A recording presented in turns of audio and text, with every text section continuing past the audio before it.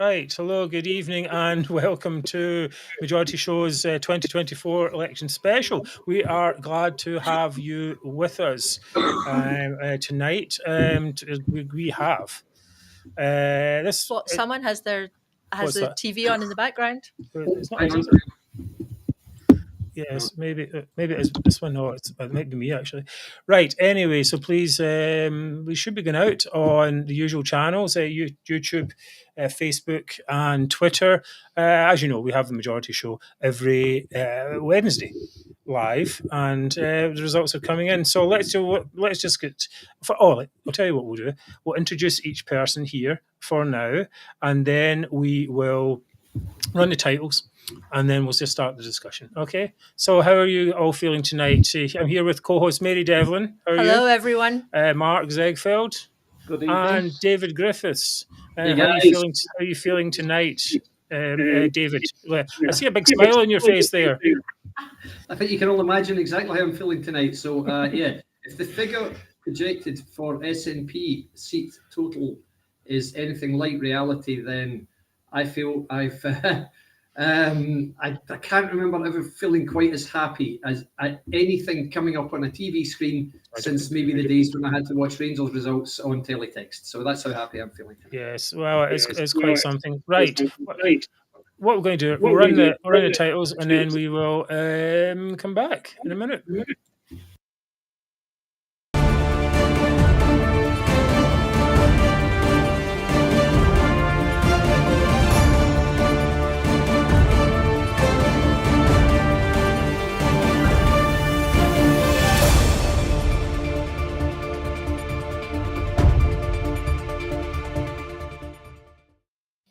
Right, so welcome back. We're all happy. We're happy. I was out most of this evening after I heard the news. A big smile spread across my face. It was uncontrollable. It was like how, just happiness and joy. We've worked so hard for this moment. But, David, let's talk about this exit poll. I mean, how credible is it in your view? Well, the exit polls are normally quite accurate. They were out. They overestimated the SNP by 7 points last time. Apparently, right. Some seats. If they've overestimated or underestimated the SNP this time by 7 points, then clearly they'll have a few more than 10 seats. But they seem quite accurate in terms of the swing that they've forecast. There's only been two results so far in the UK, and that's both in the northeast of England, and both of them have featured swings from Labour to Reform. But of course, the real story is that the proper swing is from the third place party to Labour. Really, they've taken more of a swing that way. So the Conservative vote has clearly fallen. Labour has clearly risen. So the results so far are broadly in line with the exit poll, is what I would say. 10 SNP seats. I don't think anybody really would have predicted 10 SNP seats. But really interestingly, the exit poll for the Scottish seats shows that the Conservatives in Scotland have won 12 seats, including... Do you think that's actually possible? I think it's highly unlikely. And Paul Hutchin has just, from the record, has just tweeted saying, even in Conservative insiders are saying there's no way we've taken seats like Stirling has won, and another one is Aberdeen South, which is, of course, Flint's seat. And even the Conservative insiders are saying, guys, that's not happened. So I would have to say, take the numbers in Scotland with a little bit of a pinch of salt, because one of the other professors or one of the other wise guys was just saying it's much more difficult if you're taking the UK-wide scenario and then extrapolating that to Scotland. You don't get quite the same accuracy. So I'm not thinking that the SNP's really got 25 seats, but I'm not sure they've got as few as 10. That's all I would say right now. Right. I mean, and we're still, of course, there's a lot of these seats are on the kind of knife edge, right? So, I mean, how do we? It's different. I mean, you never know really until the result comes out, right? So, but I mean, it's quite a bit of a shocker. I think we had this must be panic on the streets of Edinburgh. Dundee, even. Yeah, Dundee. Anyway, we could say many more if we were trying to remember the Smith song, but. Definitely big panic must be going on. Have you seen that they're trying to cover themselves on the various shows? I mean, I saw Mary Black trying to say that it was because of rain or something like that. Did she really say that? Did she say Yeah. that? Yeah, she said it. I'll try and find it. Yeah, because in Scotland we're not used to rain. I know, really. Mark Z, how are you? How are you tonight? I'm feeling quite confident now. I think it's. I was speaking to Douglas Lumsden, the MSP, and he said Aberdeen and some of the seats in Aberdeen and the Dumfries and Galloway seats, they're very, very close. There you go. Right. They're extremely close. He's when they were asked on TV about Aberdeen seats, they just shrugged their shoulders and said it's extremely close. So this 12 seats for the Conservatives, I think I would put that down to Reform collapsing in Scotland. Right. I think over the last 48 hours, everything that happened with that vice chairman, who I spoke to in a space, I actually spoke to him.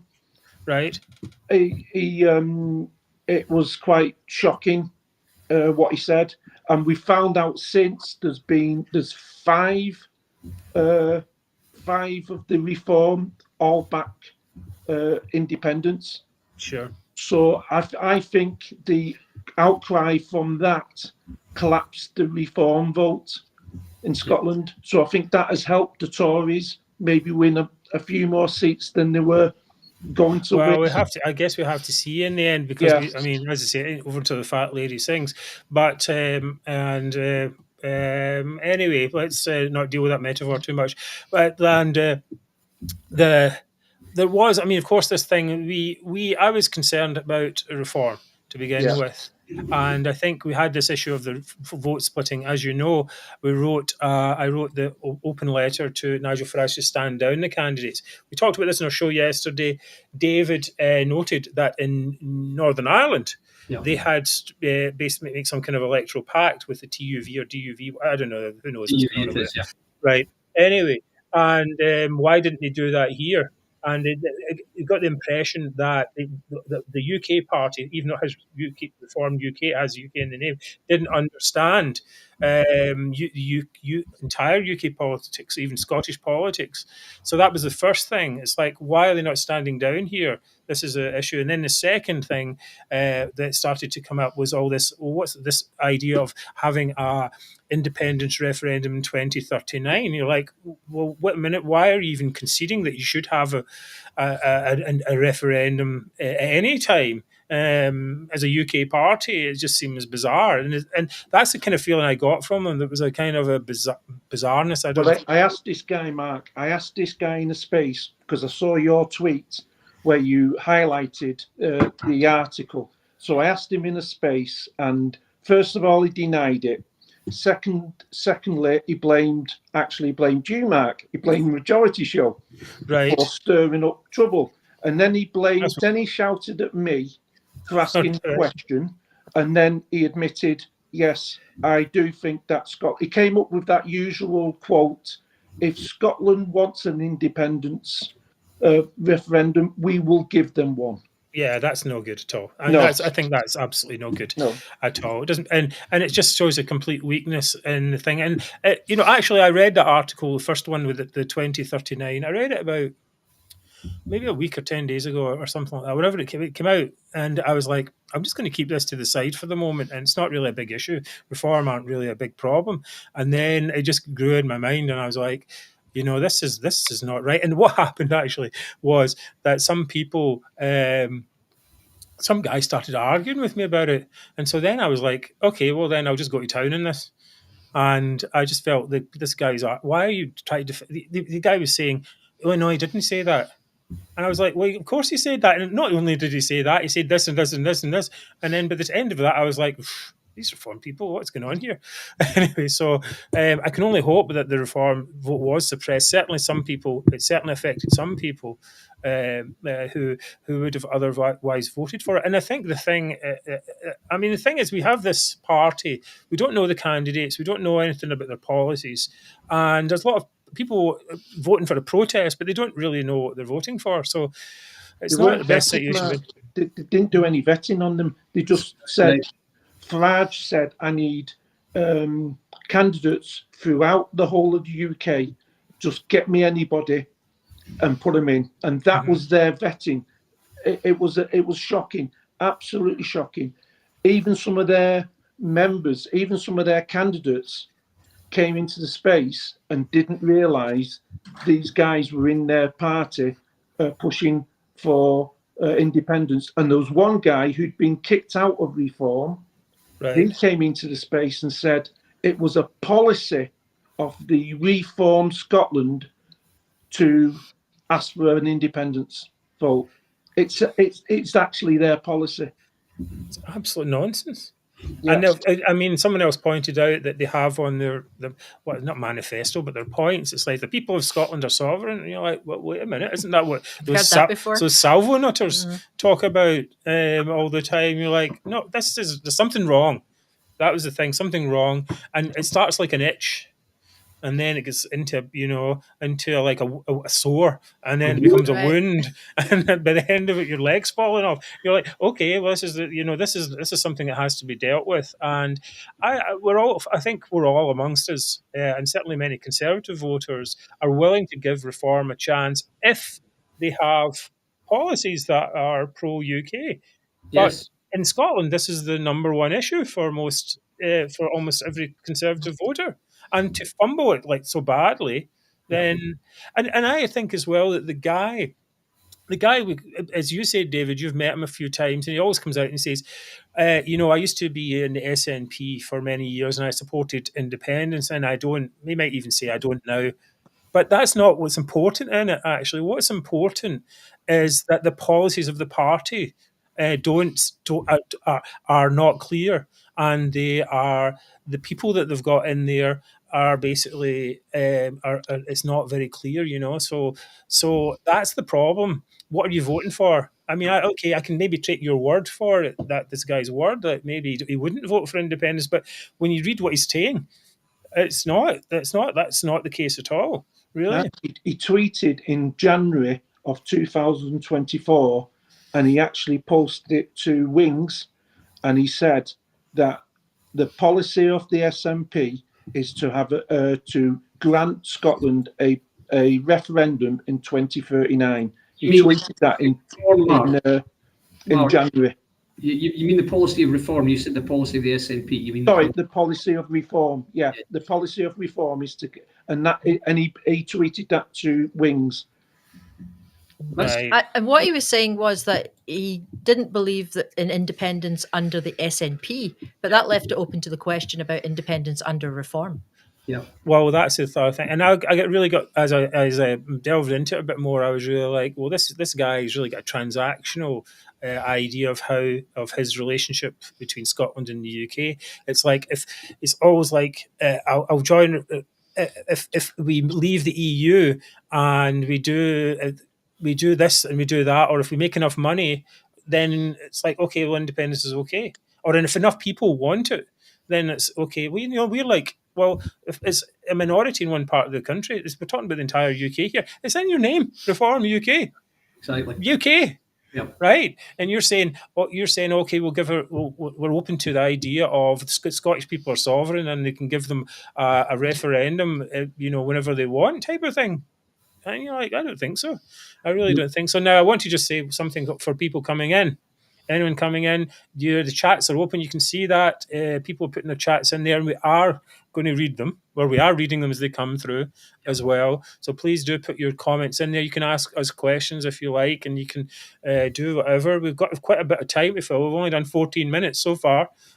So many hours ahead. So we've got a while. We're exhausted by the end of this. I was quite tired before I started. Anyway, David. This might contextualise how long we've spent and how long we've got to go. I was sent today.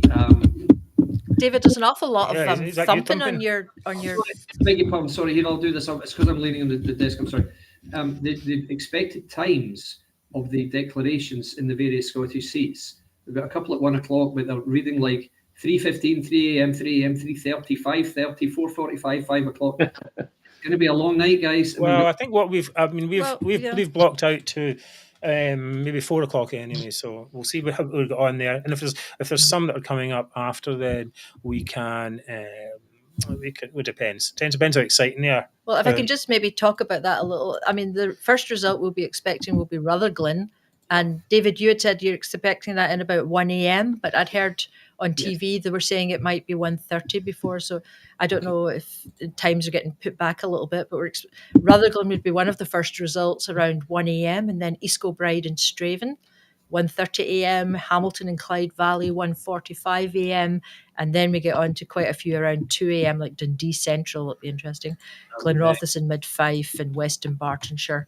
So actually the first ones are all around where Mark and I are, Rutherglen, East Kilbride, Hamilton. Yes, well, Rutherglen's a big one, of course, because it would be a confirmation of Michael Shanks. Remember, he won not that long ago. That's right. Margaret Ferrier's seat, and by double the amount of the SNP vote. Now, if he actually could increase that, well, that would be something. But who knows what it is? Even if it's equal to that or not far off, that is still quite a big result. I think. So it's interesting that the SNP have chosen the same candidate to fight him, Katie Loudon. So they obviously. She's rubbish. Well, I mean, I'm not. She's the one that was with what's her face talking about having seen the results of the votes, and there's lots of SNP with what's her name again? Sarah Haughey or something, or somebody who Claire Haughey, I think it is. Claire Haughey. Oh yeah, that one. Yes. Yeah, saying that they'd already seen the postal votes results or whatever. Have you heard what Salmond has said? No.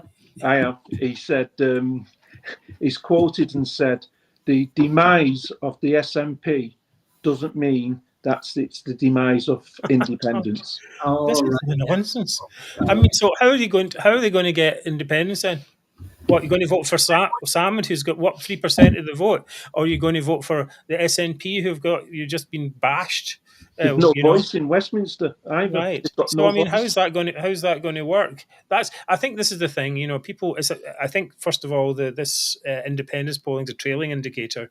It's going to, it's going to start going down as people go. Well, what's the point? That's not going to happen. But also at the same time, it's a kind of an indication of. I mean, who's not going to? I mean, many people would just go, "Yeah, of course, sounds like a good idea." But when they're actually asked in any detail, for example, in a referendum, then it's a different matter altogether. I saw Nicola Sturgeon was on earlier, and she was trying to say that the 2014, or maybe it was the host, trying to say that 2014 result was close. I don't think it wasn't it wasn't close in any way. It wasn't the slightest. It wasn't the slightest, and they're always trying to come up with this kind of nonsense. Anyway, David, go ahead. Oh, exactly that. I'm just watching Jeff Aberdeen coming up on the TV here behind me. He's going to have something interesting to say. He and his pal Andy McIver, they were both predicting in the teens for SNP seats the other day. So I'll just keep what he says here. But what I say there is, if Alex Salmond thinks another party is going to deliver independence on the SNP, maybe he's thinking about reform. Maybe he's going to do a deal with Nigel Farage to get independence. What do you think? Well, it wouldn't surprise me actually. It really wouldn't surprise me. It's quite it's very weird. Definitely. Right, and I have to say this, as much as I've said a few times, the big thing about tonight is that Labour has won in the UK, as seems certain, and if they've additionally become the largest party in Scotland, then to me that's a huge positive, because it means that Scotland has voted for the government, the party that's going to form the government, and that's what we need, because for years we've been told Scotland never gets the government it votes for. Oh, yes. And yes, they'll go into some other grievance, of course. But of course. Pardon me. It's got somebody in the stalls here sneezing, sorry. Sneezy, you get sneezy. Okay, bless you, whoever you are.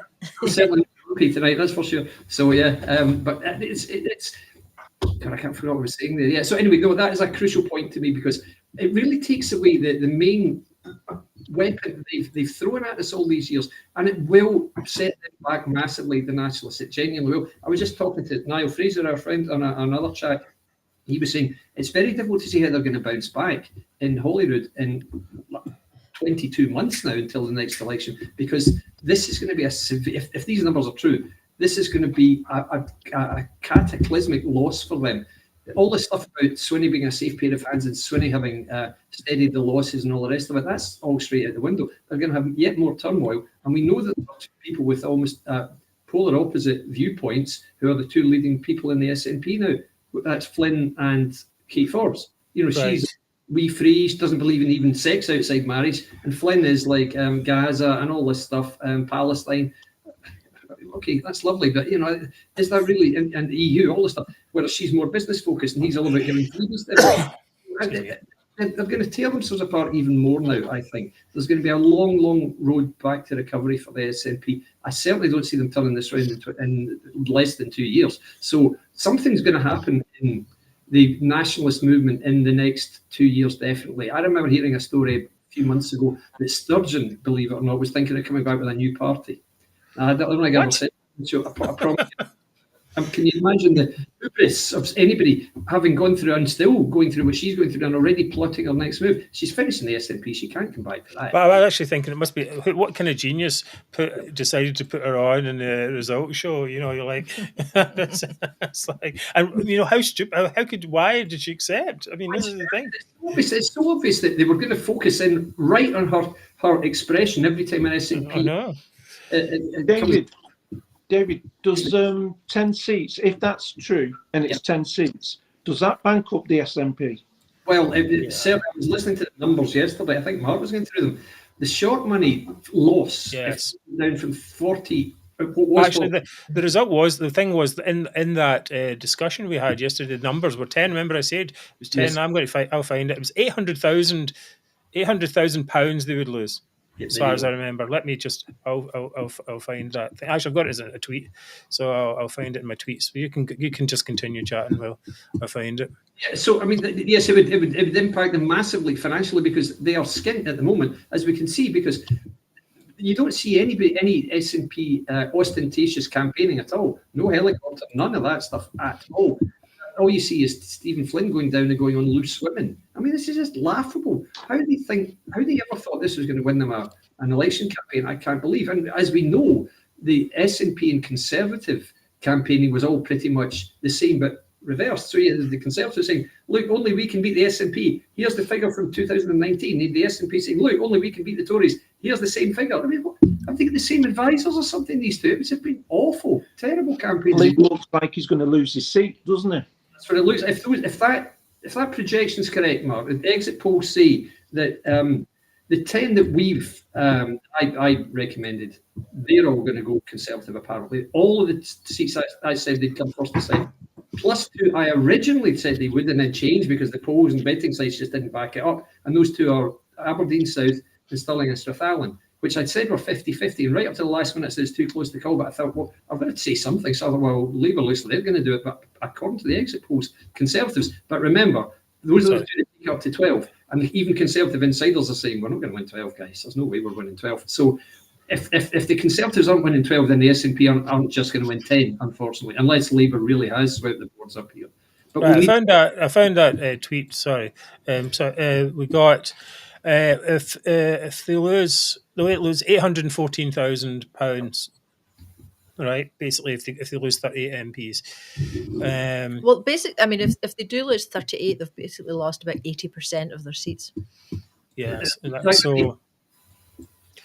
going to be. I mean, that's going to make it very, very, very difficult for them to fight back.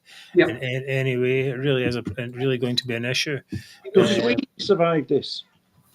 Swinny, not a chance. I said this last night, Mark, on the show. If they'd won 22 seats or something, he could have held on then. And if the Conservatives had lost all of theirs, then Swinny could have said, I got rid of the last Tory in Scotland, and we held on in a very difficult time after a very difficult election, so put your faith in me. But any less than 20, I said, would be difficult, particularly if the Conservatives held on to. That means they vote on no confidence, doesn't it, in Parliament?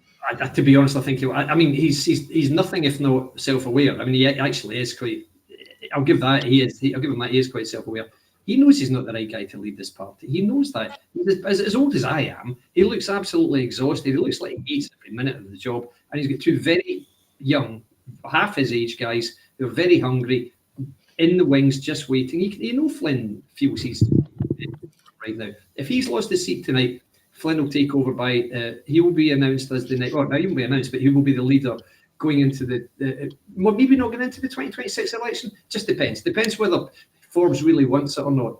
But I mean, everybody said Swinney's taking on at a great time. You know, Andy McIver said this is a great time for John. God, that's ridiculous. How do you feel about that now, Andy? You know, so yeah, he won't survive this, Mark. He can't survive this. He'd have zero credibility. So, but he has survived. He did survive 2 votes of no confidence, so maybe he's got no shame, and he will try plodding on. But there's no way that the party hierarchy will allow him. If they fall to 10 seats, no chance.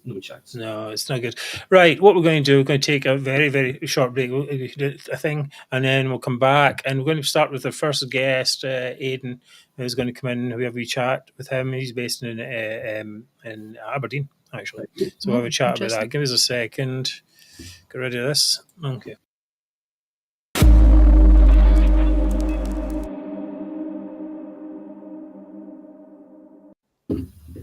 Those graphics, what about that? No expense spared. There. This is the majority shows 2024 general election special. We're here with David, Mark, Mary, who are the usual gang. Although Mark, you haven't been on the main show for a wee while because David has been he's been always available, hasn't he? And Mark I've always enjoyed listening to David and you lot anyway. So that's very kind of you. But we'll get Mark you back was also on on doctor's orders to rest. Yeah, that's true. So you're quite right too. So very, very good there. What was I saying? Yes, and please do put in your chat messages. Please keep them short, and we'll just scroll by Short there, and snappy. and we will try and we'll be reading them. We're reading them all as they come in, and we'll if someone makes a question, for example, for David or even Mark, please feel free to ask us questions, and we'll do that as we say. We've got quite a lot of time to go in. Now we're going to have some special guests coming in tonight. We hope to have Craig Houston, who was also on the show before as a co-host. Him and if possible, we might have Ben Proctor, who is. I'll just get my phone and see if Ben's around for later. No, Have you been contacting him? I contacted him, so he may be able to come in. Ben Proctor, who is part of the Labour NEC, I think, in Scotland. And right now we've got Aidan, I can never say that. I don't know what's the story here. But anyway, who's from Aberdeen. He's under the handle Here He Goes Again. So yesterday, I'll put you on actually. Here, hi there, how are you? Hello, I'm good. Yourselves? Yeah, we're good. Just getting started, I suppose. What we called yesterday, we had a long chat actually, and we because you do a podcast show and you're interviewing various folk from the where's Mark gone? No, it's okay. I'll just turn this thing off. But interviewing various folk from in the political scene in Scotland. Mm-hmm. Yeah, I interview a few different random characters between the political spectrum, the culture, film, movies. I do multiple amounts of content on my own channels, which goes between politics. The thing I put my name under mostly is Here He Goes Again, where I do geopolitics. Right. So, and I am from Aberdeen, and it's really interesting to see how the dynamics of, especially tonight's poll, of what's the possibilities for Scotland coming up in the future. And I was interviewing Mark yesterday, and I was interviewing Alistair from the Force for Good the day beforehand. So it's good to actually get some people to talk to from the pro-UK side. So, what do you think about what's going on in Aberdeen? I mean, have you had any feeling of what's going on there in the constituencies there mainly? There isn't really much I've heard from local community at all. I think I heard light from, I think it was Mark that said there was very low turnout, because even when I was at the polls, I think it was Mark who said it, I wasn't sure. Low turnout in Aberdeen, because I'm in North Aberdeen. Right. And even in my own voting booth, I heard it wasn't even 1,000 people who put their names in for my area.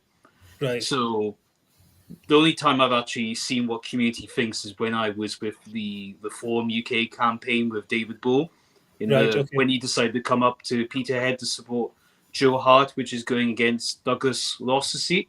Yes. And we've not really seen much what the community says, but it's probably everyone's just a bit fed up with everything Sure. So, I mean, you saw all that stuff about reform and the guy David Kirkwood. I mean, you any comment on that? I don't think I've seen what David Kirkwood said. Right. Well, I've got it somewhere, but I basically Oh, said is that the guy who said he would support independence? Yes, that's right. Yeah, I saw that on conservative TikTok. Yes. Okay. Yeah, Yes. of all things, and I'm like, I was like, did anyone really think about that? Did they do any background checks? Because sorry to tell everyone that supports the reform, a lot of the people who put their names in have only really put their names in the last few weeks. So even Joe Hart and the guy who's on against Andrew Bowie, they've only put their names in within the last few weeks. So Right. I'm only wondering who's actually got the support and all that stuff. So, So again, So he's been in the party since 2019.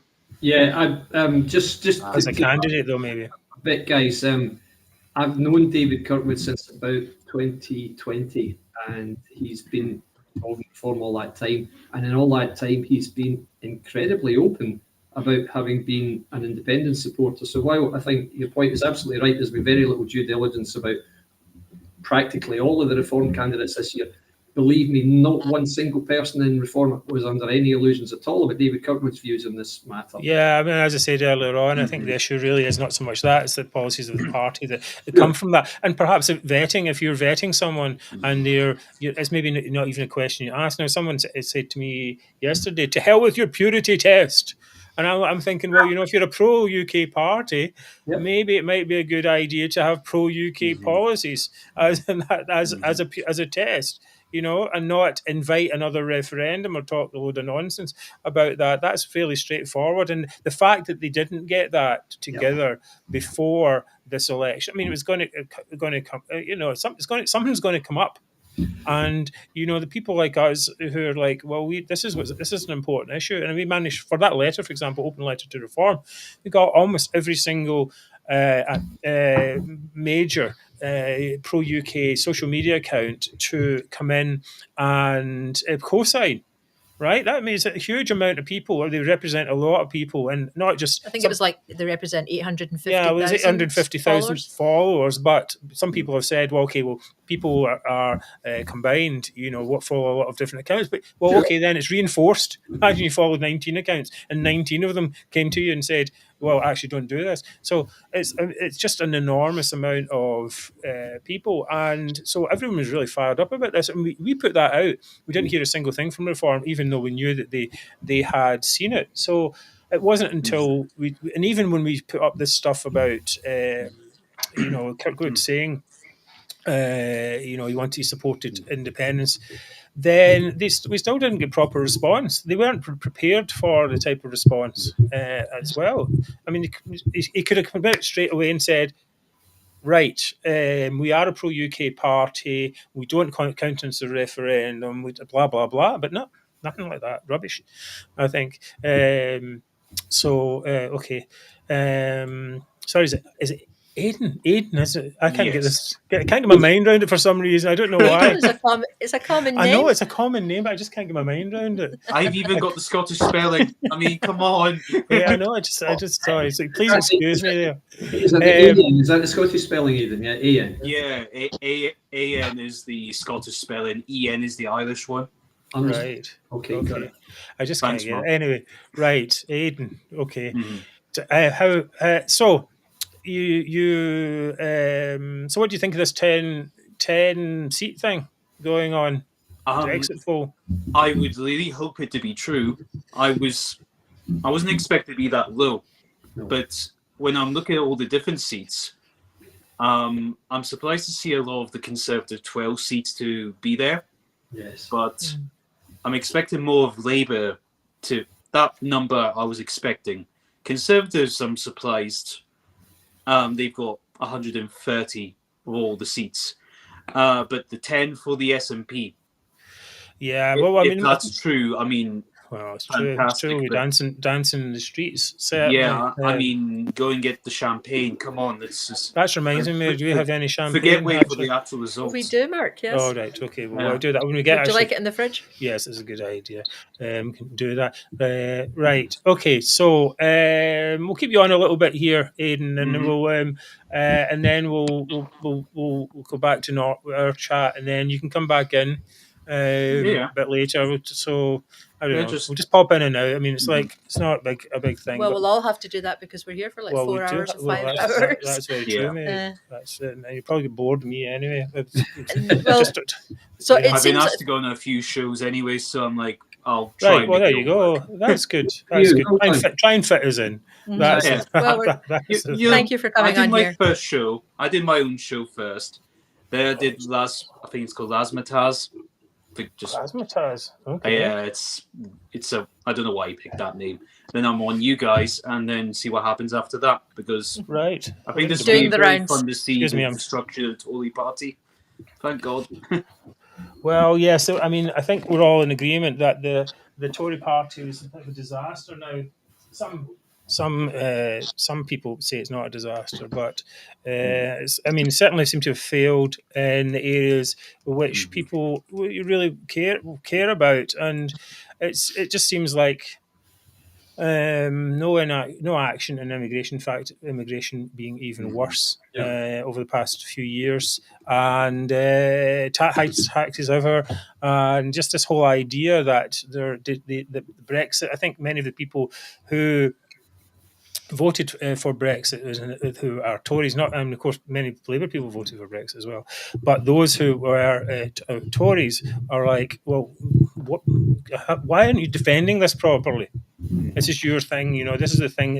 Even if you were the government, you should be defending it. But it's just so weak, and I think that people there's still to some extent. I think this is not necessarily a Brexit election, but it's still a consequence there. David, would you agree with that?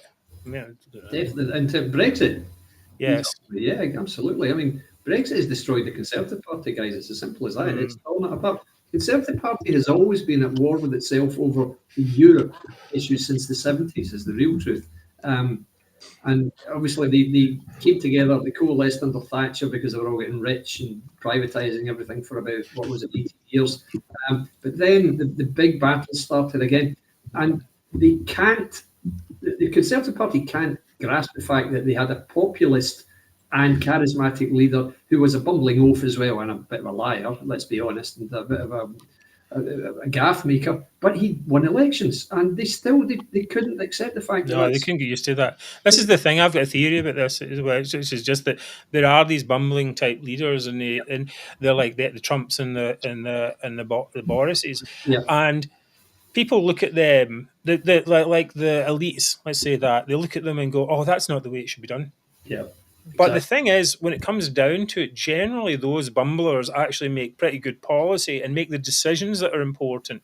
Whereas people who are really, fit the profile, as it were, are not like that. The best example, I think, must be Barack Obama. Barack Obama, it's like he's almost like the perfect candidate, but the policies were just absolutely terrible. Really, really shocking, and just very, very poor. And so, but the elites loved him. Not these necessarily elites, but just like not necessarily the elites. He looked like he fit the part. Media complex, right? Yes, and so people who don't look the part so much, they're easier to attack, I guess. But they actually still make pretty good decisions. I mean. Although we can argue about COVID, but one of the things, Boris was against, wanted to do more restrictive COVID things. Now, let's not get into big COVID argument, but just saying, whereas all the rest of them were like, lock down everything straight away. We need more of those type of people, I think. Mark, Z, how are things going where you are? I think the Conservative vote collapsed because of immigration. I think it was a massive thing that they've not been able to control. They've not been able to do what they promised they would do, and I think that was one of the main issues we've got in the country, because immigration has actually got worse under this Conservative Party, not better. So Yeah, it's terrible. I think that's a huge policy thing that reform. That's why we've got reform. Yeah. Yes. Reform is here because of the Conservative policies of immigration. Right. Yeah, I think so. I think also reform is, if you like, a reaction to the utter nonsense we've seen, not necessarily from the Conservative Party over the last couple of years, where we're actually having conversations about whether a woman can have a penis and whether a man can have a cervix. We're having those conversations with senior politicians who seem absolutely floored by these questions and can't answer them. And people are looking at this thinking, I cannot possibly vote for you, you utter clown. I'm not going to do this. That's why reform's popular right now, guys. That and immigration. Well, I don't know if reform is big or is being pushed by the transgender issue. I think it's a big reaction to the immigration. I mean, that's the main thing. And Brexit, as I mentioned. I don't think that's why reform's popular in Scotland, though. Immigration doesn't affect Scotland. It's only unless you read the newspapers. Well, so I mean, it doesn't necessarily affect people in Scotland, but people are, because there's not as much immigration here. But there is still quite a lot of immigration here. For example, I told you yesterday I had to get the bus back. Now I've been in the bus a few times since my car broke down, and it's amazing the amount of immigrants that are on the bus. Yeah. You just be like, what's going on here? And you don't see it if you're in your car all the time. You don't see it, but you see when you're in the bus, you're like, wait, what? Almost everyone's an immigrant. This is very strange, and I think, and that's just face value, right? There's no discussion about whether it's good or bad or not, right? I mean, I was an immigrant. Maybe I was an immigrant in Japan and America for a long time. I know what it's like to be an immigrant, and so I'm not necessarily anti-immigration, but this is just way out of control. And this whole idea that they let in 1.5 million people, what effect has that got in services and so on, and our culture to some extent? But people feel that even in Scotland, even if they don't necessarily see it. I think as well. And I think another area where it's really affecting people is housing. Mm-hmm. People are really feeling we have a housing emergency in Scotland, and a lot of people are thinking that's because of all the refugees and all the immigrants that are coming in, and they're being given priority on housing. Wow. Well, yes. You've seen how well that policy's gone down in Ireland. Ireland, which is traditionally seen as as obviously a pro-EU country, Republic of Ireland, and look at the reaction over there to immigrants coming in, many of whom are illegal immigrants being housed, and eventually the population will rebel against that, because it's just that will always happen in any country ever. If an awful lot of people from another culture, another country come in, people say, hang on, what's going on here? And they will, that's not racist or anything, it's just what happens, and it's on that basis that, especially in the south, in England, that reform is popular. But the only reason I mentioned about the trans stuff is as you know, I've been pushing tactical voting, and I've been pushing it, if you like, exhaustively. So I've been just talking about tactical voting more than I've talked about anything else for the last year, really. And the reaction I get is always, I can't vote for Labour because they don't know what a woman is. Not one person has said to me, I can't vote for any of the major parties because of their weak stance on immigration. I've never had that once, guys, not once. But I have had people saying, I don't believe in these WEF parties. I don't believe in the Unit Party and that kind of stuff. So that I would say, my personal experience is what's driving people in Scotland to reform more so than immigration. But I mean, we don't know what's driving people to it, but that's certainly my experience of it. Right. Nobody wants a Labour government. Nobody. They're going to have a 170 majority, and not one person that I know who would contact me on Twitter or I know personally, nobody's happy that we've got a Labour government, but yet they're going to have a massive majority. Yeah. There's something wrong with that, isn't there? Yeah, I mean, they basically weren't able to take. This is the thing. It's like you feel Rishi Sunak's managerial class, not leadership class. And Yeah. we've see this, perhaps in your own careers and so on. People are natural leaders, Yeah. and there are people who are the managers. The difference between what's it called, Gryffindor and the Hufflepuffs. Rishi Sunak appears to me to be a Hufflepuff. This is my theory. He's like he's good at shuffling the papers around, but he's not going to get on the back of one of those flying things and go and fight the people. That's that'd be just a metaphor. Yeah. But that's the thing. You don't feel he's out there fighting. Agreed. And he's prepared to take the blows, as it were. So people don't like that. People want leadership. And now, not to say that Keir Starmer has that, but he doesn't have that either, really. And he's a managerial class as well. But if you're going to compare two managers, and one's letting in all the people, all the immigrants and so on, then you're like, well, okay, I might try the other one, but I don't know. Who knows if they? I mean, Aidan, how do you think that Labour is going to deal with immigration? I think it will probably be worse, but depending on I think they're not as bad as they were going to be, because there was a bad leadership underneath Jeremy Corbyn with anti-Semitism and all that, and then Keir Starmer went really hard in hand trying to get rid of any really bad socialist characters.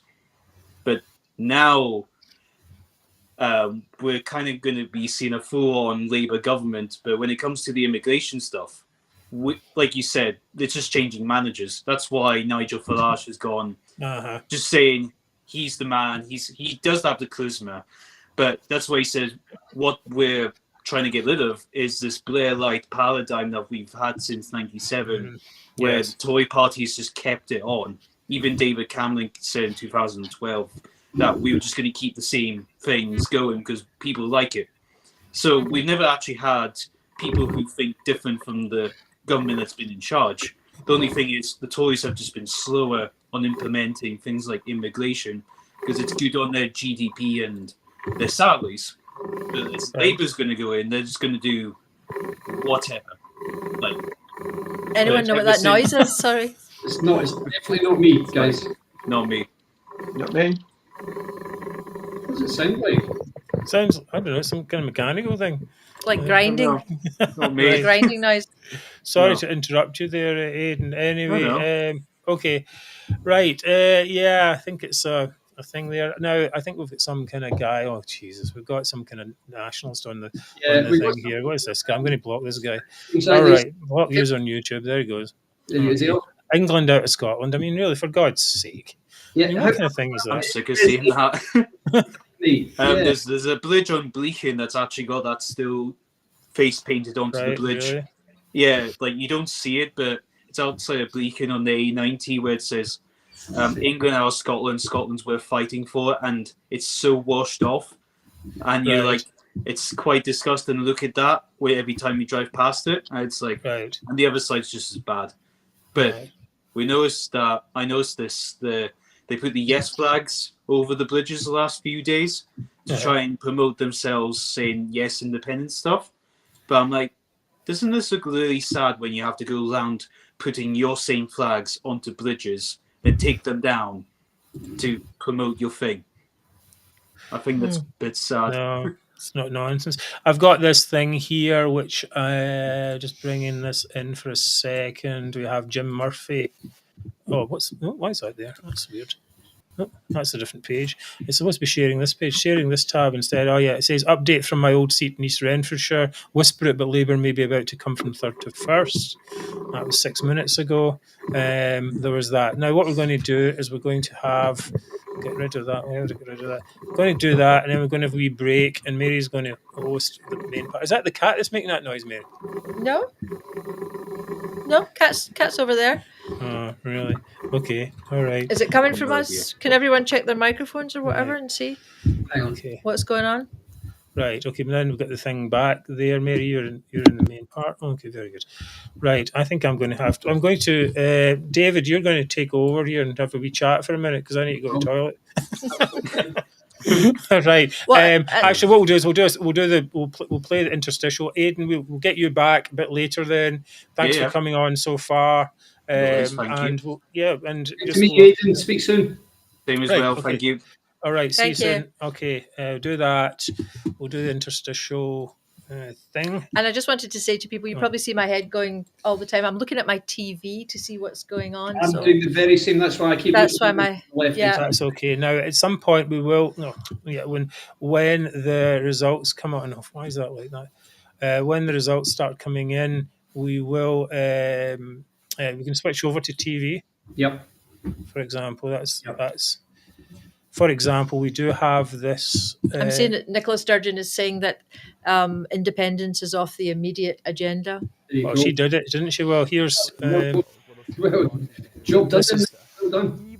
This is the. I'm talking at the moment. Can you hear this? No. More volatile world where the Hear that, small yeah. parties are doing better, even if you win a majority on the scale it looks like Labour would, that is more vulnerable.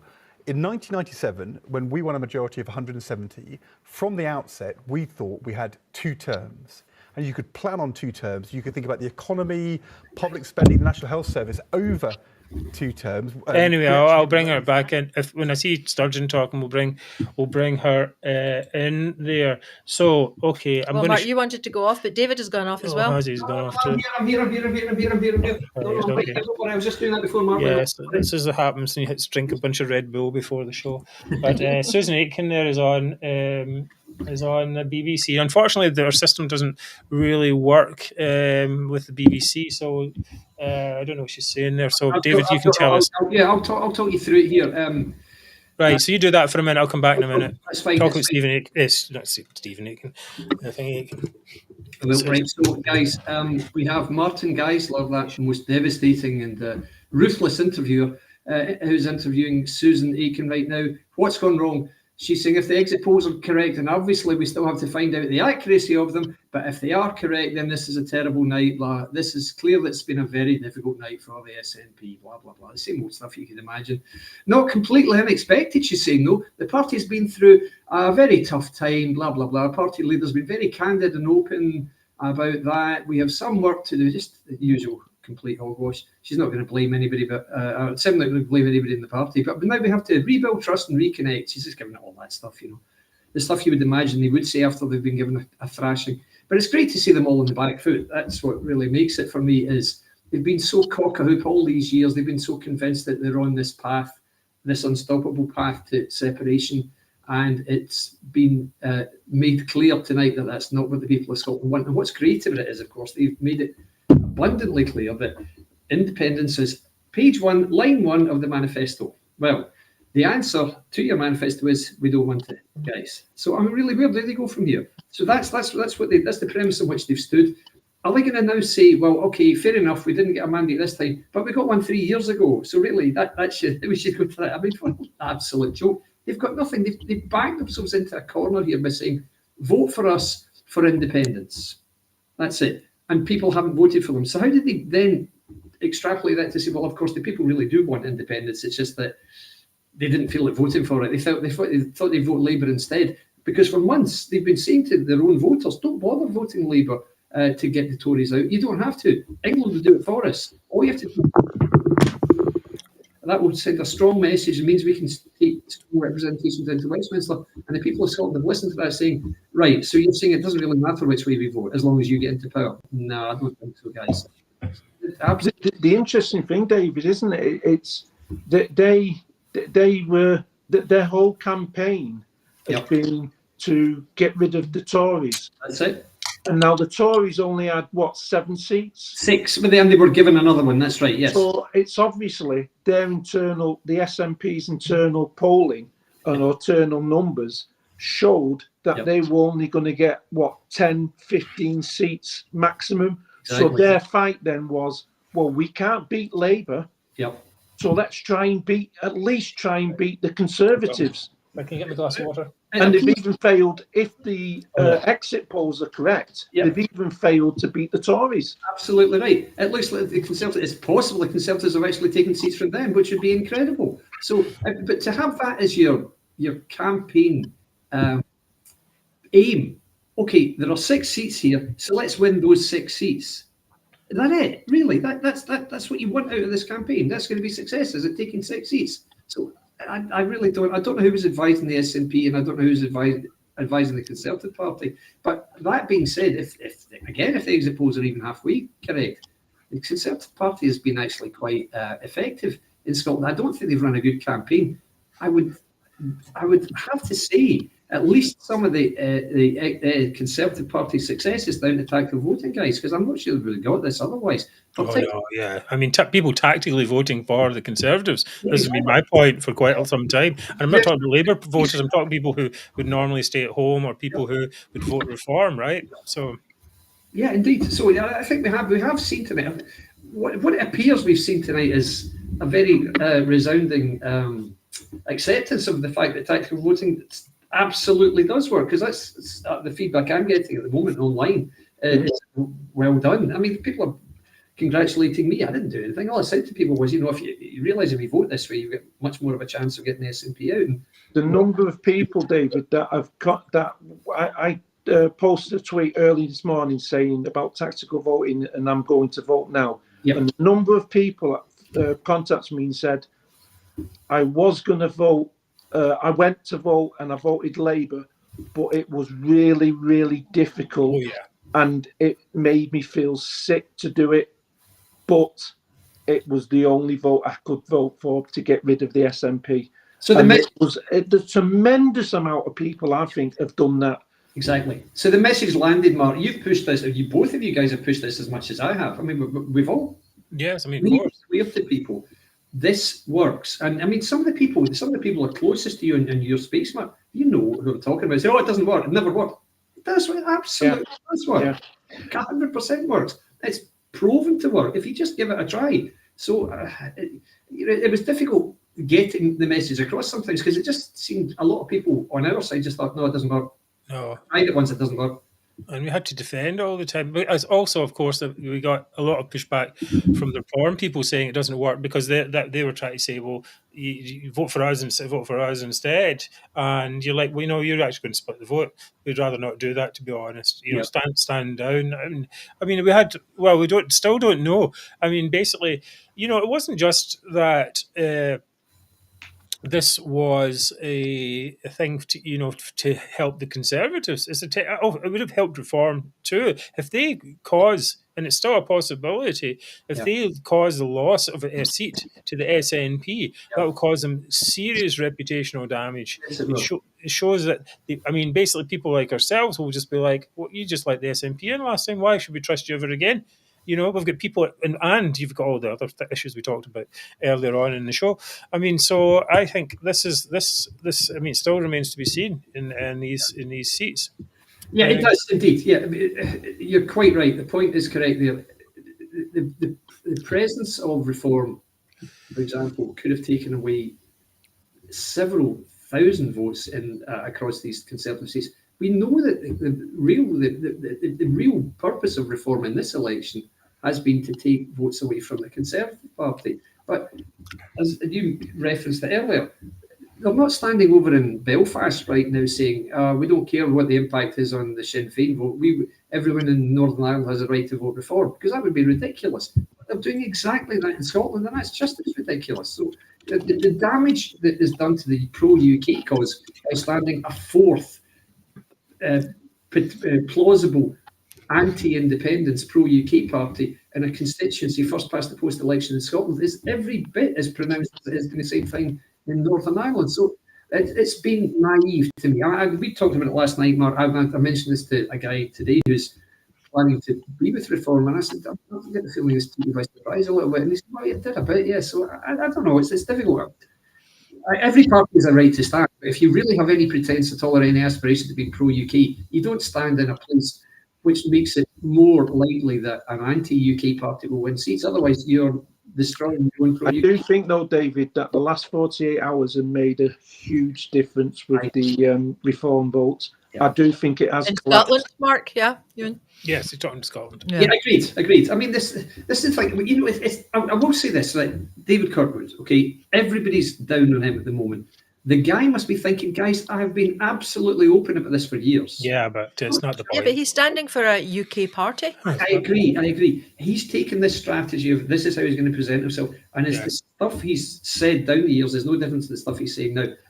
But so it's not just him, but I think he was the, if you like, I think people were thinking, should we vote reform? Should we vote reform? And as soon as he got one piece of negative publicity, everyone went, no, forget that. You know, well, because they hadn't prepared themselves well enough for it. Now, it's to some extent that's fair enough. They didn't think they were going to win, so they weren't that well prepared. I mean, it happens. It win anything, but after Nigel Farage came back, big upsurge in the party, and then people say, "Well, I could vote for this," but then you go, "Well, what are you actually voting?" People are like, "What are you actually voting for?" And what's the negative part of it? Well, people inside Reform are like, "Yeah, we want to do a protest. We want to, show the Tories, blah blah blah," and this is it. Why are you getting in our way? Yeah, quite. That's right. As if they're entitled It's somehow to get through without proper vetting and without having solid policies. But I do think they should have had the policy sorted out beforehand. And the reason I think this Kirkwood guy, whether he goes out the door and has a big sticker in his head said, "I used to vote for the SNP, but don't anymore," does that matter if the policies don't match that and the people he's bringing in, allowing to come into the party, don't match that? So this is a basic thing. UK party, pro-UK, trying to take votes from the Conservatives in Scotland is not clear in the constitutional issue. That's crazy. Absolutely crazy. And it's also the reaction to the last 48 hours, the posts that UK Reform put up, say blaming the Labour, blaming Conservatives, blaming everybody about this guy and everyone else. They actually even deleted it and then put a load of pro-UK propaganda on their timeline. Oh, I was wondering what that was about. I saw that, actually. Yeah, it was their reaction to it was, and I even know this because somebody from Reform contacted somebody I know and said, "Listen, this has been sorted now. We've dealt with it." They haven't dealt with anything. The guy's still in position. He's still the vice chairman of the party. They've not dealt with it. They've just tried to hide it. No, they didn't know how to deal with it as well. I mean, it's bad enough having a poor strategy, but then you didn't even defend it as well. So crazy. Now, okay, right, we've been in for an hour. We've managed to get through an hour so far, right? Yes. So 1:00 in the morning, and we're just getting warmed up. Yes, we are. We're just getting warmed up now. If you are with us now, there were some questions coming in here. I'm going to go back here. Is Alba predicted to get any seats? No. No, not the slightest chance. No. Who was the? So are Alba standing?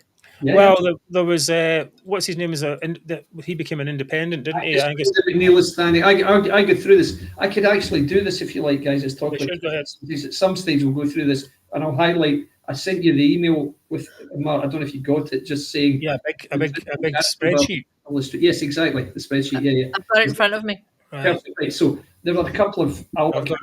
This one here. This is the one. That's it. Yeah. So right. So anyway, well, I'm not going to put that in the thing, but we'll look at that later. But that's fine. Yeah. So there are a couple of Alba candidates standing and an independent candidate standing also, all of which will help to reduce the SNP vote. A lot of people saying, "Well done for getting the tactical voting strategy right." Absolutely. Yeah, well done. Pleasure, a pleasure for each one of us. So that's great. Just to say that one development while we've been talking is that Labour has taken its first seat from the Conservative Party. Robert Buckland has lost his seat. So, and here's what's his name? Count Binhead has just appeared at Richmond in Surrey. My goodness. Binface, I think. Crazy. So yeah, put that noise back. That noise. It's not the cat, is it? Definitely not me, guys. I don't think it's here, Mark. No, okay. Weird. No, it's probably. I bet it's Mark Zegfeld. He's always making noises. Nothing to do with me, honestly. Hands up, nothing to do with me. You've not got a dog under the table there, growling away? No, the dog's lying next to me. Right, okay. Nothing to do with me, honestly. I swear. Somewhere anyway. Right, okay, great. Yes, very. I think actually, David, not congratulations, but job well done. Job well done for your relentless focus on tactical voting. Yeah. And it was a big job, and you took it on from the beginning, and you did all the work, and we're all very happy But he did it because this is the thing, as you said, it work. Well, it appears to at this point in time, Yeah. appears to have worked. So we'll see how it actually comes out in the end. But Indeed. what was your prediction? Your prediction before this 10 seats came up was what was it? I had said 2 weeks ago, I can remember saying on your show, on the majority show, I've looked through all of the seats where the SNP will win, almost certainly, the seats they should win and the seats they might win. And I cannot get them above 17. I just don't see where the 18th seat's coming. Then, of course, Reform started blazing its trail into the Scottish political scene. And I thought, oh, that means add another 6 to that then. And he had 2 more, and they're probably the biggest party. And that's why I had to do what I did over the last 2 weeks, which is effectively stop any discussion of Reform, any positive discussion at all on certainly on my timeline. And I remember saying on the show 2 weeks ago, anybody saying, look, I'm going to vote Reform because it's more important that they get a foothold and they get a platform. So you say any of that stuff, you're not saying it on my timeline, guys. You're not saying that to the followers. I know. So I can't. Remember we made predictions, didn't we, at Christmas show? And Mark, you I said, what's your number again? I said between 30 and 35 seats that they would lose. There you go. Right. Oh, you might be right. Oh, that's very good. I was like, What do I win? Our respect. Yeah, well, that's true. I mean, that's part of it, isn't it? The result is your reward, Mark. There you go. Oh, We need to get you a majority T-shirt. Actually, you oh, don't that's need good. to have one. That's Yes. a good point. Good idea. So yeah, I've gone. Get a promotion with a T-shirt. I'm going for the lucky rock music T-shirt tonight, guys. It's probably back to front, but yeah, that's it. I thought this was some luck. Big. This is my favourite band from Memphis, Tennessee. Big stuff. See, big stuff. Right, I saw that Craig Houston is in the green room, as we call it, and but he seems to have disappeared. So we'll get him on in a minute to discuss his views there. He's been quite vocal as well on the whole Reform nonsense. We should be coming up to results fairly soon. I It's would hope. 1:05. So I mean, somebody just sent me a thing saying he hears that Jeremy Corbyn, not me, I think, put it on here. He hears Corbyn's on his seat. Yeah. Well, maybe not, but wow. Video isn't connected. I'll cut him off. Oh, what happened to Mark Zegfeld? Sorry, The phone fall to the ground. everything's happening. Right. Oh, right. Okay. We'll see. We'll get Craig back in a minute. Now, I think they're having some discussion on here. I don't think Sturgeon's saying anything right now, but I will bring it on. Economy, which used to be the classic old way of measuring. They're not talking going to about. win an election or not. Yeah, they're not talking about And independence. she's also, as I just mentioned, going to be Britain's first female Chancellor of the Exchequer. And of all, that's one of the great offers. Right, so we'll come back to that a bit later once there's something interesting to do. Oh, I've still got the sound on. Oh, there we go. Would Craig come back? Oh, there he is there. Okay, hello there. Are you Hello with there. us? Hi, Right, Craig. very good. Maybe check the eyes out. I'm enjoying tonight. Right. Oh, well, that's the part Good. of it, isn't it? That's the thing. Oh, here, Craig is. What was this one? I'll put you thing. Oh, yeah. Craig is an inspiration to the majority. I don't think that's to our majority. I think that's to the majority of I don't voters. inspire you, Mark. Thanks very Well, much. yes. We're majority with a capital M. Yes, but no, I Cheers, mean, guys. I think. Cheers. I've got this. Yep, cheers. I got this coconut and berry Red Bull. No, this isn't a plug or anything like that, but it's so sweet. I have to take one sip. Is that the second one you're on? Yeah, that's one Oh, sip, God, you're up on and it. then like 2 sips of water. It's ridiculous. Anyway, It's a bit like- alcohol. We'll get the alcohol out soon. Is this product placement here, Mark? Are you being sponsored? Yes, we are now sponsored by Red Bull. Sponsored by Red Bull. Yeah, it's me. Us and Max Verstappen. That's it. That's the company we're in anyway. Craig, how happy are you at the moment? Well- wait a minute. Just hold on a second. Sturgeon talking. Let's go. What's she Will be saying? appointed tomorrow will be largely blank sheets of paper. People they just don't know. Now that's both a challenge, but it's also a massive opportunity to make your mark and suddenly be the rising star of a new government. So I wouldn't worry too much about that if I was Labour or one of the new ministers in Labour. I think there are. Rachel Reeves, I don't necessarily entirely agree with how Keir Starmer and Rachel Reeves have. Just talking about the Labour folk, so let's put that to the side. We'll get her on when she's talking about her own failures. That should be entertaining. Anyway, Craig, sorry, back to you. You happy then? You feeling happy? Absolutely delighted, Mark. I'm that new to this political thing, right? That see when these results came out, the exit polls, I had to ask the people I was in a space with, are they quite accurate? Because that's how much political experience I've got. And when they're suggesting that, yeah, there'll probably be a range between sort of 8 and 12, I'm absolutely over the moon. So I'd set my stall out and I jumped onto Dave's bandwagon with the tactical voting in sort of February, March when I started talking about that. I had looked at the figures, looked at the counts, and thought, you know what, see if we can halve their vote down to 20 or 25. That would be great. And then when that thing came out saying 10, I was just looking at it thinking, and what does that mean? And now that I'm trying to learn that it'll probably be very accurate. We'll see. But certainly, it's indicative. I think that's the thing. I mean, I was thinking, okay, all right, if there was 18 or something like that, I was thinking, if it's sub 20, I think that's a good result. And certainly, if the exit polls say 10, that makes that idea of it being, not much more than that possible. So. If they're not completely accurate, then it could be slightly less. So but if honestly anything under 20 for me, I'm going to probably be dancing up Basil Road West tomorrow. Right. Okay. Well, we'll look forward to seeing that. You might not be the only one. It might be busy on that road tomorrow. Hopefully. Well, I remember years ago we came. We lived in Japan. We came back to Britain, and it turned out the day we came back was the day after Tony Blair won. And this is after so many years of the Thatcher and Major and all that. And I'm not particularly a Labour voter, but the people were just so happy to have a change, and you could see smiles on people's faces and all this type of thing. It really, people were boosted. Of course, perhaps it turned out a different way. I mean, well, I suppose with 3 terms, and that's the kind of way I think. Many people are feeling at the moment, a big smile, and this is going the right way, and we didn't actually expect this level. Do you know what I find a bit bizarre, right? The UK electorate has basically overturned a government tonight. And there's very, very few people that are celebrating that fact. There's a lot of people that ourselves are celebrating the big decline in the SNP.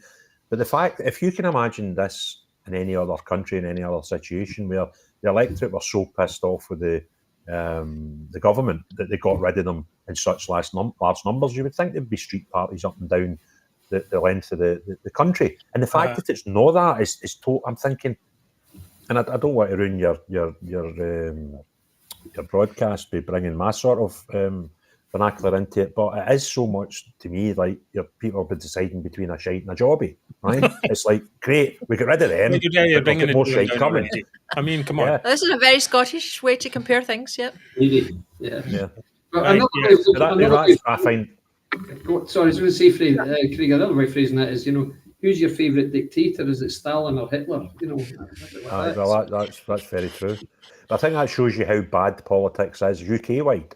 That's not been this. So I mean, we're all celebrating the demise of the SNP, but there's nobody actually going, "Yeah, beauty, we've got a Labour government." I just find it pretty bizarre. I've been thinking about that all day actually, really? because it's like we absolutely want the SNP out, and the Tories at the UK level and Scottish level as well are doing an absolutely terrible job, but we're going to get a Labour government. And I'm really worried about that, to be honest. Well, you've got to consider, though, that there are many Labour supporters and many pro-UK Labour supporters as well. And that they're happy, right? And hopefully we can get maybe Ben Proctor on later, who's part of the party, and so on. So they are happy, and that's what they want, right? And many people perhaps like myself are like, okay, well, it's worth it. It's, even though I would tactically vote for Labour, it's still, let's see how it goes. Yeah, that's fine, right? Okay, give them a chance, because when you elect them on the idea to give people a chance and see how it goes. And who knows how well certainly the first term, who knows what's going to happen anyway. They might do well, they might not do well. They might be just like a lot of media spin and they're not doing very well, who knows. But we'll see the performance. Now, perhaps it's a low expectation thing going on where people think, well, I don't expect much. So anything they do that's good actually can be reported well. Certainly in the media, in the main, will be on Labour's side as well. And I think that's actually an important thing when it comes to dealing with the SNP. Now the SNP are going to try, they can't get the media space that they would have access to before because, because the media's not on their side. The media was kind of on their side when they were when they got Nicola Sturgeon every week on the TV to bash Boris Johnson, right? But the media's not going to want to get Nicola Sturgeon on there to bash Keir Starmer. That's not going to work. That's not. They're not into that type of thing. Well, the Daily Mail are very anti-Labour. They've been very pro-conservative. Well, they have, but what are they going to get Nicola Sturgeon on? Daily Mail's not going to get Nicola Sturgeon on to bash Starmer. It doesn't. So they're locked out of going to be locked out of media, I think, and that's going to be a big effect for them. And also, people, I think the media. I actually was surprised the media hadn't turned on them already, but now I think it's going to be open season on them. They're just like I can't see them. I think the media will be saying, "Well, look, we've got that's the past, moved on now." I mean, Craig, would you think that might be the case? The media will move on and people will move on, or is there still some life left in the nationalist project? Well, I think there's not been many English papers give them even much column space. So the only press that give them inches is the Scottish ones, and they still control just now Holyrood, so they might still bow to them, And that's a good point. And I find it incredible that the way the press works. This is something that in a previous life, when I was doing another campaigning, I was dealing a lot with sports journalists, and one of the well-known sports journalists described it to me, and it made sense. A penny dropped. He said, "We're just guys that deal in a commodity called information. Mm-hmm. So if you give me a bad story about a club, I need to go to them to get feedback. And if they then say to me, listen, we're signing a player next week and we'll give you the scoop on it, then that information's better than putting a story out. So I'll trade information." Mm-hmm. So with SNP still being in power, there'll still be a lot of that going on. And I found that particularly strange when I had the Hamza Yusuf FOI and try to get that placed. And it took an English newspaper to run with it because they were not really that bothered about getting. I had two journalists who loved the story and were like all excited. And then, 4 or 5 days later, they came back and went, "Oh, I can't really stand this up." I'm like, what can you not stand up? An FOI for the Scottish Government, right? What more information you want? So what's obviously happened there is they went to Scottish Government and said, look, we need some words for you on this. And they've went, oh, don't want that going in the paper. We'll give you this bit of information. So they'll probably still control that just now while we've got Holyrood, because the only people that would write bad things about them probably aren't that interested in Scottish politics just now anyway. Well, this is the big question that people are asking, right? It's okay, they're changing tack now. They're going to say, when it comes to the 2026 elections, they're going to say Labour's been in power for 2 years, they're just as bad as the Tories. How much traction do you really think they can get from that? David?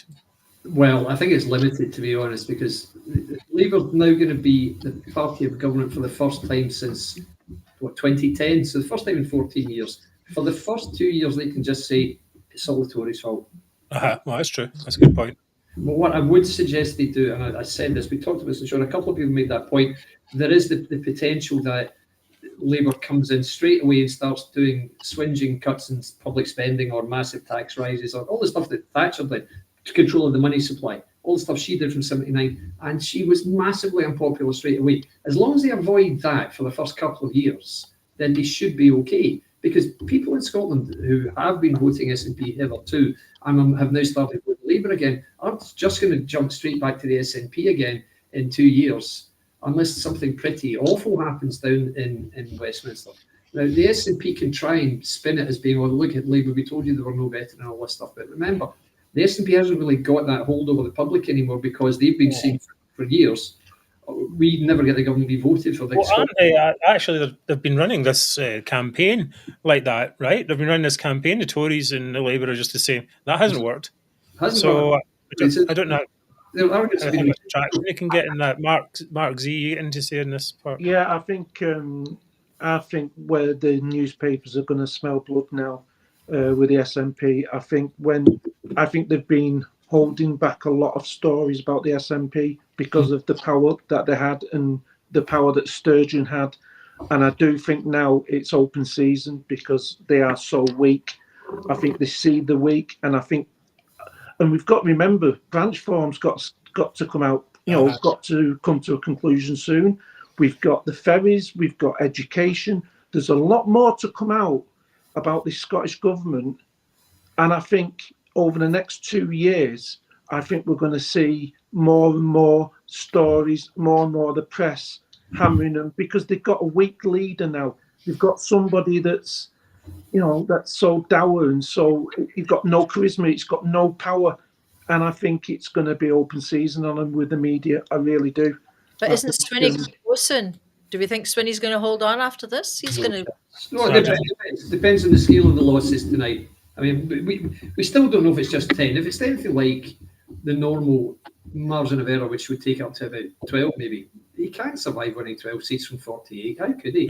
What basis could he? He could say, I've only been in the job 5 minutes, sure, but as of yesterday, we were realised he's stopped the losses, he's stopped the hemorrhaging of votes and seats.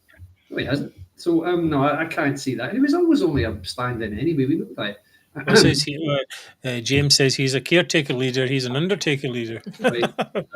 What do we think about Flynn? Because if Flynn loses his seat in Westminster, will he be parachuted into some seat in Holyrood to take on Sweeney and maybe become, because he wants the top job in Scotland, doesn't he? He wants the first minister job. He's not going. He might not have a job in. Well, that's what I'm saying. Westminster to begin if with.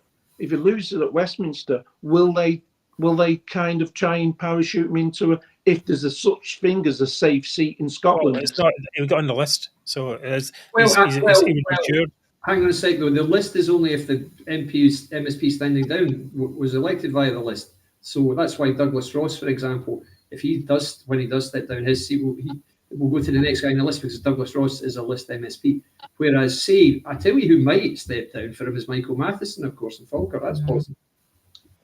Right. So I'm missing something here. We're talking about the Scottish elections. Yeah, it's Scottish elections. Yeah, this is like Flynn wants to be leader, right? So he wants. They would need to. So who knows? I mean, they might. Would he? I can't see. I'm thinking he was somebody in Westminster, one of the 10 people who wins in Westminster would stand down for him. He can't do that. That's just subverting democracy. He can't do that. No, the idea is that when he loses the Westminster seat, that he comes to Holyrood. Exactly. So I thought that would work by some kind of like by-election or something like that. That's the way it would have to be. It would have to be. Exactly. Because you mean now? But I'm talking about the next election. Yeah. No, before then, before then, he would become the leader because there would be some kind of by-election or something, and he would get put in there. See, the only way he would get into Holyrood right now would be a by-election, and I cannot think of any seat in Scotland if this result holds that they would consider a safe seat to finally, find somebody that was too ill to be an MSP, get them parked and hold an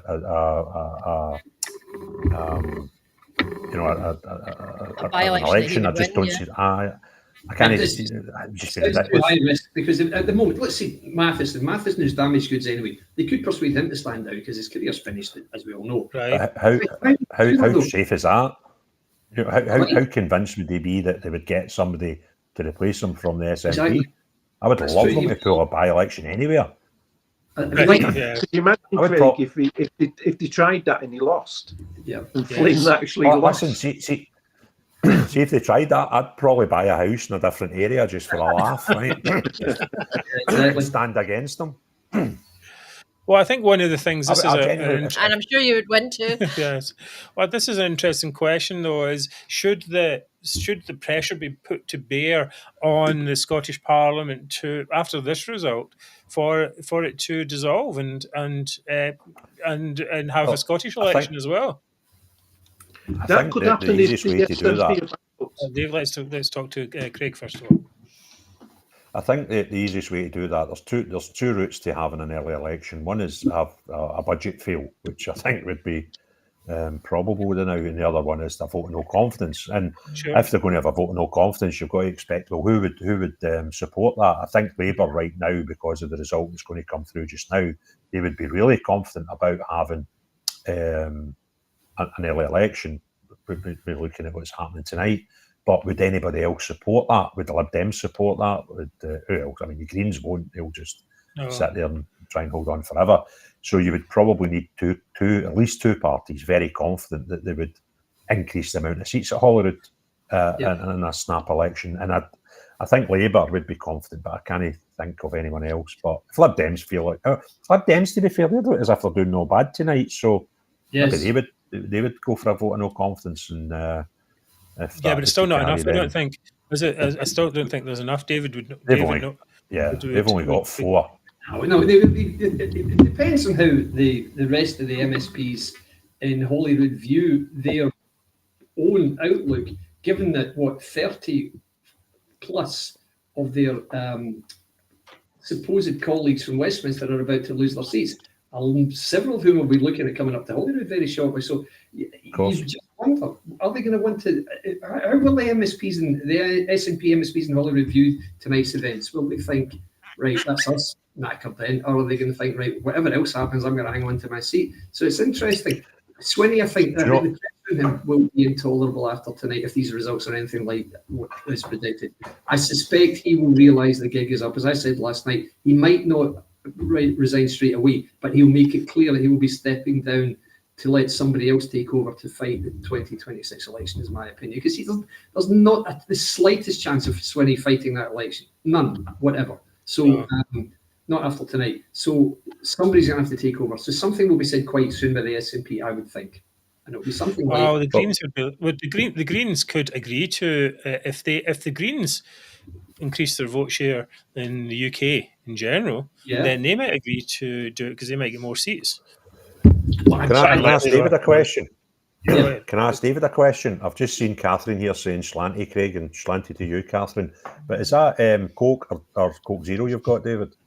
This is what's called Coconut Sauvignon. There you go. I love it. Right, a slightly red Coca-Cola. That's Gordon favourite, that one, isn't it? Yes. That's very good. Listen, there's a set of circumstances that I've been considering over the last couple of days, right? And that is, if my theory is they go bankrupt, right? If they went bankrupt tomorrow, the Scottish government then doesn't exist because there's no party, right? And they all become independent. Now, you could argue that the following day they could create a new party and they all just join it, and it's just we just need to call for a first minister. It would be a bit bizarre, but if that scenario was to happen, how many current SNP members or SNP MSPs would stay with the new thing and no maybe possibly jump ship to Alba? I just think the whole game could be absolutely mental if they do. I don't know. Do you have a feeling that a lot of people will go to Alba? Surely, if they'd already jumped, they would have jumped, right? I mean, yeah, I think still Alex Salmond is quite toxic to the general SNP vibe. I mean, that's not really the right word, but I don't know. I can't really see. I mean, if they go to Reform, they might pick up a few people. It seems unlikely they go to Reform. There's a few in there already in Reform. It's a nationalist party now in Scotland, isn't it? So, more attractive. Well done as well, Craig, well done in your part for also highlighting it. I'm not happy with the whole situation, right? I'm like you guys, and we were driving. People trying for tactically vote, and obviously our audience is unionists, right?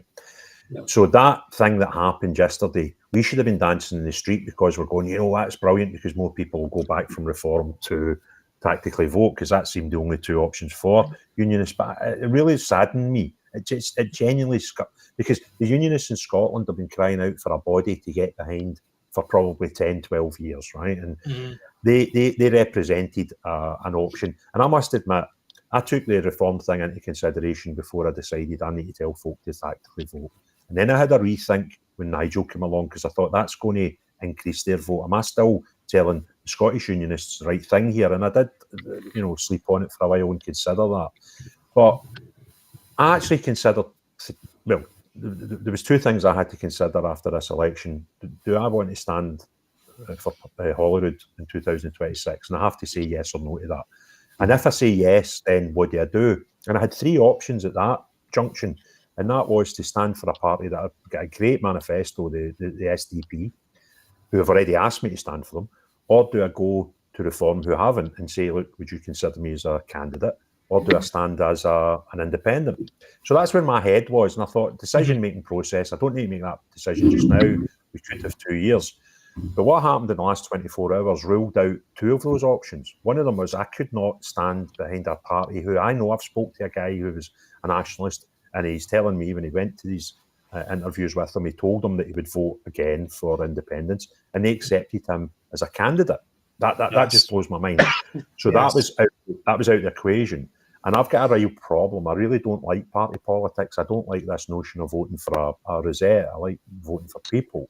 Yes. So actually, the SDP lost out there as well, because they've came to me and asked me to be a candidate for them. And I've made the decision now that I couldn't stand for any party. I actually think the whole system stinks. If you've got a party that are putting behind a Union Jack, saying to people, we want, we're pro-UK, and accept I found at least 4 candidates without looking too far who would vote, and if they've stated they would vote for an independent Scotland if given the chance. That UK Reform, not the Scottish branch, right? I think that's been infiltrated. But UK Reform interviewed these people and said, we'll put you up as candidates. I couldn't stand anywhere near that. And it killed I don't believe in... One of the mainstream parties came to me months ago and asked me if I wanted to stand as a candidate. Do you know what they forgot to ask me? If I actually liked their politics. Right?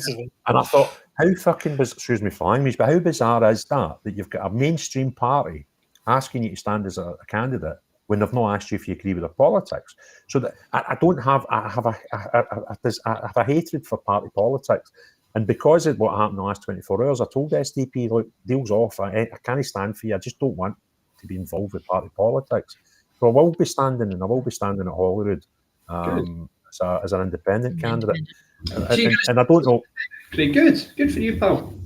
Well, I don't know what will happen in the next 2 years, right? But if the picture stayed the same and Humza Yousaf is still going to stand election in his current constituency, he's my MSP. I'm going to stand against him as in his constituency just to actually annoy the bugger. Asking people to tactically vote, right? So I'll be doing the same again. So don't vote for me, right? I'm standing in this party. I'm standing here. But don't vote for me. Vote for him. But the good people of Glasgow, if you quite like me as a geezer and you think I could represent you in Glasgow, in Holyrood, give me a wee shout in the regional vote. So right now, that's where I'm going to go with this thing. I mean, I think this is the thing. I think we all consider this to some extent. I mean, I was thinking about it as well. Like, okay, we've got a party that is, well, let's say just a Reform, or it could be any insurgent party, and what's their policies and stuff like that. And you think, okay, fine, it's a possibility. But I think one of the strengths that we have, and I think something you'll find, Craig, as you go along, is that we can criticise any party from the position we're in. Now, you can stand as an independent, fair enough. Maybe good luck to you. It's not that easy. But the problem with the thing is, the parties are never really, I don't know if they're really for people like us. I mean, we've got a goal that's almost...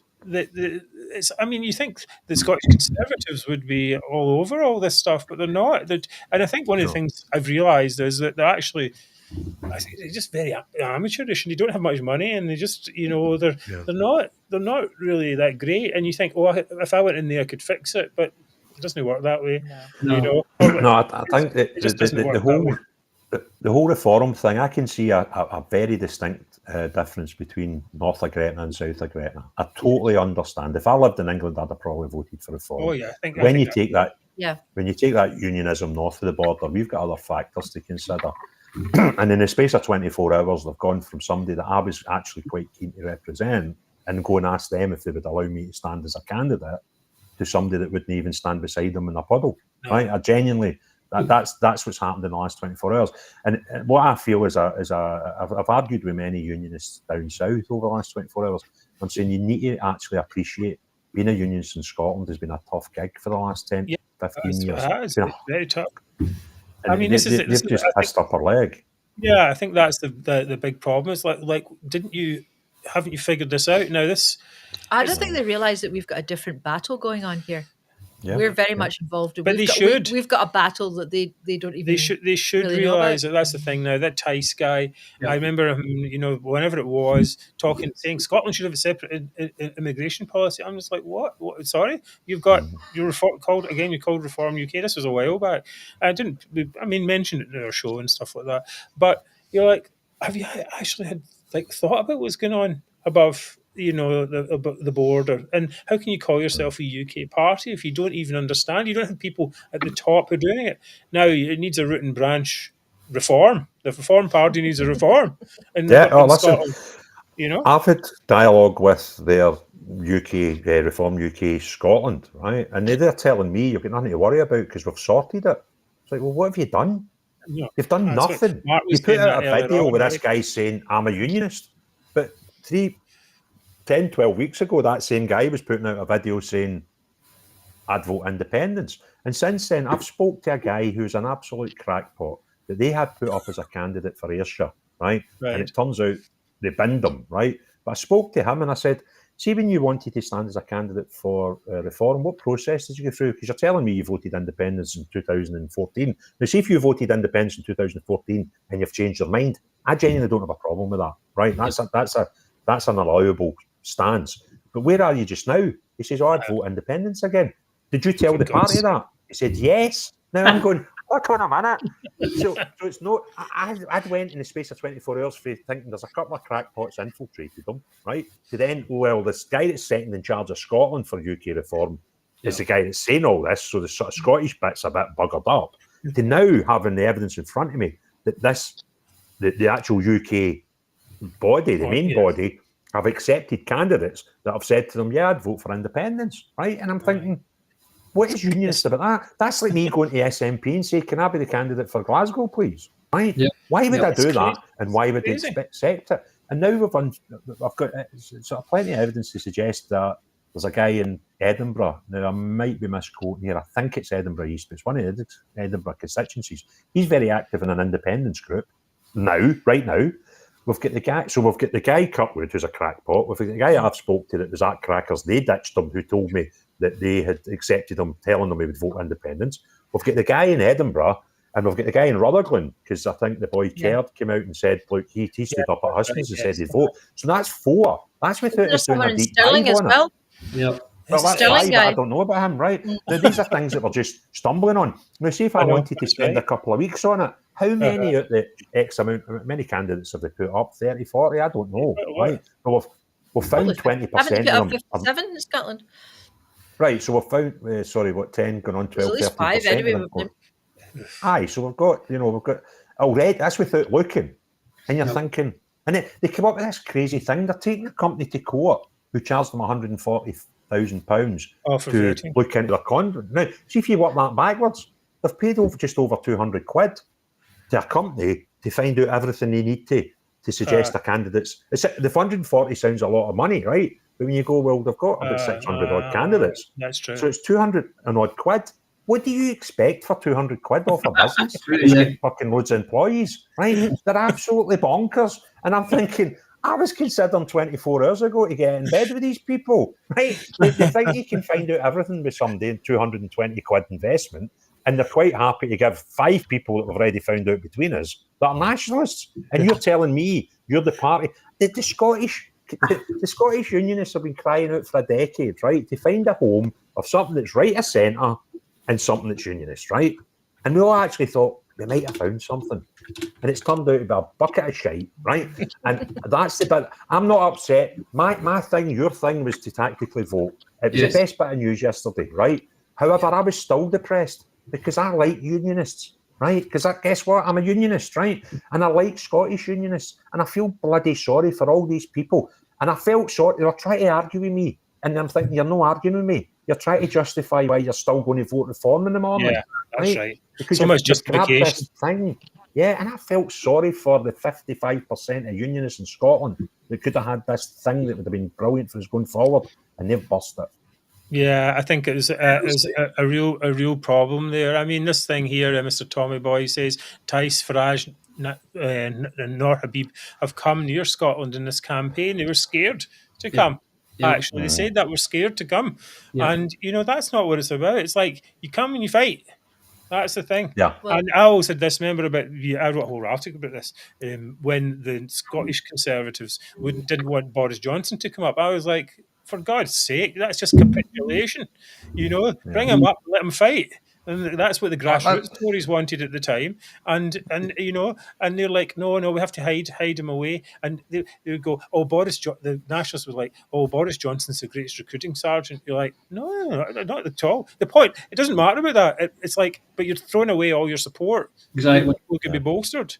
Well, listen, I like Go on, sorry. I like Craig. what would you call it? What's the word I'm trying to use? Describe- See things like Trump, right? I like Trump, right? Now I don't know too much about Trump's politics because I just think he's cracking, right? I just think he's a character that's not a politician, right? You'll do for me because I think Westminster and Holyrood are full of people that are politicians. I would like see the 5 people I can see in front of me on the TV right now. You'd make more sense putting us in Holyrood or Westminster than what's there because Would be we're great. normal Yeah. people, right? So I I'd think vote for us. I think that's what I like. That right? I like personality politics. Right now, Nigel Farage is a great personality. You can buy into him. You can think, I'm going to vote for him. But that's all reform is. See, after the last 24 hours, that's all they are. And what I'm looking at now is, I'm thinking, to get the Scottish people to vote for him, this is just an ego boost. Yeah. Now, I argued with somebody today that was saying, no, I said, why are you still voting for reform? Because he agreed with everything that I said, that, concerns I've got. And I was like, but you're still voting for them. Why are you still voting for them? Now, this is the logic he used. He said, I want Farage to get about 20% of the vote so he can argue your corner better in Westminster. I said, how many seats do you think he'll get? 2. Right, okay. Let's drop back a bit. The Scots probably contribute about 10% of the vote, right? So let's say he gets 20%. If you don't vote for him and no Scots vote for him, it'll be 18%. If every Scot voted for him, it'll be 22%. Now, you try to tell me he can't sit and negotiate a deal because it's 18% when it could have been 20 or 22. Just wake up and smell the roses here. Well, that guy. I don't know if you know that guy, Northern Variant, who's on Twitter, and he's been going on about reform not having principles, and I think this is actually certainly in Scotland. This is they've got popularity, but they don't have what's that word? Conviction. Yes. That's the problem. Whereas Margaret Thatcher, for example, Margaret Thatcher, conviction politician, what she totally believes in what she's doing. She'll make the policy. She'll do the whole thing, right? That's the thing, and you buy into that or not. With Farage, it seems like you're buying into the personality, but the policies and all that, and there's what's underpinning it, and especially I think Farage has got more personality, certainly, but the Tyson, these other people don't have that. But they don't have the policies to make up for it, really. They just say, all right, we'll stop the boats. But you're like, okay, well, how are you going to do that? What's behind that? Yeah, what's behind it? I think it's even more than that. Just excuse me. It's not like they never come out and say we believe in individual freedom. This is our core principle, or this is there's not much in the core. No. And I think that people like myself who like a good ideological background for who they're voting for. No, that's not always the most important thing, though. It's possible to get popularity first, and then perhaps, is it possible? Then they can start going, all right, we're going to do this properly. I don't know. They went sort of arse for elbow on it. Do you know the start that I can't wait? I think we've got to accept that the SNP vote is probably going to be between 8 and 12 seats, right? Well, if it was that, would be good. That'd be fantastic. But the figure that I really want to see is the percentage of votes in Scotland, because that'll tell me a lot, because a lot of pollsters were suspecting that the SNP vote would drop 20-25%. And I was going, right, okay. But if they'd end up with 10 seats, I don't think that's possible with 30-odd%. Not with 30%. No, you're right. Not with 30%. The only time it could be is if they got 30% of the entire vote and lost very narrowly in a lot of seats, which is just about possible, but not very likely. It So would be 30% for certain, I would say, Craig. Yeah. How much? Sorry, David. Certainly be below 30%. Yeah. That's what I'm Probably thinking. 25. And that, you know, that to me is a massive. I mean, where were they the last Westminster general election? I'll tell you in 1 second. It was 40 something. I'll tell you in a second. Hang on. Yeah. Talk among yourselves. So you think about that, Mark, David? Then well, let's get Mark Z in because he has been quiet for a while. Sorry, it's been the rest of us. Reform worried me from day one, and it's not just reform in Scotland that worried me. It's reform as a party in the whole UK, because there were one person party. It's Nigel Farage, and that's who they're voting for. They're not voting for the constituency person. They don't know anything about him. They don't know their politics. They don't know who they are. They're voting for Nigel Farage. And what worried me about reform, because I had a discussion with someone in space about it who was a reform candidate, and they're not interested in local politics. They're not interested in getting any councillors into the councils. They're just interested in the big ticket, Westminster. Now, you can't build a party long term unless you want ground on the ground, people in councils, people running for local government. You can't have a successful or a long-term party unless you do that. You build the party from the ground up. They just want the top. And their policies are, if Nigel Farage only came back as leader because he had total control of that party. Yeah. And if he didn't like a policy, it wasn't going to be run. If you disagreed with him, you were kicked out of the party. And that's it. You cannot have a party that runs like that. So reform always worried me. And if Nigel Farage does what he normally does, and he buggers off and he goes back to America, or he gets bored because he's an MP and he's got to do his constituency work. He's got, the cameras aren't on him all the time. He has to deal with the public in doing his work in constituency, and he doesn't get so many questions in Westminster. And he gets bored of this, and he goes like he's done on many of occasions, on many times. There's a history of this guy just leaving, getting bored. That party would collapse tomorrow. Yeah. So I don't think they're a long-term party, and I don't think that there's long-term.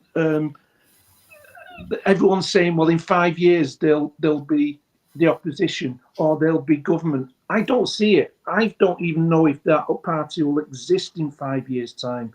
I think they're a protest party. Yes. And that's all they are.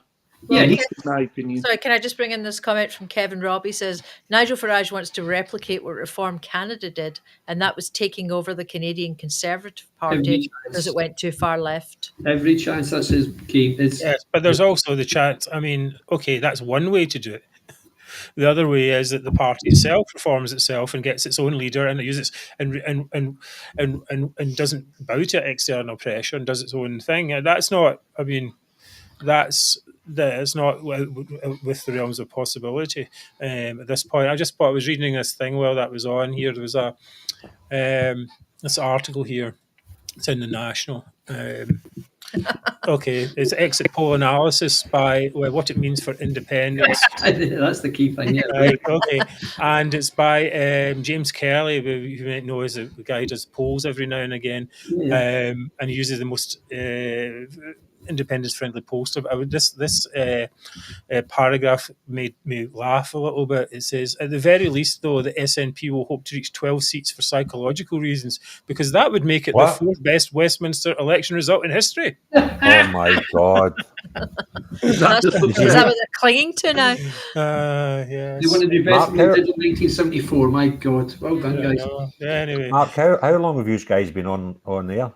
Oh, we're on to just from 12 o'clock because So didn't. you saw 1 hour Nicola and 48 reaction. minutes so far. Oh, we saw. I didn't actually see her reaction in real time, but I've seen some pictures of Oh. it since then. Absolutely priceless. She thinks it's because it means that the SNP narrative of getting rid of the Tories has worked in Scotland, right? And then Mary Black was telling us that it's because of the rain. Oh, the rain, yes. Right. So Because unionists are the only people that have umbrellas, you know. I just think these things are just. Umbrellas are Do you know probably what's- racist. We're not used to rain in Scotland. It's put us off. No. We didn't, we got confused and didn't go vote. Right. What Mark was Mary, saying can I leave there, it? which was Oh, sorry. Go ahead. I was going to say what Mark was saying there. Sorry, Mark Zed. Right. My Okay. mate Ziggy. Right. Yeah, Mary, I'm going to go off for a minute. I'll be back. So Right, you okay. can do the moving people around. Okay, Right, I'll do that. okay. So Ziggy was saying there that basically describing this party and they're a dictatorship, right? So if they're a dictatorship and this guy controls everything in the party, that makes the whole thing over the last 24 hours even worse because he must have been happy for this shite to happen in Scotland, right? And I don't mind Nigel Farage. I actually quite like the guy and Reform Party. I like what they stand for, but it's telling me that they don't see Scotland as anything other than an ego trip. And I'm broken-hearted today for unionists in Scotland that bought into it. And the most worrying one is the unionists that bought into it that are still trying to justify why they voted for it. And when the penny drops for them, that's a bloody sore fall, you know. Sure. I'm a unionist. I don't mind if somebody isn't tactically voting. We're still on the same side here, guys, you know.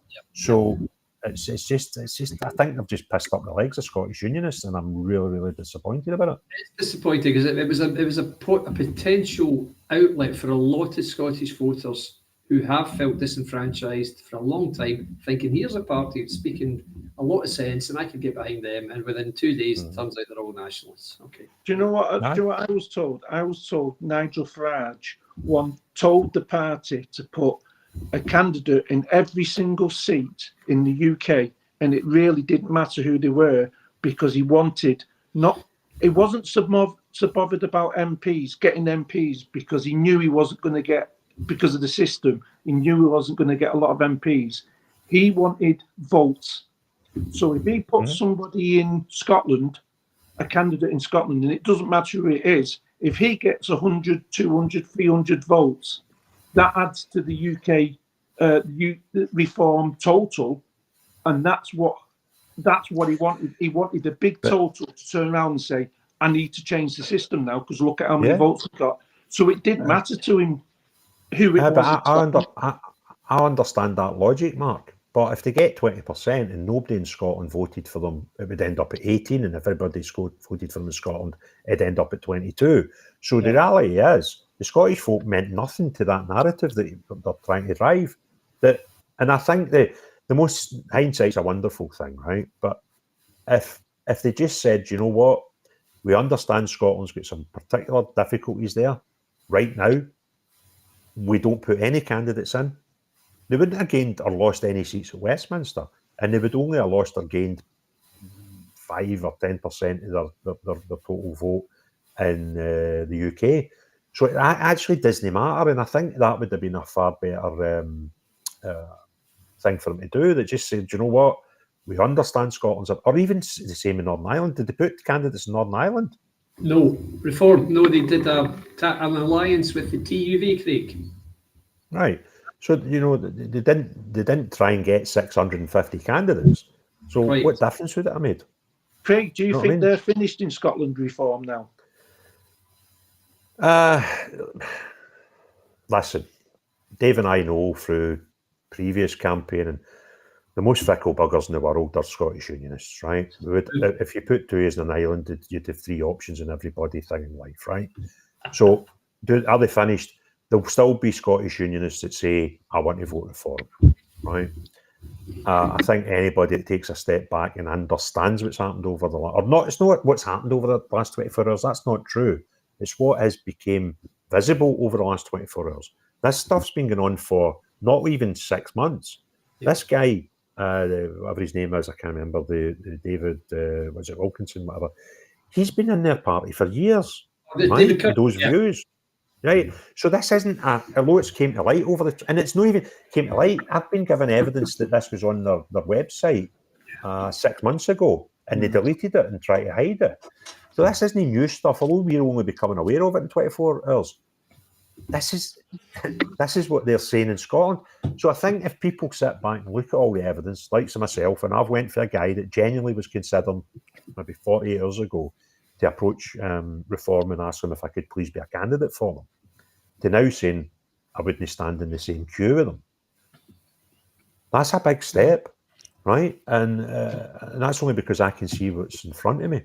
And if people do the same, then no, yeah, you're right. Yeah, they have to restore. I mean, they would have to, as I said, they would have to restore trust.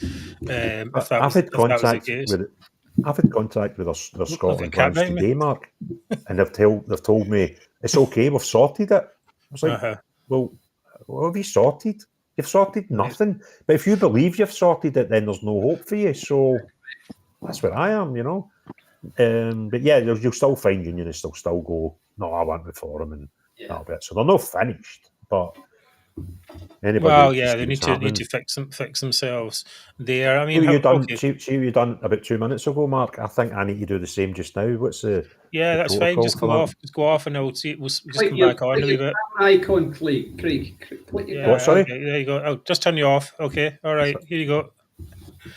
Right, I had to go and get a beer because I drank too many Red Bulls and my teeth were grinding. You'll be up all night. Grinding my teeth. Do we know the Rutherglen's result yet? No, I don't know any. No, there's no results yet. I should share for you guys. I don't know if you've seen these results. Harrogate and Knaresborough, which is one of the poshest, probably the poshest town in all of the north of England. Harrogate, you'll know Harrogate, Mark.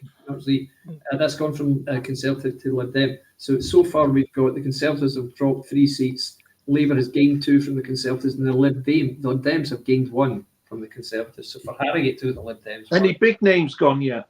No big names at all. No, nothing big coming out. I've got Blackford's on the BBC there. I don't know what he's really saying. He's saying it's a difficult night, and the people have fallen out of love with the SNP. We're never in love with the SNP. This is the question. Right, exactly.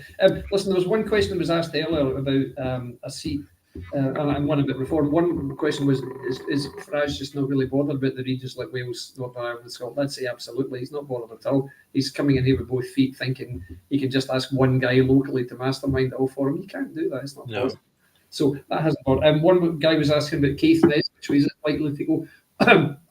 All of the Lib Dem seats in Scotland are very likely to stay Lib Dem, and they're very, very likely to take Mid and Bartonshire from the SNP also. Why is this? I've often wondered about this, and maybe it's something you can enlighten me on. Is it why are these seats Lib Dem? It's a strange thing. Right since the 60s, and I started watching elections in 1970, and as of then, Joe Grimmond was the Liberal Party leader. They always won Orkney and Shetland every time. They always won it. And the other ones are Edinburgh West, North East Fife, and what's the other one? Caithness, Sutherland. So they always win those seats, usually anyway.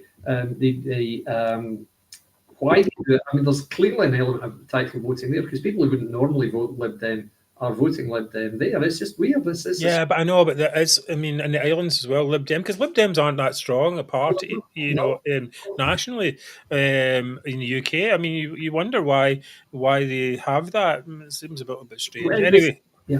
Go ahead. We'll be expecting, I suppose, now. What time is it? Oh, it's almost 2:00. Yeah. And I think the results will start to come in with increasing frequency over the next hour, right? Yeah. And probably start to see our first Scottish results when 2:30.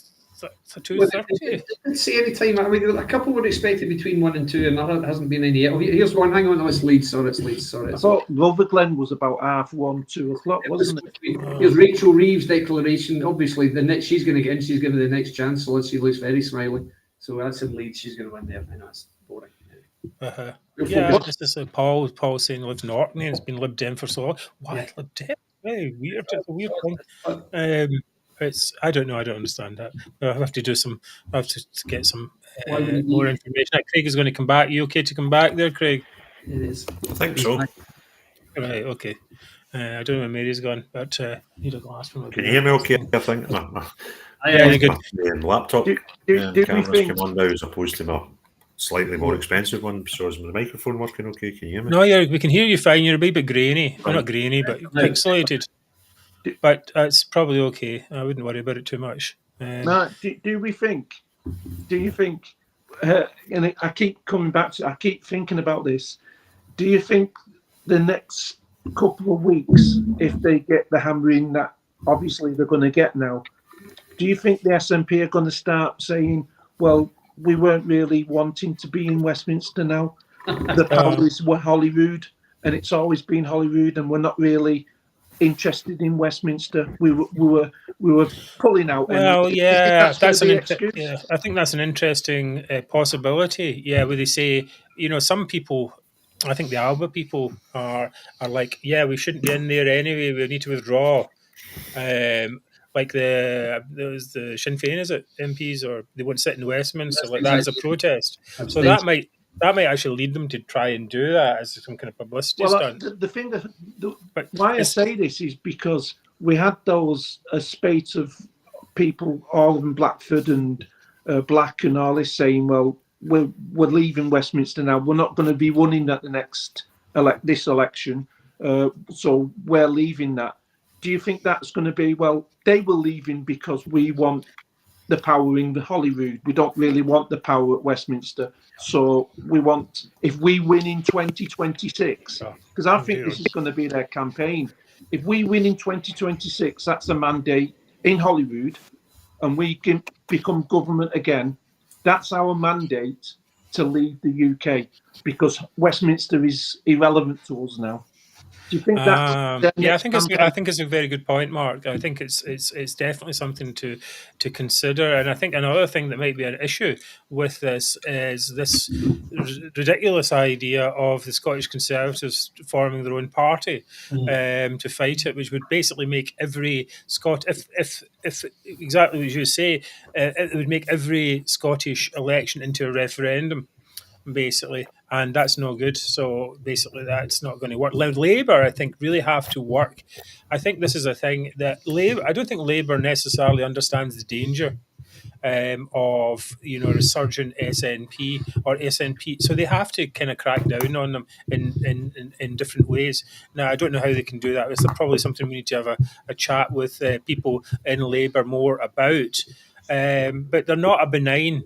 It's not a benign thing. Basically, Labour, the SNP stole all their voters in the past by pretending to be socialists, and then now that some have gone back.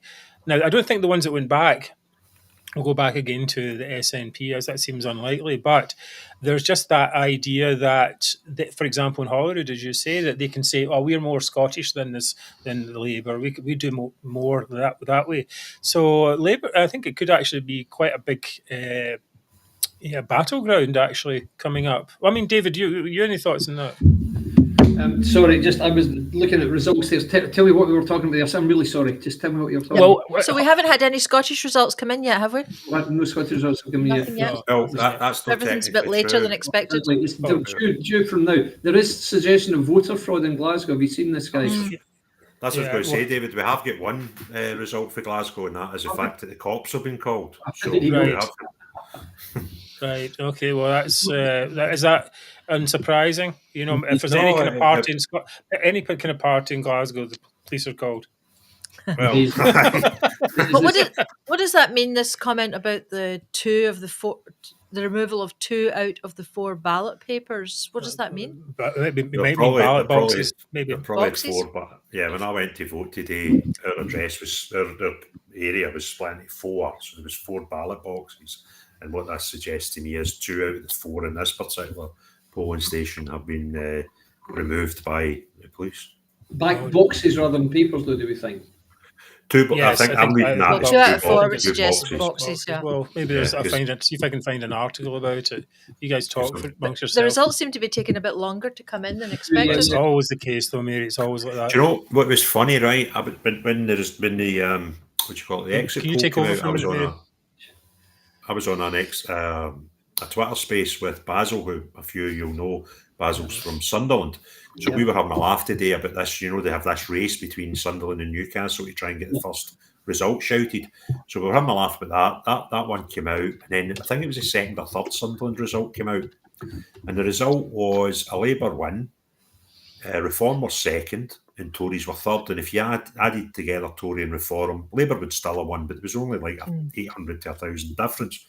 And what I asked him, I said, "You're local to that area. How would that normally look if there was no Reform Party?" And he said, "Well, Labour would win, and they would win by a considerable amount, whereas they've not won by a considerable amount this year." So that tells me is people who would traditionally vote Labour have voted for Reform. They've not took Conservative votes because that area doesn't have any, right? So that sort of backs my theory up that politics is one in the centre. And these people who were traditionally just voting Labour because, like me, my history was I was born in a place called Linwood.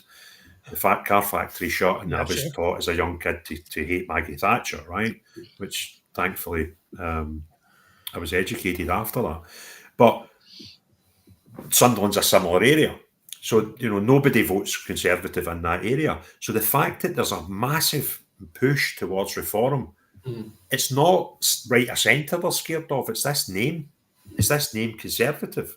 That they're quite happy to vote for a right of centre party because, you know, I think it was say 18,000 versus 12,000. The figures might be wrong, but that, you know, wasn't a big massive gap.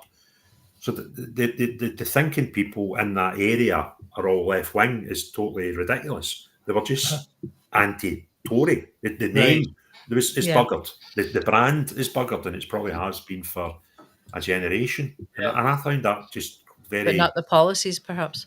Right. I have this. Excuse to interrupt. I have this article here. It's in the Telegraph. Police investigate potential electoral fraud in Glasgow. 4 uniformed officers wearing blue gloves entered count at the city's Emirate Arena to remove ballot papers, actually, around 11 p.m. It says the action was taken after the returning officer reported 4 cases of suspected personation, where there have been 2 apparent attempts to vote using the same identification. Well, that's a very minor issue then, isn't it? Yes. If it's just like four Oh, you can votes. tell though the Nationals will be all over it. You know what they're like. Anyway, take a pen. Yeah, That type of thing. Blah, blah, blah, blah, blah, blah. There's nothing else in there, I don't think, here. Oh, it says personation is an electoral offence where a person votes for another person or their proxy without lawful authority. This offence applies regardless of the person or proxy being personated is living, dead, or fictitious. Anyway, But we're only talking about 4 votes here. Yeah. It's not boxes as we thought. No, it's not boxes. No, okay. See on that point, Mark, a strange thing happened to me today.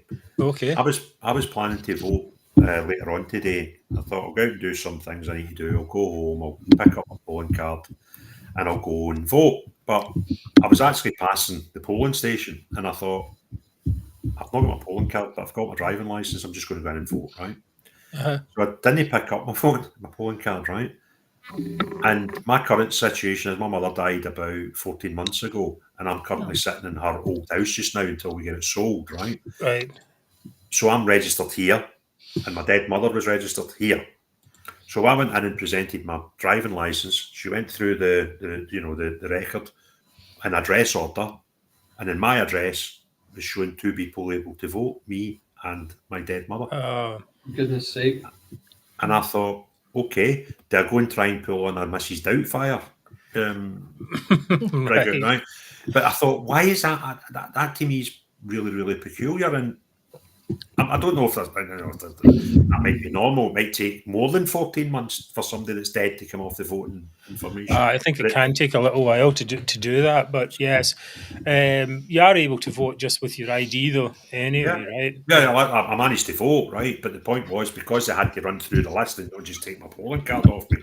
I was going, that's me there, and I thought, well, there's Craig Houston and there's Margaret Houston. Why the hell is she still in the voting details? And I didn't consider going home and dressing up like Mrs. Doubtfire, but it did open me up to the Quite a prospect good, that yes. Well, you could have committed some electoral fraud. That would have been against the law, Craig.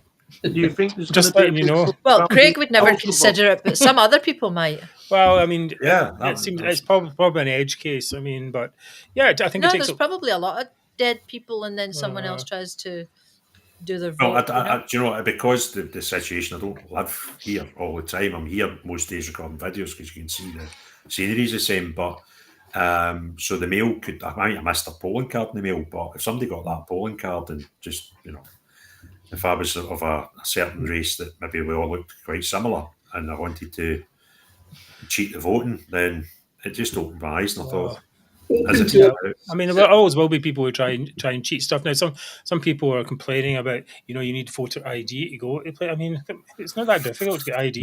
That should have been a minimum. That should just be a minimum. Yes, that's of not course. asking much. That's that's the thing. Our polling station was empty, wasn't it? I think, Mary, when we went, basically it was. Yeah, it was just us. Just us. Nobody Yep, else. no one else there. Do you think there'll be some kind of issue with the postal votes? Because there's been a lot of problems with them, hasn't there? And the SNP have been moaning about it, saying, "Well, aren't they in control of it?" That's the thing. So a problem entirely of their own making. It seems to be. So I think they were just setting up excuses in advance as to why they lost. Yes, that's definitely true. Mid Dumbartonshire, what's going on here? No, I think they're just talking about before. It's just come up in the BBC that the first result in Scotland due within the next hour. That's all they've said. The next hour. Well, we expected it to be quite a long evening anyway. But do we think that turnout is going to be lower than usual? It looks as if it is, doesn't it? It already is, yeah. Sunderland was. It was 50-odd%. Right. Somebody that came into our space said he was talking to a Labour councillor who was down at his vote, and he was just chatting to him about a number of things. And one of the things he said was they felt the turnout was really, really good. So then when I started hearing figures from down south, I thought, well, did we see a distinct difference where Scotland is really, really good and the rest of the country's normal or below normal? But he was suggesting that Scotland was up, but we'll not know that until we see a result or two. No, yeah. Well, that's the thing. Now, David or Mark, if you want to take a break, please feel free to do that. I'll need to take 1 minute. I'm okay. I need to get a beer. I am here, Right. Oops. You drinking on the job, Mr. Devlin? Yes, I am actually. Well, I told you I was grinding my teeth because I had too much Red Bull. So I'm trying to. Well, you took the large size. At least I took the small size. But like, okay. But end of the night, I'll be like this, Somebody made a comment in one of my videos the other night on YouTube, and they said, "Craig, I think you're being totally unprofessional. You seem to be not delivering a balanced opinion." And I was like, well, I'm not professional, and two, you're never going to get a balanced opinion from me. I was thinking about you would be more professional now you're sitting with a beer, Mark. Well, it's late night. Why not? I'm actually what I should do. It's going to be a long night. I realised I didn't put it in a glass, so I've got to drink out of the bottle. I don't want to run off. But I'll get a straw. Well, I'm drinking rum and coke here. Yes. Going to take me off the big screen. I'm trying to get a sook of this vape. Right. Okay. There you go. Go on. There's a wee one there. You're going. There's the wee one. Thank you. Never saw a thing. There's an interesting comment here from Neil Henderson who said that Chris Law and Dundee Central, Castlone and Chris, apparently went for a whiskey and a bath after hearing the exit poll in his constituency. As long as he didn't ask for a glass of whiskey and a revolver. Yes, that's what I was thinking. I was like, okay. We've been asking what the unionists do after this, with reform and all that stuff. I think a dead interesting question is what the nationalists do. Exactly. Where do they go? But I know they can't go anywhere because they can go to, like, say the hardcore can go to Alba. I mean, you saw the thing from Wings over Scotland. He was like, it's actually better for the party to get totally destroyed because they can rebuild. We can rebuild than for it to have a moderate result. But basically they can't recover from it. They'll be saying stuff like, well, Labour was only down to 1 seat. And they recovered, but it's a different thing because I say many times, it's this party has one goal of getting independence, and it's a plus for them when things are going well, but it's a complete negative the other way. So anyone who's voting for them thinking, I'm going to vote for this party, and why? Because I want independence. Well, it's not going to happen. And now what's going to happen as well is that all the people who are SNP and moved to Labour are going to be saying back to those people who haven't moved, what are you doing? Why are you still there? That's Right. finished. Move on now. And so we don't need to fight that much for it, because I think they'll be fighting with plenty of infighting. And of course, people in the parties as well be fighting, say, "Oh, we should go to Alba," or and people go, "What?" It's just jumping from not the frying pan, but the frying pan into another frying pan. Let's put it that way. It's a bit like that. What was wrong with the frying pan to the fire? What was wrong because with it's not Alex Salmon isn't even interested enough to be the fire. That's It's like from a big frying pan to a smaller frying pan. That's Excuse kind me, of what it is that Mark drinking a bottle of San Penregano or something? Fizzy water? Is that what you've got there, Mark? I think. Yes, right. Very good. Right. Right, so we're all drinking, so we're all doing good. Exactly. This is it. Guys, just from Motherwell. I'm not sure if the banter will improve. Motherwell up?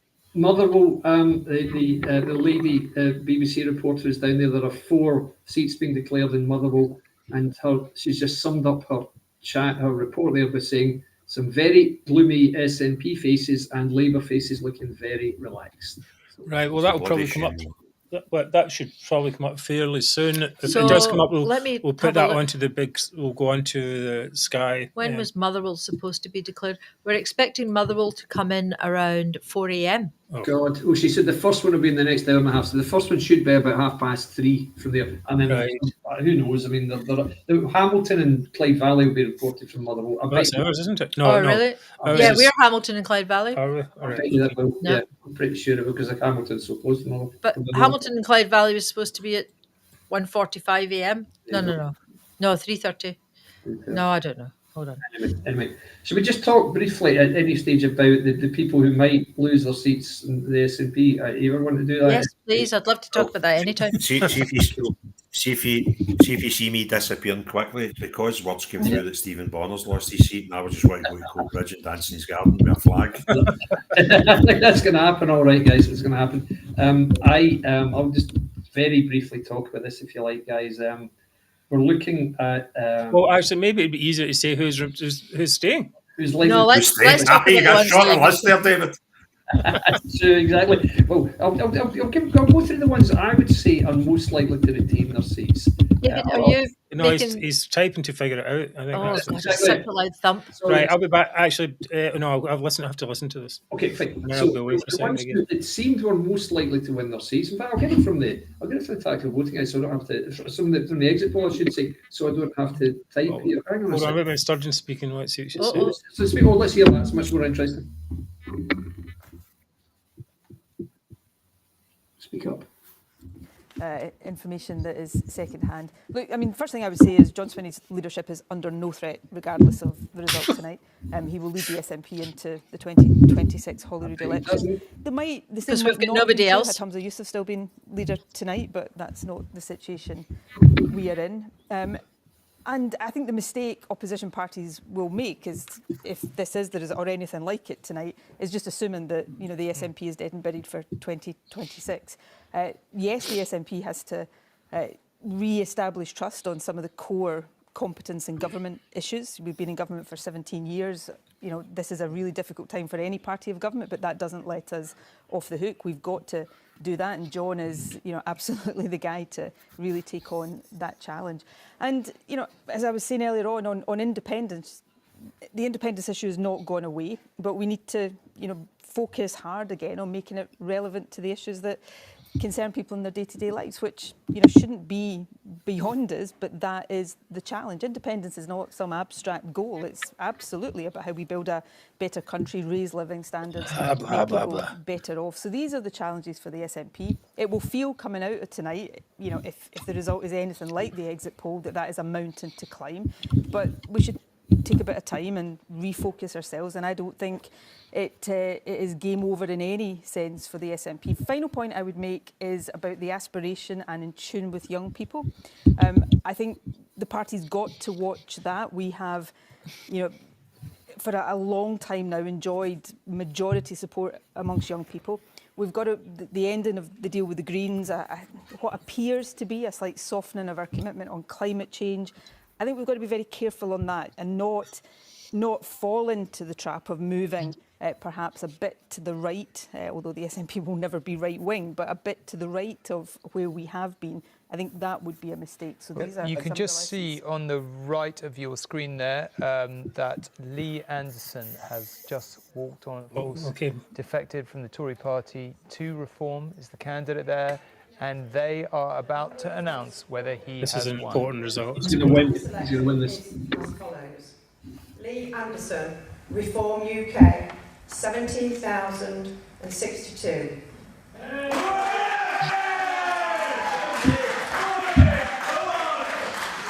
Alexander Coates, the Green Party, 1,100. Daniel Holmes, Liberal Democrats, 619. Ria Keane, Labour Party, 11,553. Debbie Solomon, Conservative Party candidate, 3,271. Yes. Jason Zadrozny, the Ashfield Independent, putting people before politics, 6,276. The number of ballot papers rejected was 102. Anyway, right, okay, so he wins that one. The vacancy Really sorry, is mate. 1. The Right, okay, David, sorry, you're making a lot of noise there. It's hard to say. Oh, sorry, I better turn the volume off. David, it might be the position of your mic or something. I think every time you move, it bangs or something. Right. Well, let's have a quick chat before we go into your thing, David. We'll have a quick chat about Nicola Sturgeon, what she was saying there, if you can remember, what was going on, what she was talking about. So she said that she it's quite bizarre. You have a party that is not decimated, it's actually destroyed in the polls according to the exit poll, and she's saying more of the same. Right, that's pretty much what she's saying. She's saying, we can't go to the right, we can't do this, we can't do whatever it is. What exactly are you going to do to improve it? And the number one thing, of course, they can do to improve it is to get rid of their independence obsession, because they can't see anything out with that, right? So basically, they say, even though she said we've got to show people that things would be better, basically, with independence. Can you not just show people that Scotland could be better anyway without that? Yeah, quite. That would be a start, and attract people to the. Imagine if the party didn't have independence as a thing, right? They could say we are committed to a better Scotland, and that's it. And then they could fight like that, and it would attract people who weren't, who were actually maybe competent and who didn't use this independence as a shield. But they don't do that. So that would be the number one thing. I know it's it's not going to happen, but I mean, okay, Mark. Yeah, I can't believe she still goes on about the Greens and the coalition. It was as if she doesn't really understand that she destroyed that party with that coalition, and she still thinks that they should be still in that coalition the way she's talking. I know. It's incredible. She's living in a bubble, and I don't think she really understands that she's the one who destroyed this party with that coalition. And the climate stuff that she was talking about, that's not what people are interested in. They're interested in the jobs with the oil and the gas. So two things. I mean, the two things she talked about were the Greens and the climate. Right? She didn't talk about any real issues. They don't, and independence. It's like that's way down. All of that's way down priorities, and also they're kind of, because they hooked themselves onto these, I don't know, fads. I mean, okay, you might think, okay, well, the green fad was very strong and still is very strong to some extent, but it's, many people are now turned against it because now there's green is the establishment. Yes. Right. It's not another insurgent type thing. You see these just stop oil people. They've got the same goals as the establishment. What I found interesting, Mark, is I don't know about you guys, but I got the impression that she still thinks Humza should be the First Minister. Did she say something about Humza, didn't she? What did she say about Humza? I heard them drop the name, but I was kind of confused. She was saying John Swinney will still be the leader. Yeah. Yes. And then mentioned something about Humza, but I couldn't understand. I think she said something like, I would have said that. She was talking about John Swinney would still be the leader in 2026. Oh, no. And I think she said she would have said that Got a wee about... friend up here. She would have said that about Humza Yousaf as well. Yeah, so I get the impression that she's disappointed that Humza's still not the First Minister. Oh, jeez, the cat's after a bug. Oh, there's a bug in the room. Right. See if you're the SNP and you're trying to decide what you do next, you've got to accept that some figure less than 50% of Scotland's going to vote for you. And we can argue for hours whether it's 49.9 or 40%, right? But it's south of 50%. Yes, so you're already only going to get some of those people. So the things that they've got to look at is what's turned people off of us that want independence. And that is evidently gender, hate crime, climate, and particularly oil, right? So the only way they can get these people back is by going, okay, it must have been one of these things that's turned them away from us. And then it doesn't matter which one of those they pick. Yeah. That ruins any relationship they've got with the Greens. And I've been thinking for a while now that although they're on a coalition now, to get a budget through, which they need to do to remain in government because we'd go in an election if that was to fail, they need an ally. And the only ally I think they're going to get is the Greens. Yeah. So if they ditch the green, the climate, gender, but when you think about all those things in the Gaza, we can even talk about Gaza as well. Those things are all almost like, I mean, global issues.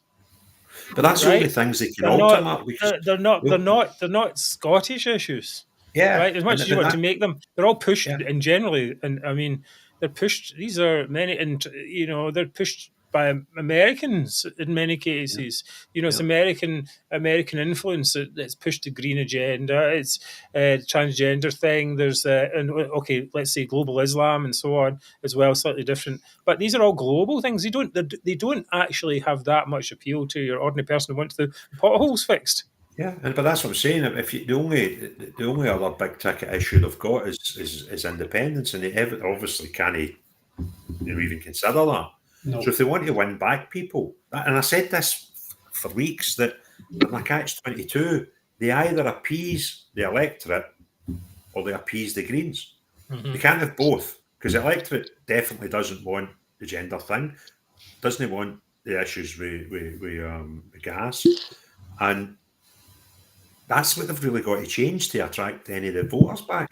And if they do that, it'll be the death of them. And if they don't do it, it'll be the death of them. So they're finished.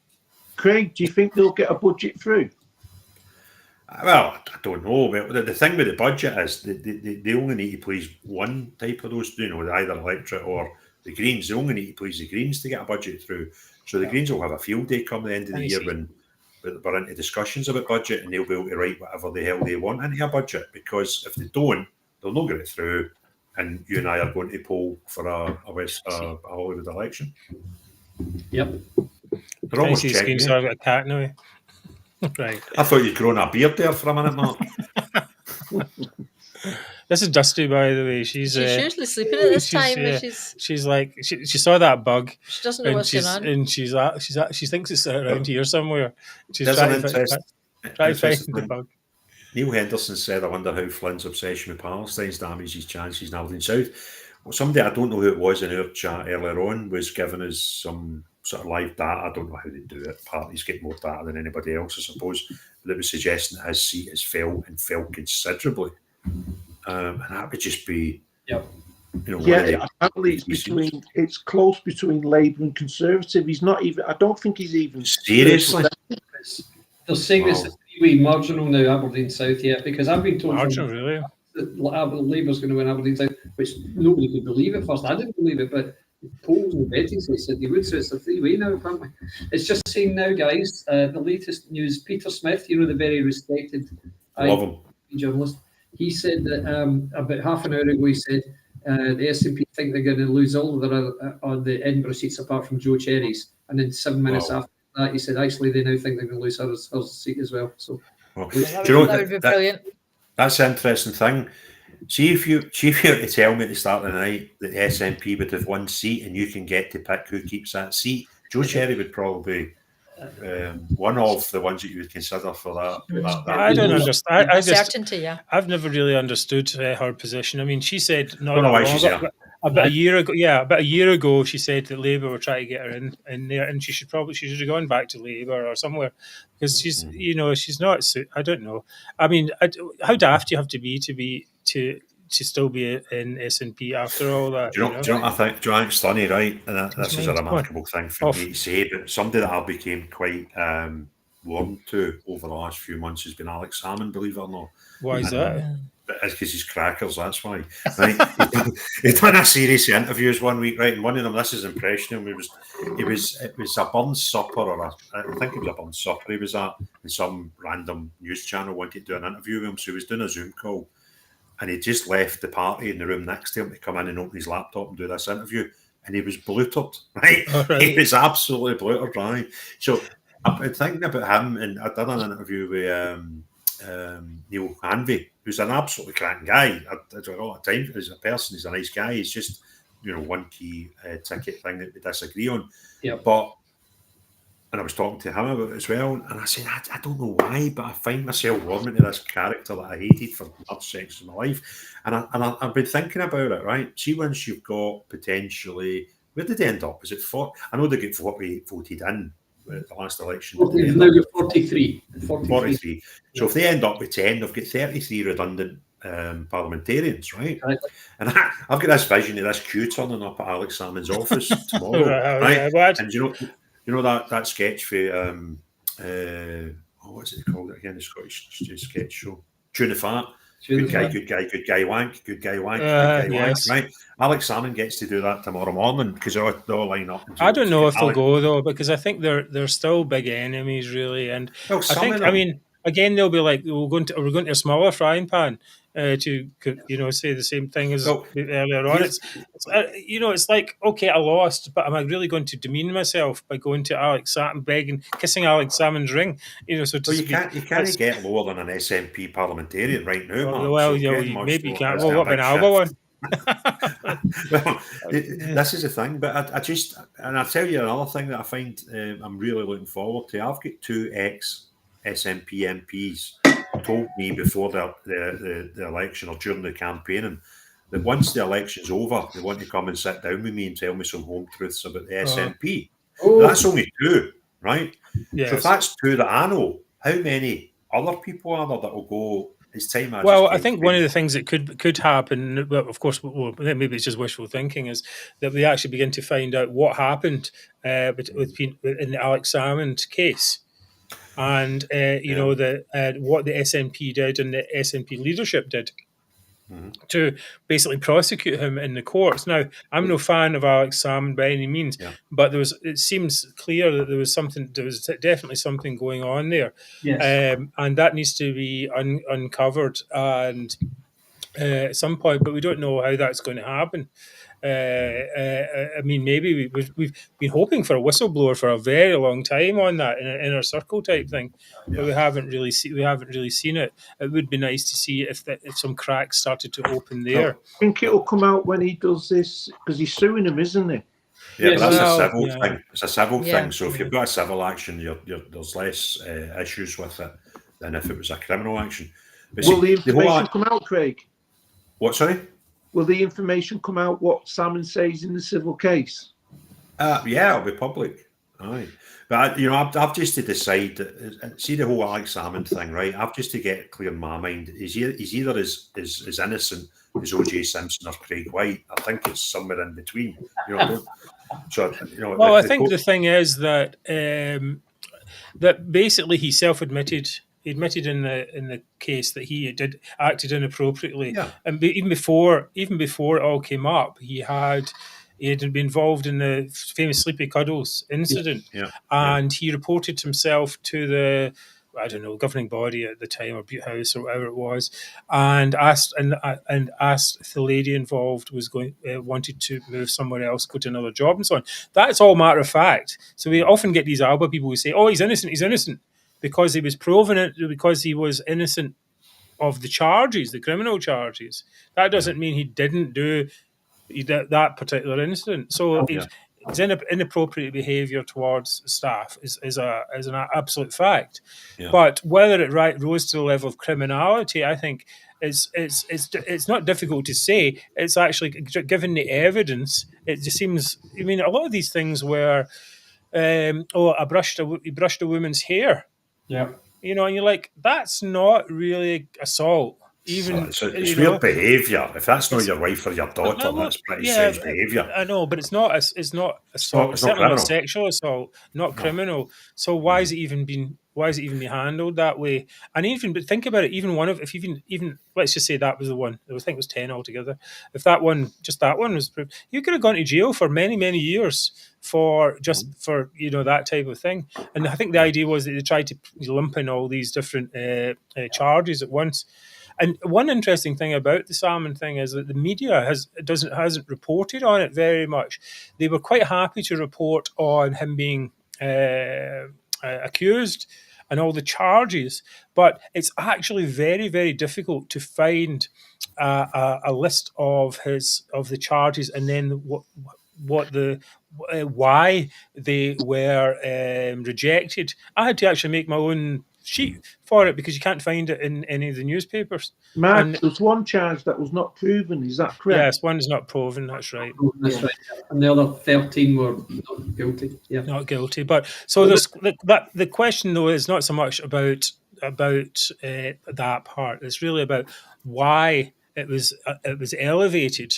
Yeah. And of course, the leak is the famous leak to the Daily Record, which apparently comes from someone in the inner circle, which probably we shouldn't name because it's not actually fully proven yet. Oh, wait a minute, Kilmarnock and Loudoun Labour gain, that just came up there. They're just a bit. I saw that Lothian was a Labour gain as well. Oh, really? Okay. We're getting results through, brilliant. But they're not. But we're just about to announce that the presiding officer's getting the candidates at Kilmarnock on BBC Scotland right now. Right. But why? How many TVs have you got, David? Just get this one here. Kind of watching what's happening there. Oh, here we go. What channel is that? It's TV. That's STV. Right, I've got BBC Scotland going here, and they're just. They're not. When they announce it, I'll turn the volume up, or else I'll just read it out to you. Right. So who had the seat? Labour had Kilmarnock, Alan Brown, and I've been predicting all week that all 4 seats in Ayrshire will go Labour, and this was possibly the most marginal of them all. Oh, really? Now. Yeah. Are the most likely to stay Labour? No, it was the most. I'm sorry.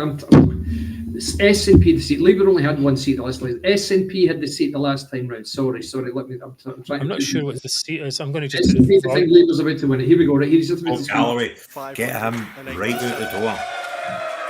Please don't have a number. That's not enough to win. Surely that's not enough. SNP defending a big majority in Kilmarnock. Is that enough? I don't think that's enough, is it? For Galloway. Michael David Howard, Reform UK, 6,773. Andrew John Kelly, Liberal Democrats, 2,816.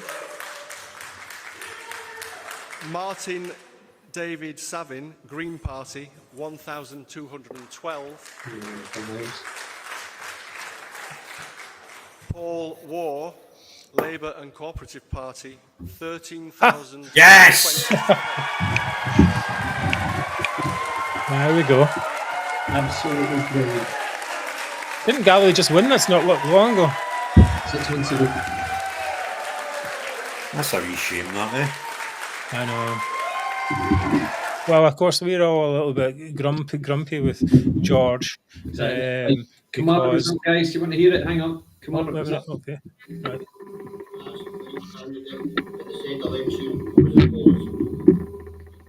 Alan Brown, Scottish National Party, SNP, 13,936. That could be enough. Robin Curry, Scottish Conservative and Unionist, Conservative, 3,527. Bex Glen, Scottish Greens, 1,237. Yeah, that. Lillian Jones, Scottish Labour Party, Yes! Yeah! Hey! Let's go! Yes. They won by about 5,000 votes. Yeah. Yes. Who Big lost the margin. seat there, David? Yeah. Well, SNP. Who was the What person? was the last time? Wait a minute. Hang on a second. Give me 2 seconds. Well, it was A. Brown that was standing for the SNP this time. Say that again. A. Brown was standing for the SNP. Alan Brown was defending the seat there. They've won it for the last few. So a woman, Lillian Jones, has won it for Labour. Magnificent. Won it by about 5,000. 5,000. The swing will be fascinating here, because if this swing is replicated across Scotland, the SNP are absolutely toast. Are we going to have a drink every time the SNP lose? I'm having a drink anyway, but going to be in a cola in the morning. Yes, but this is the exciting bit. Cheers, everybody! Yes, it's well. I'm going Cheers. to go off. Maybe I'm going to go off for a minute. I'll go off for a minute. Is that the first Scottish vote, David? That's the first Scottish result I've seen. Yes. And somebody said that Lothian, I guess the name is East Lothian, is going to go Labour also, but East Lothian's where Douglas Alexander standing. He's absolutely going to win that. He'll be in the cabinet in a couple of weeks. So this is just crazy, honestly. It's like I've waited well over 10 years for this, election after election after election. And it's just Mark. Can I stop you right there? I know that's a lie, because you won the anti-politics when you're 23, right? He's a smoothie, isn't he? Smooth as Celtic, Craig. What a guy. Brilliant. How many? Did you say smooth as Celtic or smooth as silk? Craig, dear, no. Goodness me. Fantastic. Is that the first vote we've had? Proper Scottish. That's the first return. What BBC Scotland have said from the start. What was your swing there, David? I'll tell you in a wee sec. Hold on a sec. They haven't brought it up yet. I could probably work it out, to be honest. If they've got it on here, I could work it out. Wait a wee sec. Hang on a wee sec. What was the turnout? Do we know the turnout? Hang on, it's just taken it off the screen. It says 56.3. It says turnout 56.3. That's what it says. So that's a low turnout, isn't it? Well, I mean, they've got that figure up on the right-hand side of the screen here. Doesn't make it clear that that's the turnout for just this constituency or for everything so far. Hang on, see if I can find it here. Somebody put in the normally they put it up quite comments there. quickly. That's a 1,000 majority before. There you go. That's a massive swing in that case. Hang on. Wow. Hang on. I'll see if I can work it out. Hold on. Somebody, James Cameron's put Kilmarnock and Loudon was previously a 12k SNP majority. That can't be right. It was, and it's gone to a 6k. So if it's gone for the last time it was SNP 24,000, and the Conservatives were in 11.5, and Labour was in 9,000. So you take that. So last time, for the Labour to even catch the SNP there, 50.8 minus 18 is 32. That's a 16% swing just to catch them, and they've outstripped them massively. It's something like a 22% swing. I might need a second B, Yep. It could be. I'll see what the swing will be up in a minute. Just bear with me. I'll get the swing in a wee minute. If I could work out the percentage. Mental, man. I ain't going to bed. No, what? I couldn't sleep anyway. There's not a chance. Mark, absolutely Mark, no way. This has got nothing to do with politics or anything, right? Yep. Did you say on a space the other night you're 6'4"? Yeah, I am. Do you know? Right, I can't deal with that. I was looking at you like on a screen a few times, and I thought you were about 5'8", right? I've got a totally different picture now of Mark Ziggy, right? I genuinely thought you were a wee guy, like 5'6", 5'8", and then I was like, no, I must have been half asleep. I thought, did he say 6'4"? Yeah, God, yeah. Giant. Wow. I thought you were now. I thought you were short as well. I mean, shorter. He looks like a wee 5'6" guy, doesn't he? Right? He's 6'4". You look like that long, exactly. Craig. After tonight, I'm 6'7". Mate, you know something? I'm never going to be cheeky you again, right? When I hear that. George Galloway loses Rochdale to Labour. That's not true. You what, mate? I said that's not true. You'll be cheeky to me plenty of times. I am talking shit. Ed Davey has retained his seat, guys. I think in Kingston. Mate, that is nuts. That's blown my mind. What was the seat, David, that was looking like a 3-horse race in Ayrshire? There was one that was looking right tight. What was the tightest one's probably Ayr, Carrick and Cumnock, because Conservatives are traditionally very strong there, but Labour's outstripped them. So that was looking quite marginal, but Labour's been ahead of the Conservatives in polling and betting. David, do we know how Douglas Ross's seat's doing? Nothing's been said yet. He's been interviewed once already. I've seen him on the screen. Yeah, he said he'll come back on later. Hasn't said. Do we think he's going to keep it? Do you think he's not keep it, win it? I think actually it's not his seat. He was in a different seat. Yeah. But well, I've got the ballot box. Let me put this on here for Kilmarnock and Loudon, ballot box Scotland. Does it say? It says there plus 26. 26% swing. And SNP minus 18.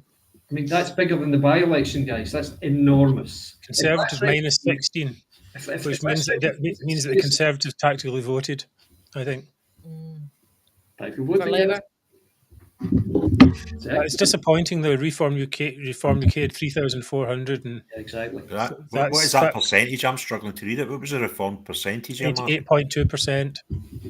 I was thinking Farage that Reform would maybe be 4-5%, and he's maybe doubled it. So that looks right in that one. So Reform were only 55 votes behind the Conservatives in third place. Oh, yeah. Combined, it would have been 6,000, almost 7,000. Yeah. Oh, 7,000. Almost exactly 7,000. That just shows it is futile voting for the Conservative Party in a seat like that, which they cannot win. There's no point doing it. You're wasting the vote just as much as you're wasting the vote of voting for. There's no point at all. And thankfully, David, what were Labour the last vote in that one? Yeah, in the last election, 2019, Labour were on 9,009, Conservatives were 11.5, and SNP. Well, do you know what, David? Hat off to you, because that is definitely a tactical vote victory. There's no other combination you can think of. Exactly. That's a definite win for the tactical. I agree. Do you know something? You'd think with lugs this size, you would have no problem with these stupid things in wheels, but they keep falling out. Bless you. Well, it's the interior. Maybe it's small. Yeah, that could be. Not the outside. The current. Don't look over your ears. They're not actually big ears. They're just showing off a bit. The actual ear bit is small. The current. Mark's Ziegfeld's ears. The current numbers of MPs by party is Labour 48, Conservatives 3, Reform 1, and Lib Dems 2, I think it is. There you go. 48, 3, 2, 1 it is, yeah. Goodness. It's kind of James surprising. Cameron says that's pretty famous guests you've got, that's pretty famous viewers you've got. He watches every week, yeah. This it's a little bit strange. The Galloway thing, he just won not that long ago, and now he's been booted out. He must be fuming after that. Yeah, I would think. But if Reform gets 8% of the vote, say in Conservative seats, where they probably get more percent of the vote, then that could cause the Conservatives to lose some seats. No doubt. There's no doubt about that. I would say, guys. I would say we've been right to be cautious and vigilant about Reform's rise in Scotland, because it will hit the Conservative seats that they hold. There's no doubt it will. But we'll see when we get close to those ones. But I mean, as you said, reputational damage could be a reality for them. Yeah. I think, and I mean, we won't let them forget that. I mean, basically, I just don't get it. You can't come into Scotland and be weak on the constitutional issue. It doesn't matter what party you are. You don't have to fight the constitutional issue. But I've just had a message here from somebody who I can't name for reasons I'll tell you when we're off camera, but it looks like SNP have lost Mid Dumbartonshire. It's too early to tell exactly, but it looks like Lib Dems have won it. That's somebody I can count. That's a guy to count. He's Western Party, guys. Here you go. That was a 3-horse. That was a 3-horse race as well. What's the next thing? SNP 13,000. 7.5%. Okay. So on that one, sorry, maybe I can get Can you onto hear that. it? Can you hear it? No. Well, No. SNP have got 13,000. I'll tell you that. Right. I'm watching it on the screen. It's not in Sky, so. Which area is this? Scottish Labour 19,000. Okay, yes. The Lib Dem might win. So they've won it, right? No, that's West Bartonshire, yeah. 13,000, 19,000, and. But has any SNP person lost their seat yet? Sorry. Yeah. Sorry, the Alan Brown. The first one was Jonathan Loudon. Right. I'm going to. This is Martin Docherty Hughes, who's also SNP, and it looks like he's just lost as well. And where's that? What's Western Bartonshire. Western Bartonshire. Where's that? I think Labour have won it with 19,000. No, they have. Is that West? Yep. Is that Western Bartonshire? Yes. Yes. Yep. Right. Well, the information I'm getting is Mid Dunbartonshire. Well, Mid Dunbartonshire, Lindsay and Bearsden and stuff. Yeah. Labour have won it. Docherty Hughes. That's it. Okay. That's another. See, I've got a chart here. Yep. I've got this one made by Graham from IT. So I've been. Brilliant. That's 2 so far. Right, Labour gained 19,000. It's the same kind of votes. 19,000 for Labour, 13,000 for SNP. Exactly. Let's see what the swing says. Conservative were 5th. Honestly, do we know the turnout on that one as well? They got as many votes as the Greens.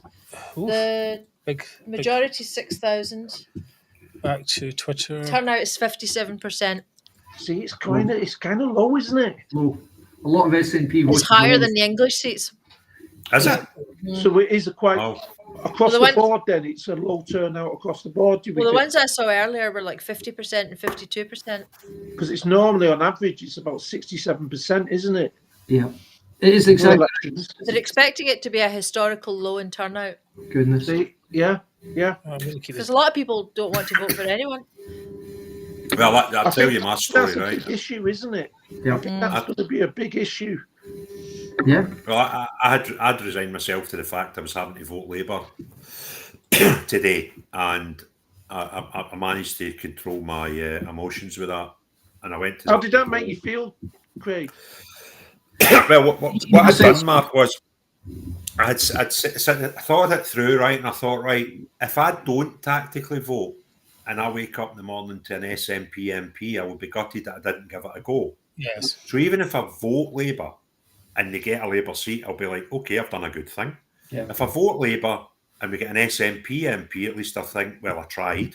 But the one possible connotation that I couldn't cope with was if I didn't vote Labour and I got an SNP MP, I just couldn't live with it. So I'd got that okay in my own head, but see when I walked to that polling booth today and I looked and I thought I'm just about to do this.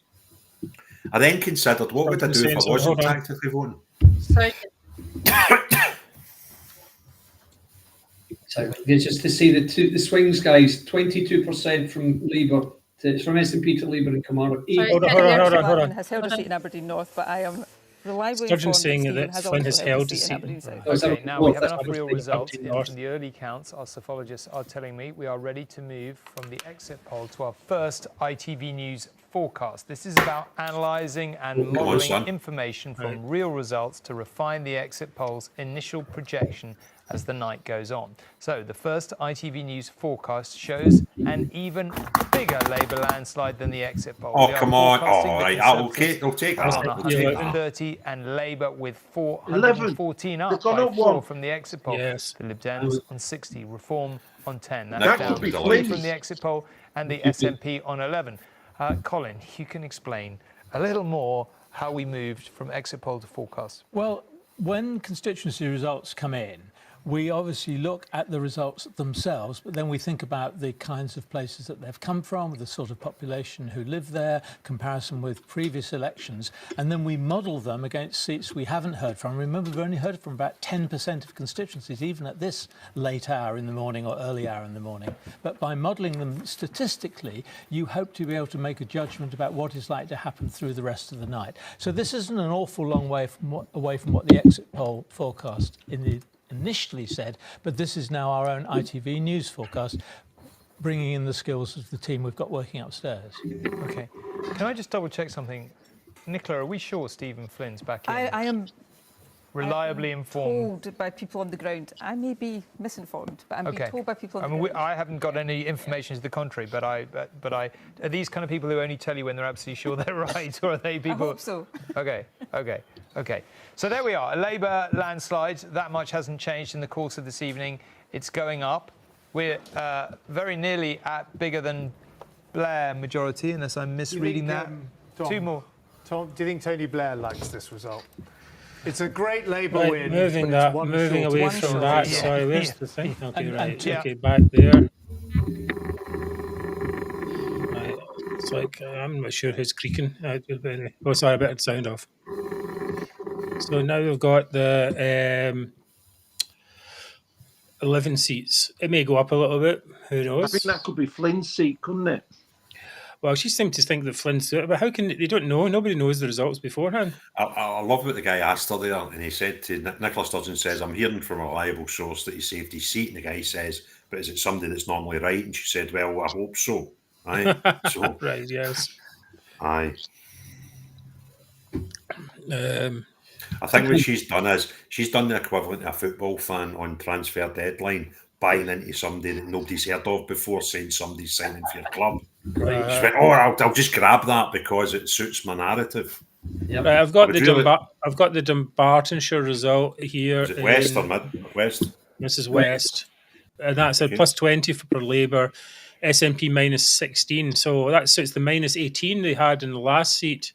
Again, Reform UK at 7%. That's not that good. If that happens in some of the Conservative seats, in fact, it's more likely they'll vote more in those Conservative seats. Then it really could be a problem. Did you have 10, David, that were heavy contested? Well, out of the 10 that could win by Conservative, there's a lot that will just come second. But how many Conservative possibles did you have? I had seven likelies, really. The 6 seats, the Home plus Gordon and Buchan, the other 3 were Argyll, Butte and Sigley-Cabar, and the 2 Percer seats, which were possibles, but not very likely. Yeah. So I would have thought Conservatives, if they get 7 seats, they'll be doing very, very well. So even if they lost 2 or 3 to the Reform factor, we're looking at maybe 13, 14 seats for SNP. That's anything south of 20. I'm delighted with. Absolutely, I'm the same because I've got money on them getting less than 20. Okay, yes. I mean, obviously that's going to be I'm only worried about my kid's future. David's worried about his pocket. I'm worried about my £5 exactly. No. Well, Neil Henderson saying apparently Reform has done better than the Conservatives in the Glasgow area, which maybe not such a surprise. Anyway, according to the BBC, that could be that. I'll go back to what I was talking to a local person about Sunderland, where people were happy to vote for Reform who would never ever have contemplated Reform. So I think we've got to take that on board with Scotland, that people, i.e. SNP supporters, who would never vote Tory, could suddenly now see Reform as an option to vote for. And if that's the way the whole thing goes, then the Reform vote might not be as big an issue, because we're thinking it will just take Tory votes. But if they've taken Labour votes in a Labour heartland in Sunderland, and they could do the same Dean in Thompson is saying, actually, maybe I should have sent him a thing. Dean Thompson is saying a 22% swing from SNP to Labour. Context, it was SNP's 4th safest seat in the country. Yeah, they said it up on the BBC. They were saying that was the 4th safest seat. I'm staying up to this is done. How many? You get ones that like some of the outlying islands and stuff like that. They've got no chance. Are some of the results going to come in on Saturdays? Am I being silly? It depends whether they can fly them across. They just showed you Orkney. The results from Shetland being flown across to Orkney, and they said it was a difficult flight. It can't be easy. It can't be to get the stuff there. I think it might be certainly tomorrow lunchtime before you get like the Western Islands. Well, the original prediction was 5:30 a.m., but maybe not. Yeah. But none of them are even going to be anywhere near SNP seats. So that's that Rachel Reeves. That's the Western Isles would be Western. Angus Brendan's seat, that would be Labour for sure. Yeah, definitely.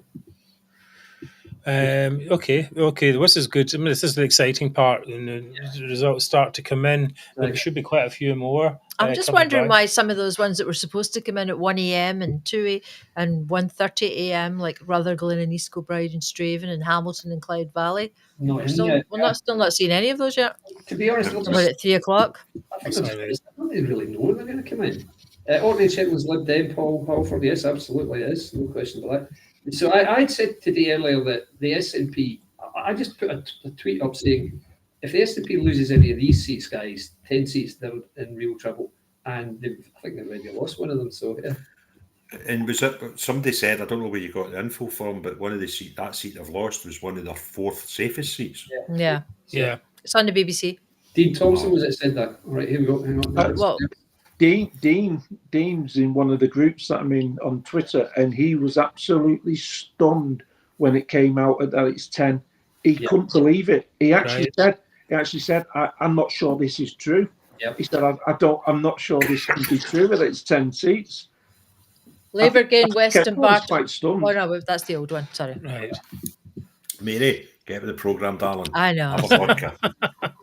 No, they put it up as a big thing on the screen. So yes, I mean, just to say, I was saying before, the swings have been in the two SNP to Labour losses have been 22% and 18.1%. Guys, this is enormous. That's massive. Mark, can I make a suggestion? See if we repeat this for Holyrood. Can we get Mary with a big board behind her going like that? With the swingometer. Aye, and like a swingometer and a map. That's it. Well, you can use for that. Yeah, no.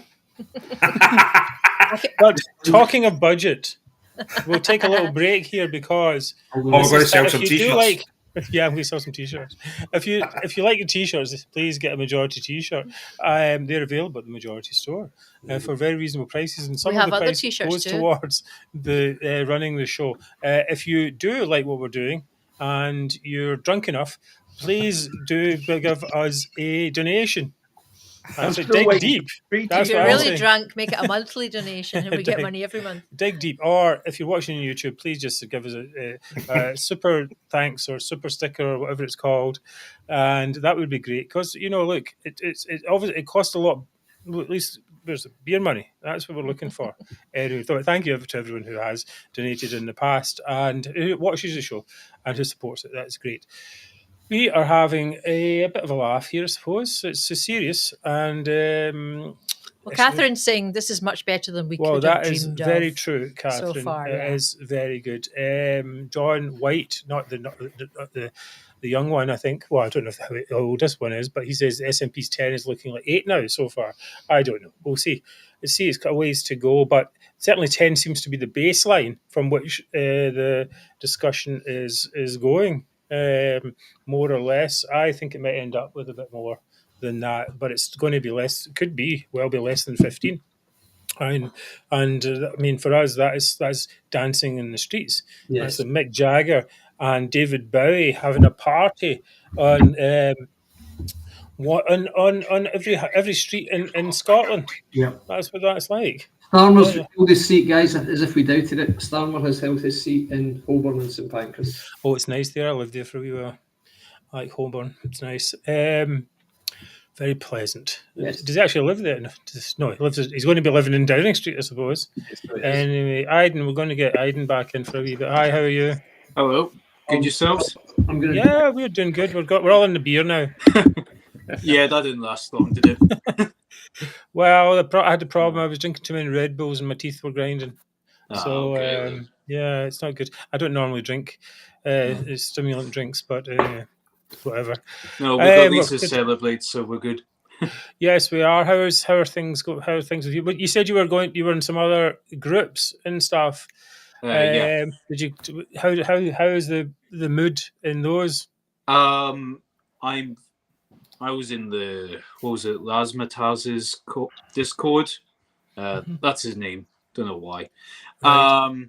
They seem quite hyped. A lot of people that vote in the form, they're quite happy to be getting the second or third vote from the Tories, and they're quite happy with that, to be honest. I'm not too bad for me as well.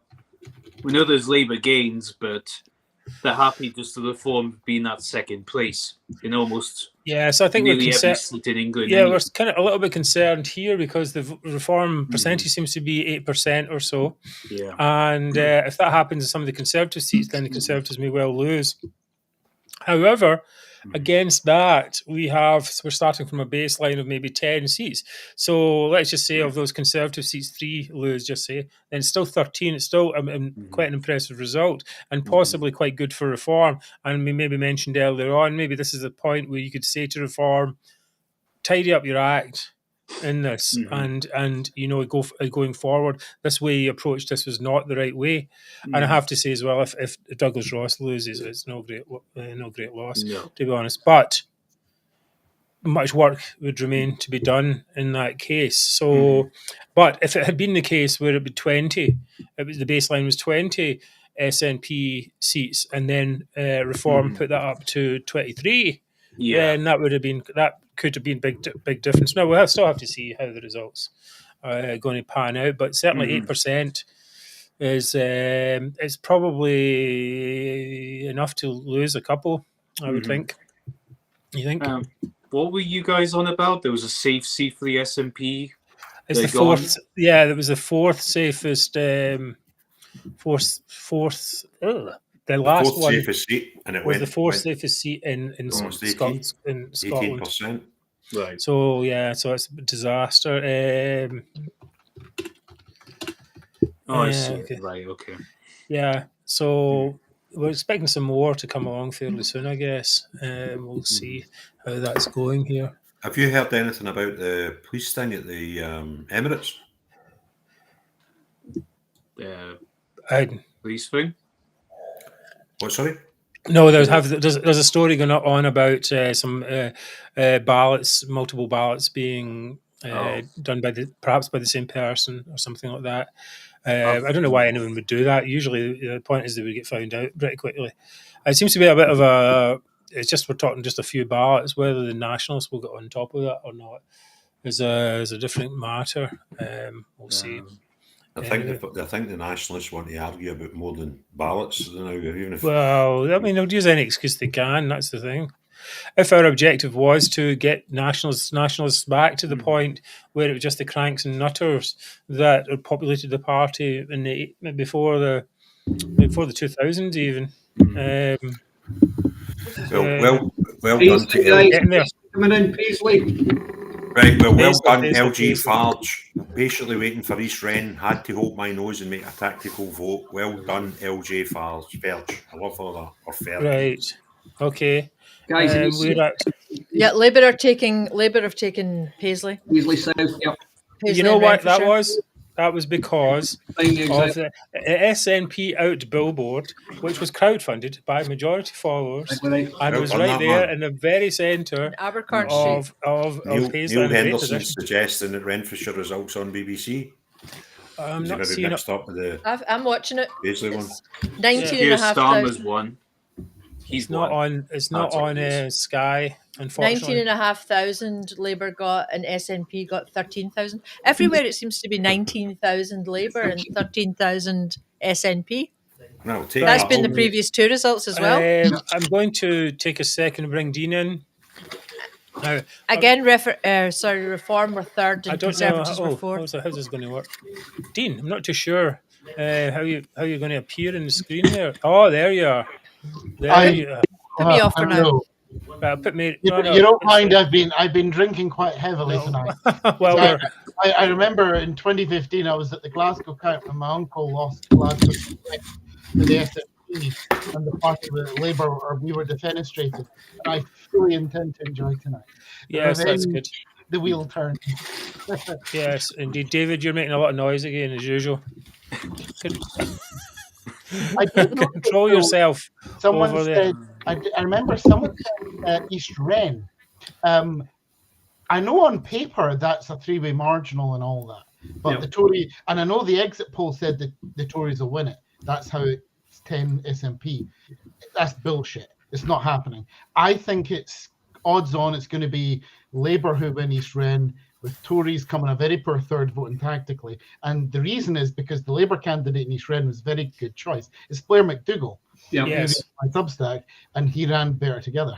So Labour, and of course the Jewish vote is very decisive in GIF. Yes, of course, in that area, exactly.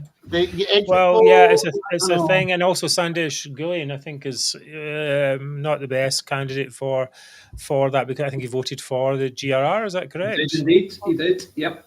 Exactly. So he was a crap candidate. Well, that's one way to put it, I guess. I think, Mark, well done. Congratulations. I think you found a drunker guest in me. Well done.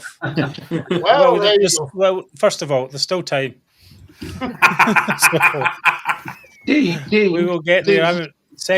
I'm hopped up on the, now I've got the beer and the energy drink, so we'll not know how this is going to go in another hour and a half. So how's your blood pressure and things like that? Your vitals normally okay? I am calm. I have a very low blood pressure, somewhat surprisingly, considering all the stress I have to go on dealing with Scottish politics every week. But anyways, that's a different matter. Now I was going to try and get see, if we do it that way, you only get 4 of you. So I'll tell you what, can I take a wee comfort break then? And can I take a wee comfort break if it's better for your production? Is that all right? Yes, you're out. Okay, he's out there. Right, Dean. Anyway, how have you been? Well, I've been surprised, to be honest, because going into this, I remember when I was doing the podcast with Susan Dalgetty at the Scotsman and Andrew Liddell, the Courier. We've been mincing and chomping the polling data, and we all arrived at the conclusion it could be a disaster of a night of the SNP well below 15, or it could be 20, 25. And I came down, it'll be about 20. And when that exit poll came out and I saw 10, I thought, no way. I mean, I'm missing something in the data. Because sure, the MRP polling had Dundee seats up in the air. They're yes cities. They kind of defined SNP in the Central Belt. But for 10, you're talking Perth. That's that's Wishart. That's Comfy's first P. I mean, even with boundary changes being counterproductive, he has a presence there. And, the Tories did not have a good campaign. Douglas Ross treated his colleague a colleague I quite like and I'm friendly with. So caveat, declaration of interest. I thought he treated him pretty badly up, and that was one of the seats I thought the Tories could win, with the SNP vote falling faster than the Tory vote. But I then saw, as the night went on, the Tory vote has fallen the least in Scotland compared to anywhere else in the UK. It's down only 10% in Scotland, which is the smallest. Down 18% in London, the next, and after that it's down 20 everywhere else plus. So I wonder how much of the constitutional dynamic has actually played in, especially in rural Scotland, the southern constituencies, and then the northeast. Because I was worried Reform would end up giving Dumfries and Galloway and some of these other seats in the northeast to their SNP, but it looks like voters have been far more sensible than I. Well, I don't know about that entirely, Dean, because even if we look at this result here for Paisley, oh, sorry, that's you. Well, I'm on the wrong page. Share this tab instead. Okay. We see here Reform has got 7.2%. This is similar to what they have had in the other seats. 8 to 7%. Now that surely could swing the difference in some of these Conservative seats in the northeast, or even in the borders. Central Belt. It's Central Belt. I don't think you can compare Central Belt to rural Scotland. The vote, I mean, it's a completely different context. Because if you're up in East, say you're up in the northeast, it has been forever and thus SNP or Tory, and you have the unusual sight of people who switch between those two parties, which is really unusual for us in the Central Belt. But it does happen up there quite a lot. So you end up in a situation where you don't really know the volatility. And the SNP vote, I mean, I talked to a couple of Tories, and the Scottish Tories seem to be completely caught by surprise with the exit poll.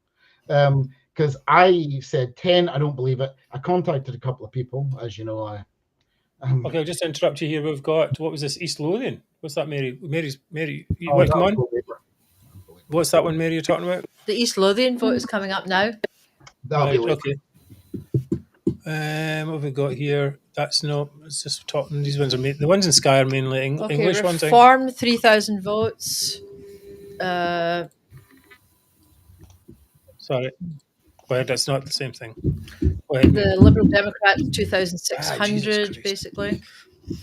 The Conservative 5,000. Labour 23,500. It was the number one target. Reformers 3,000. What's SNP? Let's see. This is 10,000. This is So it's 23,500 versus 10,000 in East Lothian. One of the biggest majorities of the night.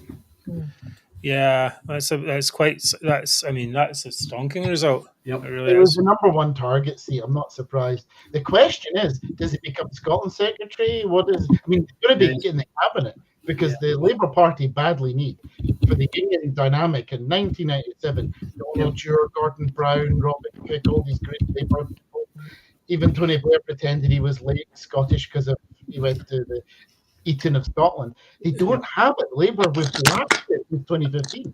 Douglas Alexander was parachuted into the number one target seat in Scotland, and there's a reason for that. So I don't know if he'll be Scotland. He's going to be in cabinet. He's going to walk into a cabinet job. Right. It won't be for him sec, but he's going to get something because Labour need him badly to say Scotland matters. Scottish Labour centre of the UK government. So he's one to watch career-wise. Right. Okay. Yeah. So he's going to have some time to do that. This is what swung it. This is here what swung it in Paisley. That was what it was. Is that about it? Yes, that was it.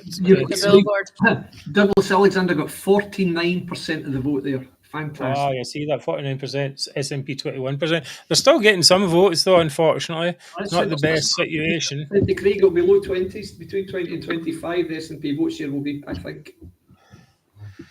Oh, interesting. Okay, Aidan, how are you doing? Yeah, not bad. Just watching Ian Duncan Smith's won his seat. Yes, I saw that there. Conservative hold, is that the one? Yes. Chatsworth lost the seat, hasn't he? That is that one. I'll put it on there. Knew that was going to happen. Oh, that's right there. That's okay. That was he's a very good constituency MP. He's been there for longer than I've been alive, frankly. And Labour ended up cocking it up because there was the split because you had the independent. It was right the party moved her out because she said things that were not acceptable from a Jewish perspective. But she then ran as the independent and she split the vote, and Ian Duncan won a seat Labour should have won. Now, here we've got Aberdeen coming up now. Okay. Oh, good. It's not. This is SNP 14,000. Kirsty Blackman. 14,500 to SNP. Come on. It's Labour. She's Liberal Democrats 2,500. It's Labour. Come on, baby. Labour. Somebody else for 200 votes.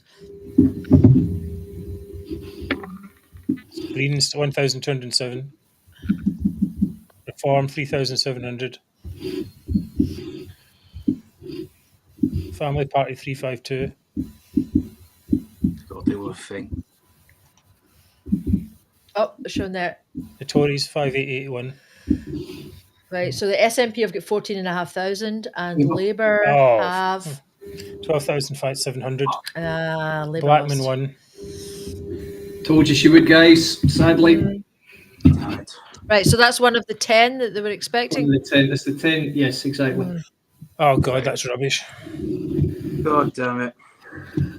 Well, I was right that Labour were the challengers. There's 1,800 difference. And how many did the Reform get there? Probably about just a couple of thousand or something. Yeah, exactly.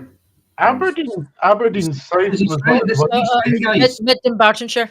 This is East Redfordshire on my telly. Why are we not getting them in this? Mid Dumbartonshire is SNP 13,500. Hold on. I'm getting Kirsten Oswald's here. 1,510. Alan Steele, the Liberal Party, 481. What are you showing, Mark? I'm not showing anything. It's nothing on Sky. This is all. We just got to watch the telly here, BBC. BBC won't stream properly. Sorry, so I can't put it on. Colette Walker. Oh, she's off in the things, isn't she? 196. Blair McDougall won East Red. Yes. Blair McDougall. Very good. Told you guys. Told you, Restrain. That's good. That's very good. That's very good. Yeah, have you got the majority there in the percentages? And quite a big amount as well. Nearly 22,000 compared to 13,500. Bloody hell! So it's pretty huge. Bye, Kirsten, baby. Yes, that's a good one. That's a good one. Yes, this is what it's all about. Anyway, I need to take a break. Mary, can you do the movements? Yeah. Brilliant, guys. That's huge. Dean? Yeah? How many seats do you think the Conservatives are going to end up then? Because it can't be 12, can it? No, in Scotland. I've been chatting away to a couple of sources, and they've been very cagey. As soon as the exit poll came out, they were going doubling down hard, saying there's no chance. Because one of those, for that to be true, one of those would have been East Wren. So immediately it was BS. And they've been saying it could be 7, 6 would they'd be happy to hold the 6, 7 or 8, 1 or 2 gains. That'll be what they're looking at. That'll be a good result, won't it? So I think it's probably 7. If they it'll be 7 Tory in Scotland and 7 SNP. If they increase their total by 1 or maybe 2, that's not a bad result for Conservatives really in Scotland. Exactly. It'll be spectacular given their vote. Exactly, given the vote share fall, it's absolutely incredible. And it shows you, Dean, how much you've fallen less than the SNP. Exactly. How much, if the Conservatives do hold up their number of seats won in Scotland against the backdrop of a vote share fall, Dean, that says that there's an element of tactical voting there, right? Has to be. Must be. Absolutely must be, especially when you think Dumfries and Galloway, that was the Scotland secretary, he stepping down, he's not running. So they don't even have an incumbency factor there. And I'm old enough to remember, and so are all of us, when that was a Labour seat. I mean, Dumfries is not like a Tory city, well, town. But I mean, yeah. The SNP are pretty chomping at the borders, but people in the borders don't vote. How can I put this? They vote Tory to keep the SNP out because if you live in the borders and you don't support independence as a tribal thing, you know the importance of living without a border. Yeah. It's really important for hospitals and all kinds of things if you're in a border seat. So it's always, and also the SNP have made mistakes down the borders. Remember the last Holyrood election, they did the whole, what was her name? You only need plastic. Harper MSP. Oh yeah, Emma Harper. Yeah, do you know how she became the top of the list for the SNP and became the Borders MSP on the regional? Because she was disabled. Disability thing, and she said, "Oh, diabetes means I can leapfrog the SNP." Hold on a second, Dean. Sturgeon speaking. Better for Labour than I thought. It's worse. Look, it's worse than you expected. So, throughout this campaign, I have been expecting what has unfolded tonight. I mean, we've had private conversations over the last couple of days where I've been predicting that. So it's not a surprise to me in the context of the campaign. I think the SNP fought a spirited campaign. I've already talked about some of the things that I think there might be reflections on. But yeah, I mean, maybe 6 months ago we would have been hopeful of a better result than this, but I think the context of this election has always meant that this was going to be a really tough night for us. Yeah, I've got some news that Ed will want to hear, which is Andrea Jenkins, who is the Conservative candidate, BTIM has lost and Labour has retaken your old seat. Oh, the new version. How do you feel about that, Ed? Thank God, Ed looks so thrilled. I was so expecting if you're missing the close-up on his face. George. Right, so it was somehow Sergeant. Oh, sorry, turn the sound off. What's kind of weird actually is that STV isn't showing the Scottish results. Are they not? I wonder why. They're not showing the Scottish results. It's very weird. By the way, Craig, they're not the only one. I'm struggling to find Scottish stuff everywhere. I'm trying to find Scottish results, but not showing it. Craig, I'm getting it on BBC One Scotland, guys. BBC One Scotland. Yeah, I can hear you. Can you hear me? We're all good. Back room. Sorry, let's go back to David. What did you say there just a second ago? I was just saying BBC One Scotland, if you can get that, that's showing every single count live. Yeah. Yeah, I'm watching it on the TV. But I can't get it, and it freezes up when I try and put it in the stream. Okay. I'll try once more, right? No problem. Because you're about 3 seconds ahead of me getting it then, Mary, because I'm getting it through Sky here. I'll try this. David. Yes, sir. Have a wee look at your Twitter. Hang on. I'm going on it now. Right, let's see if I can get this to come in. Just share this tab instead. Let's have a look. So George Galloway is no longer an MP? Thank God. Right, so let's just have a second, see if I can get this together. Perhaps going to Reform, going to Labour too. Let's take a moment to now. go away from Scotland and actually go to Greater Manchester, because Great. an interesting result there with good timing. Twist. Can I ask you something, guys? Can I just getting clarify something? What does that When I went and took my comfort break, the SNP had won 0 seats. I've come back and I've won a seat. Yeah. Right. Kirsty Blackman won. Aberdeen North. I'm not too happy with you guys. That's you left us for a minute, and that's what happens. It wasn't our fault. The Hoosty effect, huh? It wasn't. Yes. Aberdeen South is the one to watch, because if the exit poll is anywhere close to accurate, that should be going Tory. Yeah. Which I would struggle. Is that Flint? East Kilbride's. Yeah. Oh, hold on. Wait a minute. Hold on. Is that on BBC? South Lanarkshire, we've got. East Kilbride it is. Yeah. Okay, I'll tell you. Why is it doing that? Hang on. Oh, I put this up here. Yep. Guys, can I just come in a minute? No, it's not working. Yeah, hold on. Sorry. It's East Kilbride, so this is important. Yeah, sorry, I can't get the BBC. It just freezes up. So right, SNP. Mary will tell us the result. 13,625.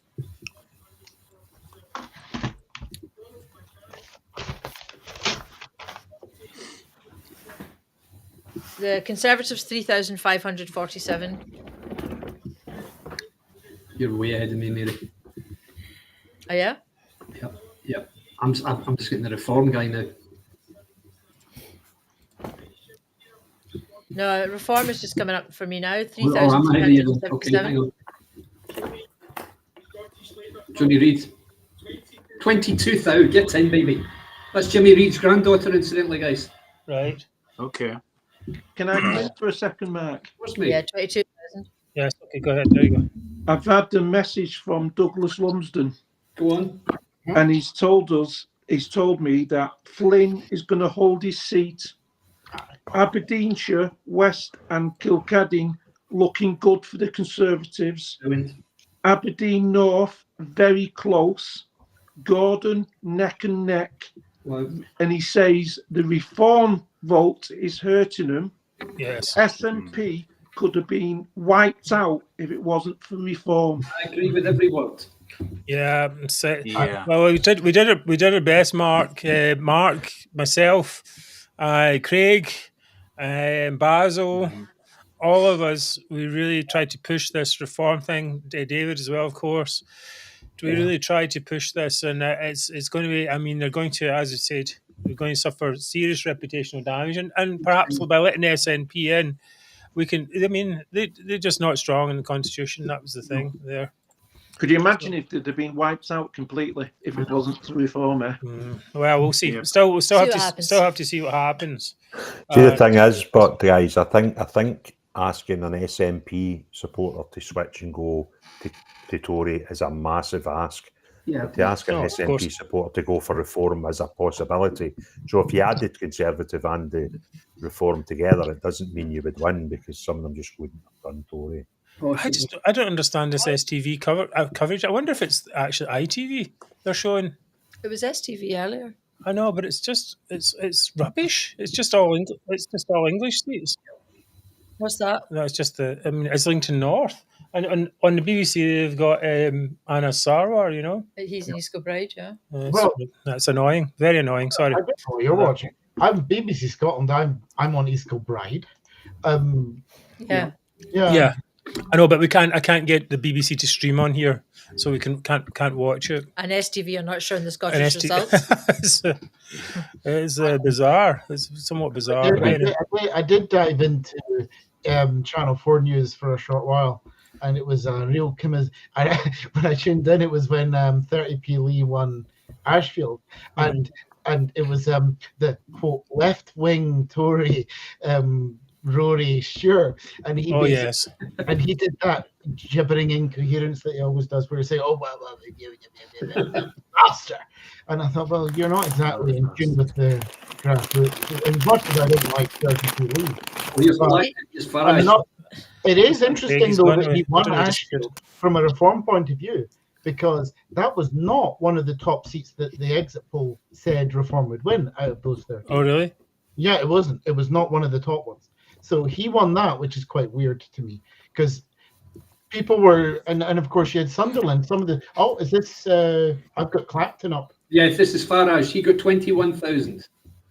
Well, what's the majority? No, that's just his vote. Just his vote. Oh, I'll tell you what the other here.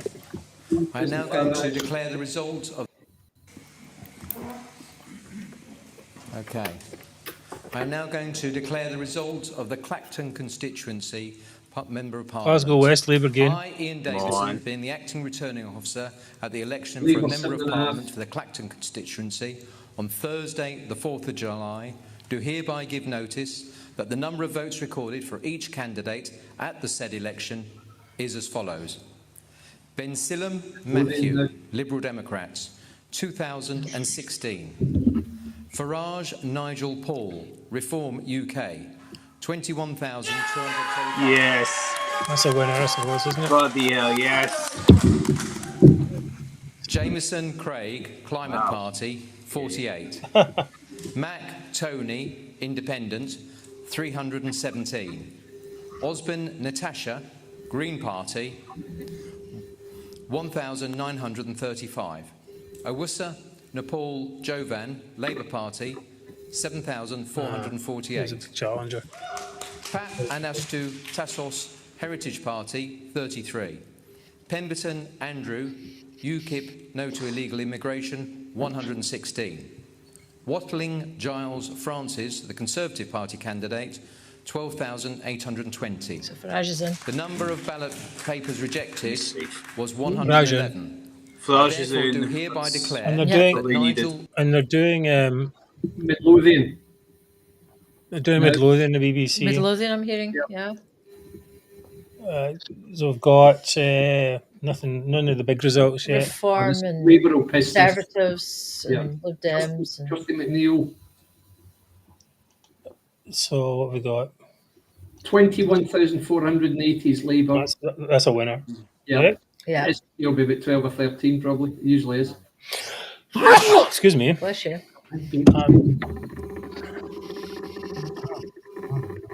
Owen Thompson. Oh, he's your favourite, Mary. Owen Thompson. Another one. Owen Thompson's gone. Brilliant. 13,000, yeah. Right, okay. Right. I need to update my chart. Midlothian, yep. I've got this chart somewhere. I don't know where it is. Lost it. Majority is 8,167. They get about 47% of the vote there, Labour. Wow. It's amazing. Right, so who have we lost? Who have they lost so far? Let's have a wee look at this. They've lost. Share this tab. Okay, so let's share this tab here and move around some crosses. So Owen Thompson, he's gone. Yeah, he's gone. Yep. Paisley South, that's gone. Paisley South was. He actually got 49% of the vote. 49. There you go. Amazing. Paisley South. Where's that? Paisley down here. Paisley. Didn't Glasgow West also go Labour? It's so they said. They haven't announced it yet. BBC haven't announced it yet. Where's Paisley? What I heard as well. I see Paisley and Renfrew. Paisley South, Jacqueline Cameron. That's the one she lost. Yep. Right. Okay. So we've lost 4 so far. They've lost Weston Bartonshire. They've lost East Kilbride. Oh, East Kilbride as well. Yeah. And Midlothian, decisive Labour. Yep. Lothian East, they've lost. Lothian East. I mean, that Midlothian result, I mean, Labour 49%, SNP 30%. That's 19% up for Labour and 11% down for the SNP. That's that's more than 15% swing. So it is. That's a handsome result for Labour. East Kilbride, Grant Costello. Is that the one? He was never going to get in there. Right, and then with the other one I'm looking for is Midlothian. I don't know what it is. Oh, right, okay, I'll find it later. I I suppose. can't. It's too small, Mark. Oh, That's is it? Mm. Midlothian. There's too many of these. That's the problem. Right, Midlothian. I'm give it one more minute, and then I'm giving up. This is the point. Someone does filler and talk. No, right. Okay. Well, what?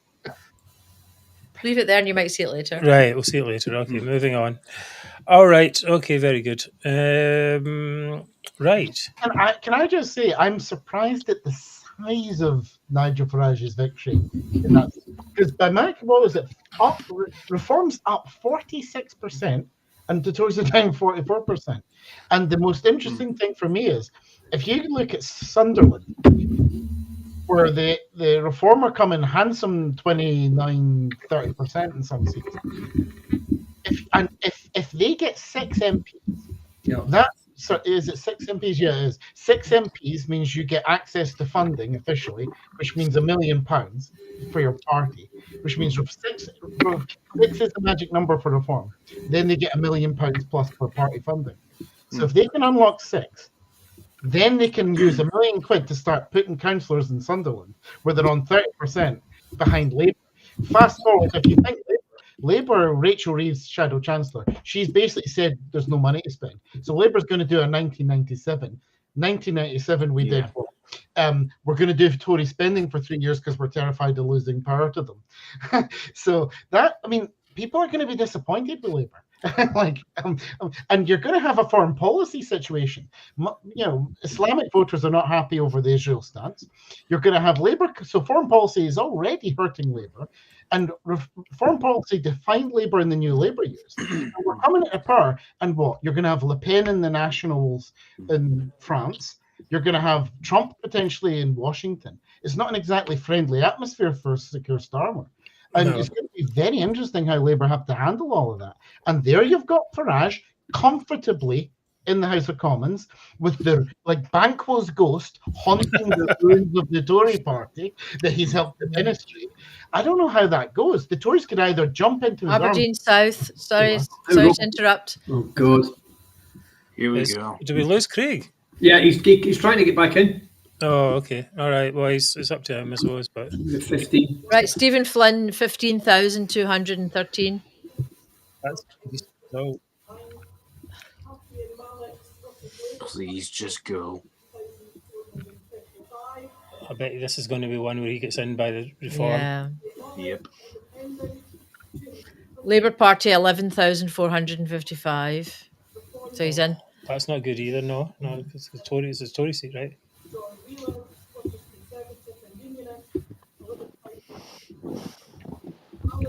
Oh, we got that right. I got them. Labour was second. Ha ha ha. Ha ha ha. All these people who told me it should be Conservative. Wrong. Didn't matter. It's so slim. Annoying though, because Labour and Conservative 22,000. I know. And Reform. If all those Reform votes had gone to either Conservative or Labour, then they would have lost the seat. No, they still wouldn't have won. They wouldn't have won. No. So Reform gets away with it in this case. Gets away with it, yep. Second, there you go. But the problem really in this case is that there wasn't tactical voting between Labour and Conservatives. But we kind of knew that, didn't we? Wasn't this one of the seats that we knew that they both thought they would win? So there was no. They were going to fight each other. Yeah, so there was no clear. That's so annoying. I know, you're right. Never mind. We're going to lose a couple. And the two... Aberdeen South has been, in the last 20 years, it's been SNP, Labour, Tories. It's a marginal. Yeah. But there is an upside to this, and that Flynn won't come back to Holyrood. Right. Is that Corbyn got in Islington off? Yeah, Corbyn's won. Corbyn's won his seat. Who's banging? Someone's banging. Who keeps banging all the time? That was me. Corbyn just got in. Corbyn's in. That's a bit rubbish. Great. That's going to be a fun dynamic to deal with. Right. At the moment, SNP have 2 seats. No. Yeah, they can just keep that 2 seats and that's it. Yes. Well, that would be good. Yeah, just keep those 2 seats. Unfortunately, more will get in. I call time on voting. We're done. We're done. We're so done. Stop the vote. Yeah. Stop the vote. Well, Catherine is saying that vote share in Scotland so far is Labour 45%, SNP 30%. So much for the polls. Right. So they are 50% Well, ahead. also, I'd like of to say thank you to everyone SNP. who's out there watching with us. I hope you're enjoying our banter, and I hope you're having a beer or tipple. Or if you're a teetotal, then some fantastic Diet Coke or water. But please, as long as you're enjoying yourself watching with us, that's part of it, isn't it? It's amazing we have this technology in this day and age where we can all get together and watch SNP lose like this. So that's a good thing. What happened to Craig? He seems to have disappeared. Thank you to all our hosts who are on here tonight. Yes, Thanks for joining us. It's good to have everyone here with us, although Craig seems to have disappeared. Anyway, Mark he's trying to log back in. Right. Oh, Mark Z's there somewhere as well. He's having a rest, I think. No, he's in there. He's in there. Mark, how are you doing anyway? I'm having fun. Yes, it's good. It's really. I'm delighted. I really am. But I'm disappointed. Flynn's kept his seat. Really disappointed. Well, it was always likely, though, wasn't it? Though, because of the split. But he might be alone, a bit lonely. It might be indeed. Well, they have Kirsty, bless them, so they can get the train down together. Wouldn't that be fun? Yeah. The good thing is we're not going to hear him banging on every week in Westminster as the opposition, because he's not going to be the opposition now, is he? No. He might be unhappy because wasn't Flynn one of the ones who was imagining a trip over the water to Holyrood? Yeah, that's what I was saying. That's what I was saying a minute ago, because that's the flip side of it, is that he doesn't get that, So he's going to be isolated in Westminster. With Joanna Cherry might lose, which means she might be going off to Holyrood if she loses in Edinburgh. Is that another split seat though? It's another one that's David did know. Which one's this? Joanna Cherry's seat. Edinburgh South, I think it was. Thanks, Neil, for your comment. Thank you. Glad you're enjoying it. Joe Cherry's is one of the 10 bankers, and the story is that she's lost it. That's what I'm hearing. That's what I heard. Which means she's off to Holyrood and Flynn's stuck in Westminster. Exactly. So, who's really won that? Yeah, exactly. It's saying here Labour's won 10 seats and the SNP's won 2. That means Labour's taken 10 seats from the SNP then, because they only hold 2. Oh, no, 1. No, that's... Yeah, because we've not had the Labour South, Edinburgh South. And the other one is... And the other one's Rutherglen. So, so it's 10 gains. Oh, it's 10 gains. We've not had the only seat. Yeah. We've not had the whole. No. Amazing, guys. Brilliant. Yeah, I think I would be happy with Sarah winning. If he wins out of, is it Nicola's seat or whose seat? Nicola's seat. David, no, Nicola's seat. No, that's, you mean that's Holyrood. That's Nicola doesn't have a thing. Oh, that's... I'm confused now.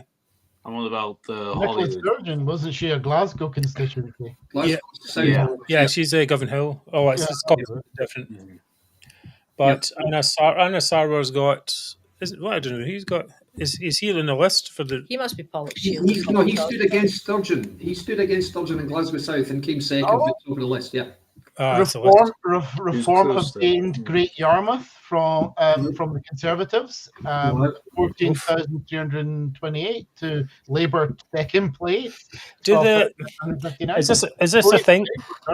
Is this a thing for Reform, that they're really good in like dismal seaside towns? Yeah. That was the Brexit vote in England. The small town working class, the ignored flyover country. It was the coastal town that they've not benefited from globalization, because of course 2008 financial crisis that defined everything, and we still live with it. True. Because you had winners or losers from globalization, and all these ignored seaside towns for 20 years said, "Oh, bankers, you need to vote to remain in the European Union. You'll ruin the economy." And they all said, "We've not had a pay rise for 20 years. Our small coastal towns are crumbling. That's your economy in London, not ours." It was a winner or a loser from globalization dynamic. It's not left or right.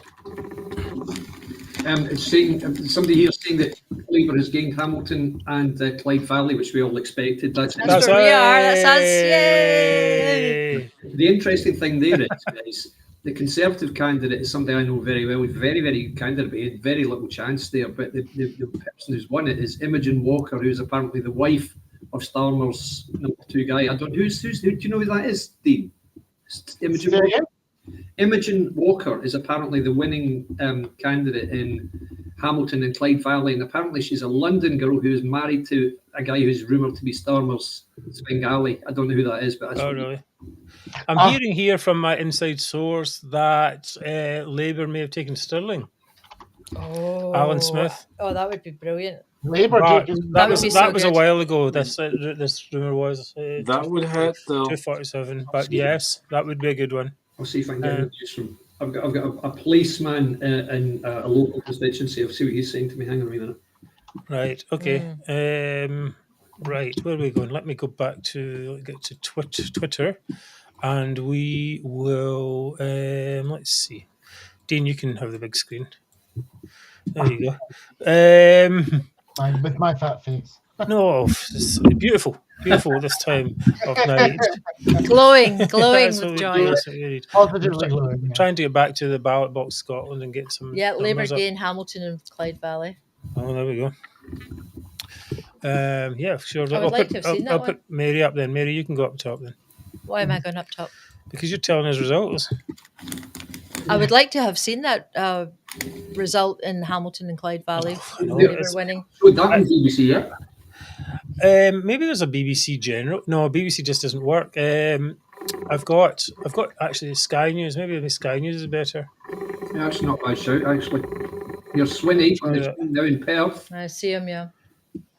I wonder if they hold Perth, the exit poll is completely wrong. I'm not been seeing. This is not. I don't understand why this STV has. Maybe it's just this ITV. Sorry, is that me? Yep. No, that's Cathedron. I didn't even know how to say that. Somewhere in Wales. Right. So, Mr. Tommy Boy, he's saying that Imogen Walker's husband is Morgan McSweeney. Yes. Who's Morgan McSweeney, Dean? Don't know. 10,000 majority. So, Mary, you can take over. I think go. Have you seen J.K. Rowling's tweet? No. To Kirsty Oswald. Oh, is it XY? Oh, that's she's put Kirsty Oswald has lost her parliamentary seat. Incredibly, it seems palling around with people who want to decapitate women isn't a vote winner. Right. Jesus. Yeah. I've got Falkirk here. Falkirk here is Labour. Labour here. It's just coming up. It's on ballot box Scotland. Give me a second to put it on the screen here. Falkirk Labour 18,000 versus SNP 13,000. Again, Reform in 8%. Ballot box Scotland says huge swing here, but note that the 2019 Labour had disowned their candidate mid-campaign, giving them their biggest negative swing in Scotland. So as a corrective. Any idea why? Not sure what the thing is. Did someone ask me about Morgan McSweeney? I wasn't listening. Yes. Who is he? Imogen Walker's husband. Well, he's actually quite important because Morgan McSweeney is, he's the Labour guru, the boogeyman. Right. He's the boogeyman of the left of our party, which means he's a good man because the left, Corbyn, hates him. He's basically the guy who's charting Starmer's course to Prime Minister. He's, someone said Svengali. That's pretty much accurate. I mean, he's Starmer's closest aide. He's pretty unrivaled influence. To be honest, I don't know I don't want to say like Blair, Alistair Campbell, but there's a pretty close spin doctory relationship there. And there's McSweeney is not someone I'd want to be on the bad side of. We heard the Falkirk result. Yeah, we've got it on the ballot box Scotland here. It's this one here. It's 40 plus 31 swing to Labour. Still, what's concerning me is this 8% seems to be consistent for Reform. The BBC are now saying that they're suggesting the SNP are going to get 6 seats. What? Yeah, I've heard that. That would be absolutely brilliant. There's not just. I mean, that's not dancing. That's not dancing in the streets. That is dancing naked in the streets. That's level. Now, not me. That means they're losing Argyll and Bute. To the Tories. I mean, they weren't even. That wasn't even on a Tory radar. That was the old Lib Dem. Oh, that Tony Giuliano left. Guys, just to clarify something there, a guy on Butte's candidate, Tory candidate, is first class. Amanda Hampsey. She reached out to me. She was very, very good, and the campaign she's run has been very sophisticated. So I wouldn't be surprised if she wins there. But anyway, that was historically a Lib Dem seat. Exactly. That's right. I had them. I thought it was a Lib Dem seat in the first place, but apparently not. I wonder if Inverness might be in reach for Lib Dems now. Apparently they've got some filthy rich candidate there. If we're talking seats like that, you have to think, yes. Yeah. I mean, they're saying Reform only 4 seats. Yeah, but it's the damage to do in the other ones. Okay, Mary. Well, they've got 3 already, haven't they? They've got Great Yarmouth, Anderson, and Farras. So only they get 1 more, right? Okay. What about Boston and Skegness? That's Tice, isn't it? Is he standing? Yeah, he's in Boston and Skegness. That's 50-50. Wow. That's the seat to keep an eye on, because he's like, Farage replaced him. He's now chairman of the party, but he's been bankrolling it. So Boston and Skegness is 50-50. If you were Reform, you'd hope Tice would win Boston and Skegness. I'd presume that's the number 4. That BBC. I guess so. Yeah, I guess so. I can't think. I mean, I went into this thinking the Greens in England would have 4. So wow. Bristol Central, Brighton Pavilion, those 2 are safe bets. I forget what the other ones were. Yeah. Herefordshire North. That was I thought the Tories would lose that to the Greens on an outside bet, but I was pushing my luck with that. Right, let's see. Here's Perth and Kinross. This is Wishart. Where have you seen this? I've not seen this in my British Liberal Democrats, 3,600. Lib Dems 3,000. Graham Cox, Scottish Labour Party. Labour 9,018. 9. That's he's not going to win it. What seat's this? Graham, Perth and Kinross. Oh, okay. 14,000 not going to be enough. It's not going to be enough. Wishart's got a 1. Sally Hughes, Independent, 679. Helen Ann McDade, Reform UK, 2,000. Reform 2,000. Jesus Christ. Pete Wishart. Scottish National Party, 18,000. 18. He's won. Fuck it. He was always going to win it. That's one of the 10. Look at his big thumbs up. Oh, piss off. He's been there since the mid 90s. Don't forget that. I mean, it's not the run rig thing. He was there from Salmon's, rebuilding. I mean, he's a pretty grounded. He's, to be fair to Pete Wishart, as much as he's totally intolerant. I mean, I write for Scotland Substack. I go on GB News. I'm opinion columnist. He's blocked me because I once he blocked me when I published on Twitter a couple of years back. So he's completely intolerant, but he is a very good constituency MP. He is like. Well, that's another situation where Reform, people voting for Reform still wasn't enough. The combined Reform and Conservative vote still wouldn't have beaten the SNP. No, exactly. So they get away with it again this time. Not done any damage yet. Oh, here's Flynn. No, Flynn's being interviewed now. I'll tell you if he says anything interesting. I'm sure he will. He looks quite happy there. I need to take a WC break, so. Go for it. All right, we'll see you in a minute. Not the top screen. Right, okay. You're off. All right.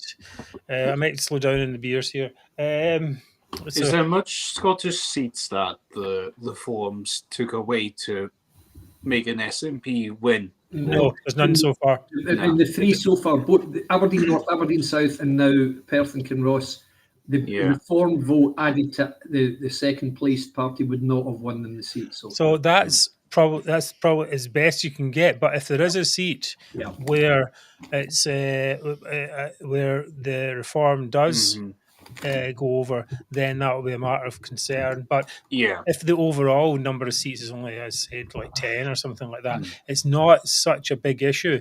But it will mean if Reform does lose a seat that should be won, otherwise we're splitting the vote, then that would mean at least we'll be able to criticise and be able to say, look, you need to be firm up your stance. Have we had the Dundee Central result yet? No, it's due some time ago. It's due. That's Chris Law. He's the guy. It's very late. He when he heard the exit poll, he went straight home. So, right. Well, as you do. Anyway, right. So let's wait, see where we're at. Let's go on to have a look at Twitter here. We've got SNP now predicted to only get 6 MPs. That seems. Is it real? I don't know. Who knows about that? So the Wishart one, that was absolutely expected. The SNP would get. Didn't he come in though? Have a very slim majority last time. It was like 30 or something like that. Tell you, hang on. It was about, wasn't it about 180 or something one time? Yeah. Oh, was it? Something like that. Hang on, I'll get it right. Perth and. I'm noticing the turnout in all these seats are very low, like just above 50. They're not big. No, 57's the highest I've seen. Mm-hmm. That's for all the seats as well. I'm not seeing like 60 at least. I'm not even seeing that. Now, last time Pete Wishart's majority was like 7,500, so it's less now. His majority shrunk a bit. The opportunity to get. Here's Dundee, guys. Here's Dundee. Dundee, right? Hold on. Chris Law. Looks like he's won. 15,500. 15,500. Jesus Christ. 2,000 to Reform.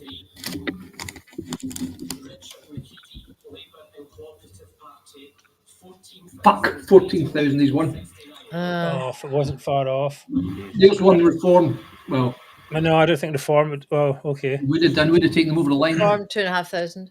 No. Reform on Conservative was only 3,000. Right. This is but we had Reform. These are strong. No, mind. Strong, isn't it? That was quite very close. It was only it's close, and I that. think you can't say anything about Reform because, in that case, because the Conservative vote was so low.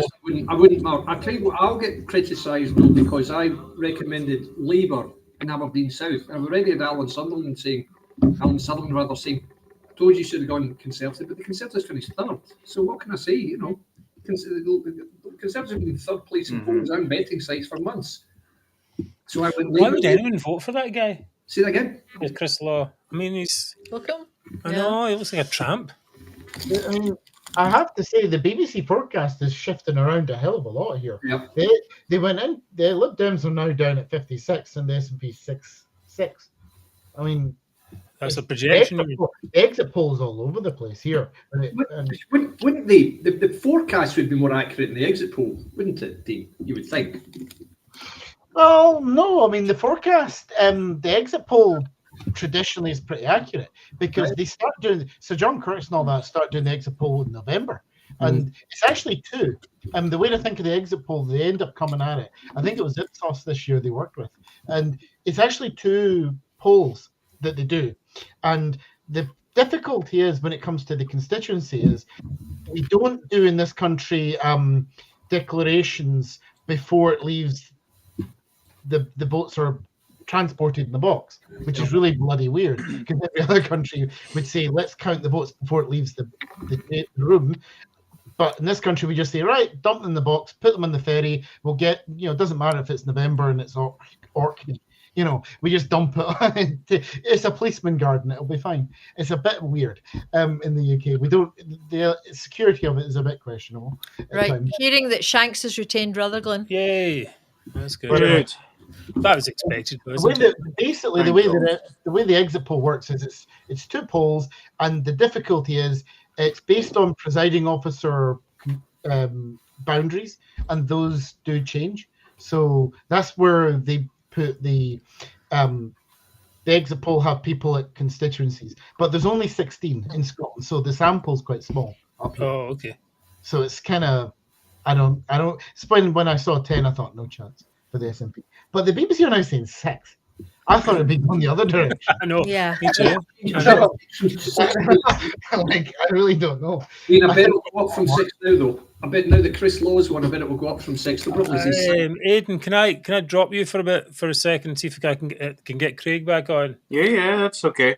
No, listen, I'm actually going to say good night, guys. Oh, I've okay. got a family commitment tomorrow. All right, okay. So I have to get to my let's bed. do that then. Okay? All right. All right, Mary. Good night, Thank you everyone. very Thank you much. so much. Thank you. Yeah. Yeah, I think right. Bye. I think it might be that if there's only a certain amount, people. Bristol can't go. Central, Greens gain. Bristol Central from Labour. Okay, That's one of the ones that said the Greens would gain. Oh, really? I love Bristol. It's such a great town. It's a great city, yeah. Oh, I love it. It's great. Okay, try. Okay.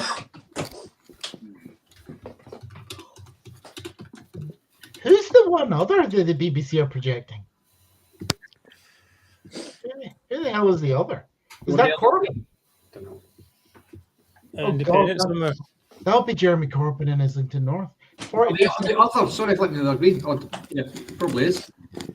Do you know, actually, I did hear from my colleague, source in Wales, that Montgomery might be the only Tory seat they hold in Wales. And if it's true, that means it's not a Tory seat, because that guy is the betting fiasco, betting gate guy. So really? Be elected and not get to sit with the Tories. So it'd be a wipeout anyway. So Wales might elect the only Tory candidate who's corrupt, allegedly. Right. Jesus. Hamilton Wales is a bit weird. That's Montgomeryshire, though. They voted Limpodopic back in the day. Oh, yeah, that guy. Yes. Yeah, he's meant Lib Dem, Limpodopic. Wasn't he with one of those celebrity girls? Yeah, that was the whole thing. Wasn't it? Yeah. And now he's doing a radio talk show and he's best friends with Nigel Farage. That's a hell of a political journey. It's like the main act shake, isn't it? Here's Curtis. Anyone over here, Curtis? Yeah, you do it. Go put him on. Tice got elected. That's who That's it was. Yeah, I don't rate Tyson at all. What's the case? If anything, the swing from SNP to Labour is even bigger than we expected from the exit poll. Curtis is saying it's going to be fewer than 10. We are saying the SNP are less than 6 seats. Kind of top they used to get before the tsunami of 2015. This Mr. Tommy Boy saying that Ayr North is a Labour gain. Fucking yes! Fucking yes! This is good. We'll put that in a wee clip there. Yeah, good idea. We'll put that in TikTok. Reform. If Reform or Lib Dems had voted Labour, Dundee Central would have been Labour.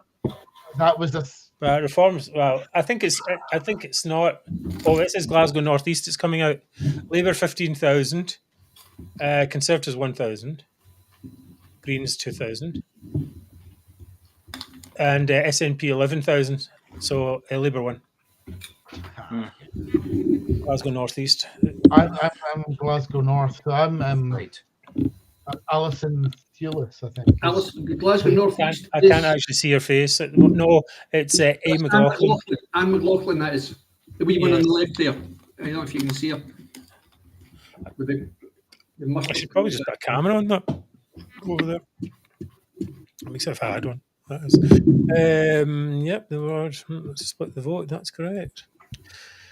Anyways, where are we at? The story here with the Greens and Alapa taking just enough off of the SNP in some of these seats to really cause shenanigans. Oh, we haven't considered that yet, have we? I thought they would do a lot more damage than they were wanting to do, because I was expecting Alba and the Greens to take a lot of those Labour votes anyway. Yep. But yeah, you're right about that, because the Greens don't necessarily break down SNP as a second preference. No. It's actually quite Labour-y as well. Mm-hmm. Greens are a funny old lot. Second preference. Depends where you are, though, when it comes to Greens, because when it comes to England, that makes more sense being more Labour, but they're more... But to be honest, are they any more different in Scotland than they are in England, though? Just depends where they are more popular. Well, I mean, in Glasgow, the Green vote pretty student and young and under 35. Yeah. That's a good. Labour can count on 50% of the Greens as a second pref. Just generally as a matter of rule. So. Right, so they've lost 1, 2, 3, 4, 5, 6 according to my chart. I don't know if that's great. Anyway, Craig, welcome to Get Back. I think you were not on because I think it has a limit of 6, maybe. That's why 1, 2, 3, 4, 5. But Mary's gone to bed, so we're all good. Can you hear us? Right, now I've left the room for another wee bit, and his SNP won even more seats in my absence, guys. I'm afraid so. You need to stay on the chat. It's your fault. So just stay on. Stay on here. Don't go away. Don't go away. Don't leave. I'm most disappointed in you guys. I thought I was in a room full of unionists, and you've just wrecked the show. Right? It's probably my fault, to be honest. But it says here Pamela Nash won Motherwell. Yeah, that's the girl from Scotland and Union. Good for her. That's correct. Ex-Labour. So that's Motherwell. That means someone lost Motherwell. Totally expected. Okay. So that's now 15 gains then, that must be. West. Motherwell.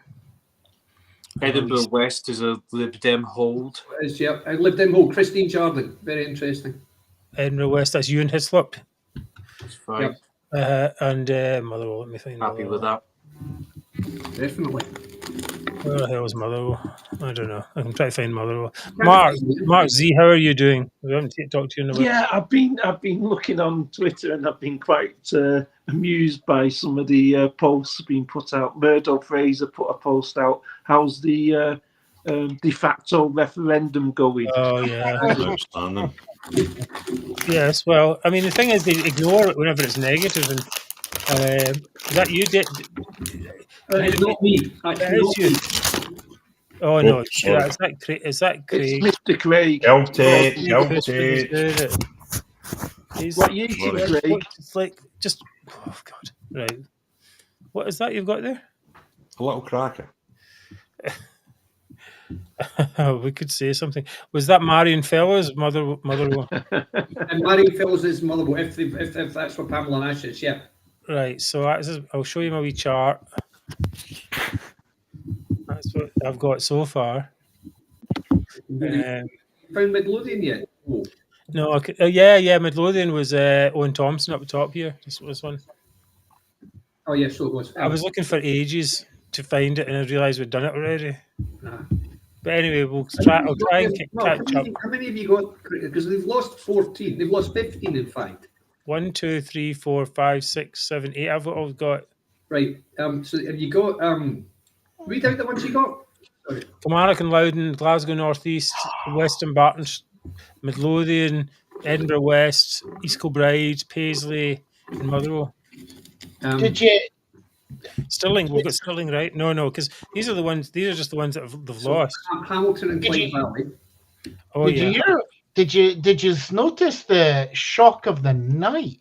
Jonathan Ashworth, the shadow Labour for Secretary of State for Work and Pensions, has lost his seat because to a pro-Gaza candidate. To a pro-Gaza candidate. No, he lost Leicester South. Jesus, what? That's because it's got a very heavy ethnic. That's the Islamic vote. It's cost Labour, but then it was. Is Portsmouth up? Is Penny Mordaunt going to lose her seat? She might be a future Tory leader. What's his party again? Ashworth was Labour. Sortok Adam, I mean. From Leicester South. Oh, let me see. You said the Gaza party. Yeah, is a pro-Gaza candidate. Let me see. Because I know there was a guy that was put on the BBC that was pro-Gaza party as well. Shock at Adam, independent candidate who focused this campaign on Gaza, won 14,739 votes to Ashworth's 13,000. That's 979 votes. Oh, here, Don't tell me immigration's not a problem after that. Jesus, he was the shadow working pensions. to establish things, but we've got to get that balance right about having a proper debate and a proper discussion and having some space to do that over the next few weeks. But that's the kind of discussion that people will start having privately, if not in the next. Some of them will have already been having it. I'll wait till the presiding officer comes up. Absolutely right. Because Penny Mordaunt should lose if the exit poll is right, which is a big blow for the Tories. Aye. That would be terrible. He's expected to lose the seat. Yeah, is it? Exit poll has to go down. Aye. Right. So, I can't hear anything because of you making a noise. If Penny Mordaunt pulls this out, it's an upset. Quiet. You need to be quiet with your crackers. Just put this on mute. We can all hear the crunch, crunch, crunch. Right, okay. What a noise, for God's sake. Anyway, moving on. Don't take him to the cinema. I know. Oh, God, it's the worst, isn't it? Are they actually thinking it? Wait a minute, hold on. Are they doing it, or are they just talking about it? Oh, they've got them on the stage. They must be about to go. No, they're still talking about it. We'll wait till they think. So Who is it? Is it the SNP down to then? I think she might lose her seat, actually. I think she'll lose. Oh, really? Penny Mordaunt is expected to lose a seat, definitely. Really? Absolutely. Yeah. Yeah, they weren't sure at the start, but yeah. She's smiling, though. I mean, she was smiling. Oh, here's the announcing officer. What's he saying? So... Where's this? No, that's Rishi. I'll get Rishi Sunak at the count here. Hold on. Maybe it's in another one. No, that's Jacob Rees-Mogg.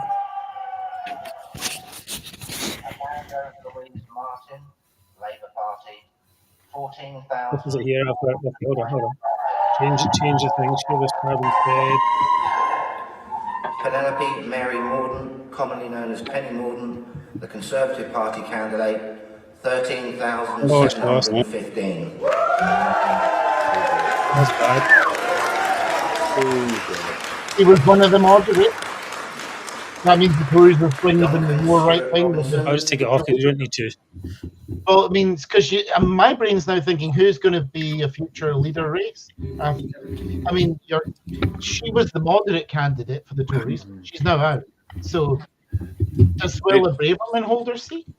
They don't really have anyone left. Has Alan Smith lost? The people who are left are going to be right wingers. The right wing is going to be left, and the debate then is Swella Braverman said, bring Farage into the party, and the other one, Kemi Badenoch, said, over my dead body. So I don't think they can bring Farage into the party. I just think it's just too loose. I mean, basically, you'd be giving him access to still all that party infrastructure. I just don't see it. The Tory grassroots absolutely adore him. Guys, has Alan Smith lost his seat? Oh, wow. That's why they feared him, that's the thing. That's why there's something that disappoints me. Penny Mordaunt lost her seat by 700-800 votes, and Reform got 8,000. Well, that's disappointing, isn't it? Yep. Because, I mean, I think certainly her things against the SNP from our perspective were very strong. Down in England, you have to remember Penny Mordaunt was pretty pro-trans rights. Yeah, that was a bit of an issue. Yeah. But she did stand up to the SNP. What's the majority? What's that? 780. Oh. Oh, that's absolutely brilliant. I'm so pleased. Well done. I've got Paisley and Renfrewshire South, Labour gain. That's amazing. So how many seats have the SNP lost so far? So Labour have gained Inverclyde as well. Yeah. Labour have gained Inverclyde? There you go. Where's Inverclyde? Okay, let me try and find this here. Brilliant. Well done. I've got Labour have gained Stirling and Strathallan as well. Yeah. Stirling, that's Alan Smith. Yeah. He's out good. He's out. I hate him. He looks like Craig White. That's why I hated him. He looked like Craig White. He gave me the heebie-jeebies. Well, you're not really supposed to take a person's personal looks into it. No, you look like a twat, mate. I can't help myself. I was just speaking to the Labour Parliamentary Secretary from North Ayrshire. 16,000 they got, and Patricia Gibson got 13, and Patricia Gibson looked upset, apparently. Where's that?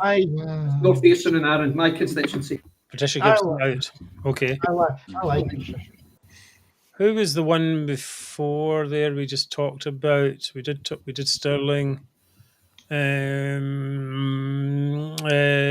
you mentioned someone just before, sorry. Inverclyde. Inverclyde. With the two seats, Glasgow East is Labour now. Glasgow East. Oh, brilliant. Oh, Yeah. Here we go. Yeah, that's How many Glasgow seats? Really? That's David Linden going, yep. Excellent. Jesus. My good friend Margaret Curran will be happy to hear that East Glasgow has come home. Glasgow East. They're coming in thick and fast now. David Linden gone. I'm still trying to find Inverclyde in this wee map. I just saw it flash up. Use Sky's one. That's quite good. That's what Well, using. I'm making my own one of cutting them all off. But I don't know if I just can't find anything because I don't think it's in alphabetical order or something. Like Glasgow Labour's got 15,000. Ronnie Cowan. That guy Ronnie Cowan was always in my feed. I don't know why. He kept saying he had this thing saying re-elect Ronnie Cowan all the time, every day. I know it was impressive in some way. Actually, I mean, except he's lost. Dumbartonshire mid, Lib Dem game. There you Is go. that the one? Thomas Kerr only got 1,700. Jesus. Wow. What is that? Lib Dem. Maybe it was a boundary change. Oh, it's Sturgeon's talking.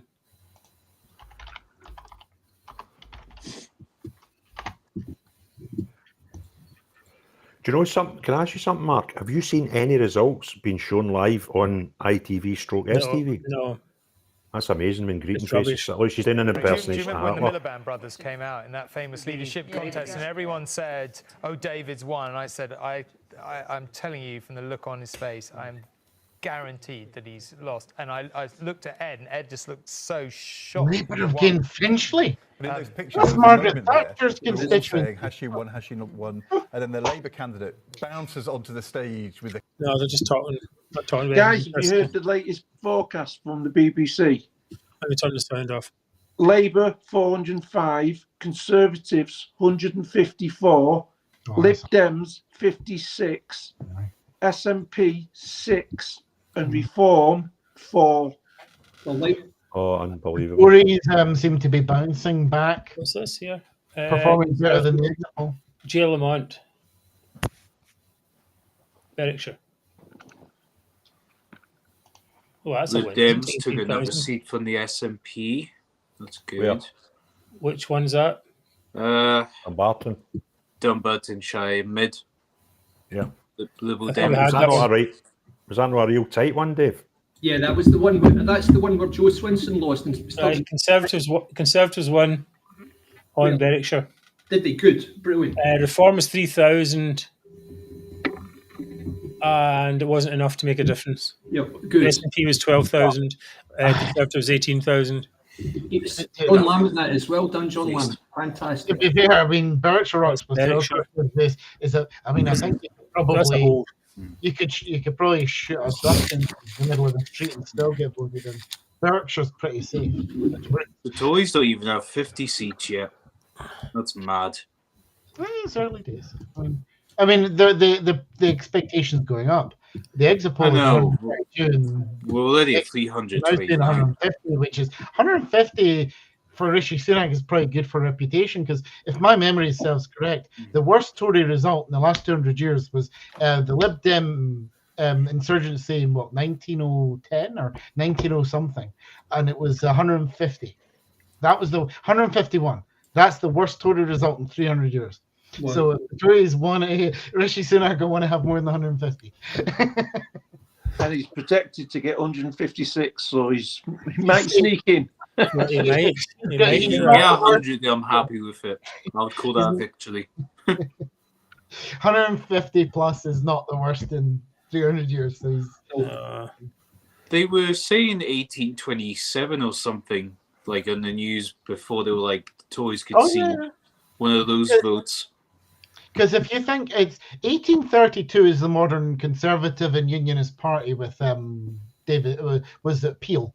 But before that, you then start going back to the Tories, which is just a whole other thing. I mean, which takes you back 600 plus years. So in the modern Conservative Party, which is about 1832 forward, they've never got less than 30% of the vote, ever. So this, no matter what, is a terrible night, catastrophic for the Tories, because they're not going to get 30% share of the vote. What do you think of Reform now with 4 seats? Well, they're not getting funding, so less of a threat. 2 more and they get funding, yeah. They need 6. They need 6, I think, to get funding or something. Really? So, what do they? How does that go up? So 6 to get funding. What's after that? Well, it's about Parliament. It's about fun if you get 6 plus. Then it's per 200 votes, so you get £38 or something. Right. Okay. It's a formula. You need 6 to have access to funding for party operations of some sort, and it's upwards of like £1 million plus. So it's a big deal. 6 is like the big number. Okay. Well, it's quite funny if the SNP didn't get 6. They need the money. How many have they got at the moment? SNP sitting at -20, and I'm quite happy looking at that number. They've got 6 at the moment, actually, according to. No, that's a prediction. Sorry, no, that's a prediction. What have they got?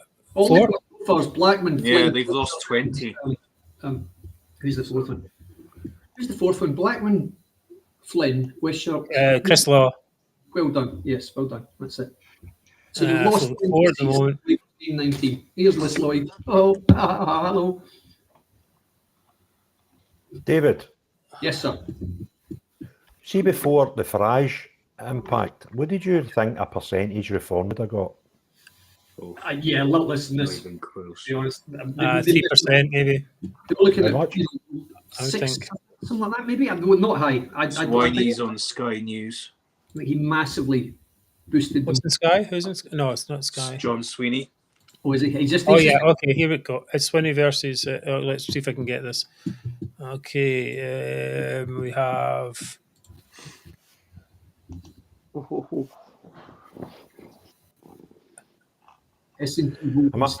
hold on, I better put the sound on. Coatbridge, yeah. Oh, you got it. Okay. Results are very difficult. Difficult, are they? I think the exit poll was tough enough news when it came out at 10 o'clock. I suspect we may not reach that exit poll level, but Jesus, no way. Single figures. We end up.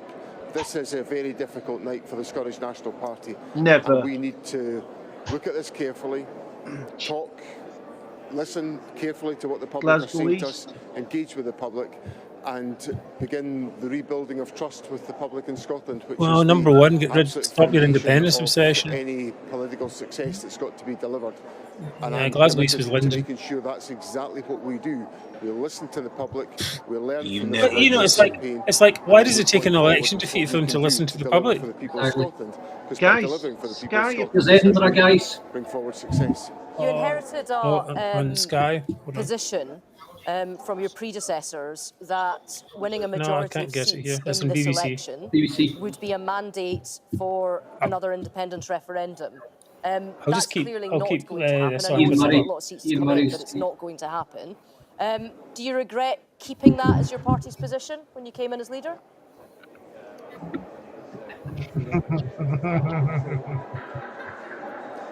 No, because there's got to be a the democratic wishes of the people of Scotland, which in 2021 piss off, you elected a clown. Scottish Parliament with a majority that wanted there to be a referendum on independence and a majority that was What was the committed to SNP said? independence. Independence is And I on don't the think it's healthy ballot. for a democracy to have no room Right, for so people anyway, to I'll take this express. off. Edinburgh South. Sorry, Edinburgh South have got SNP 7,000. Yeah. And Ian 700.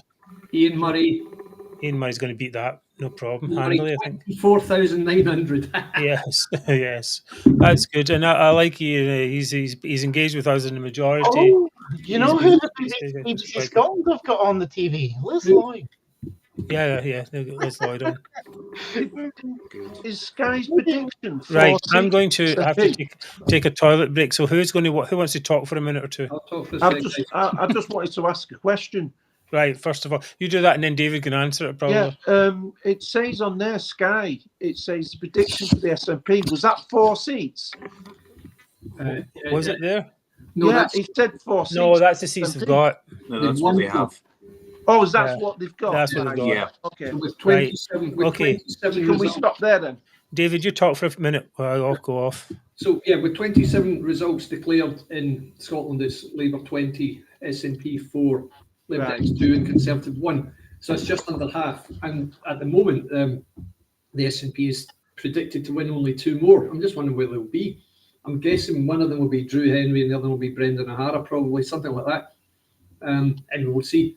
But at the moment, it's looking like, as Srini just said, it won't even reach the exit poll levels, which was 10 seats. So they're almost certainly going to end up with single figures. So this is an absolute humiliation for the SNP.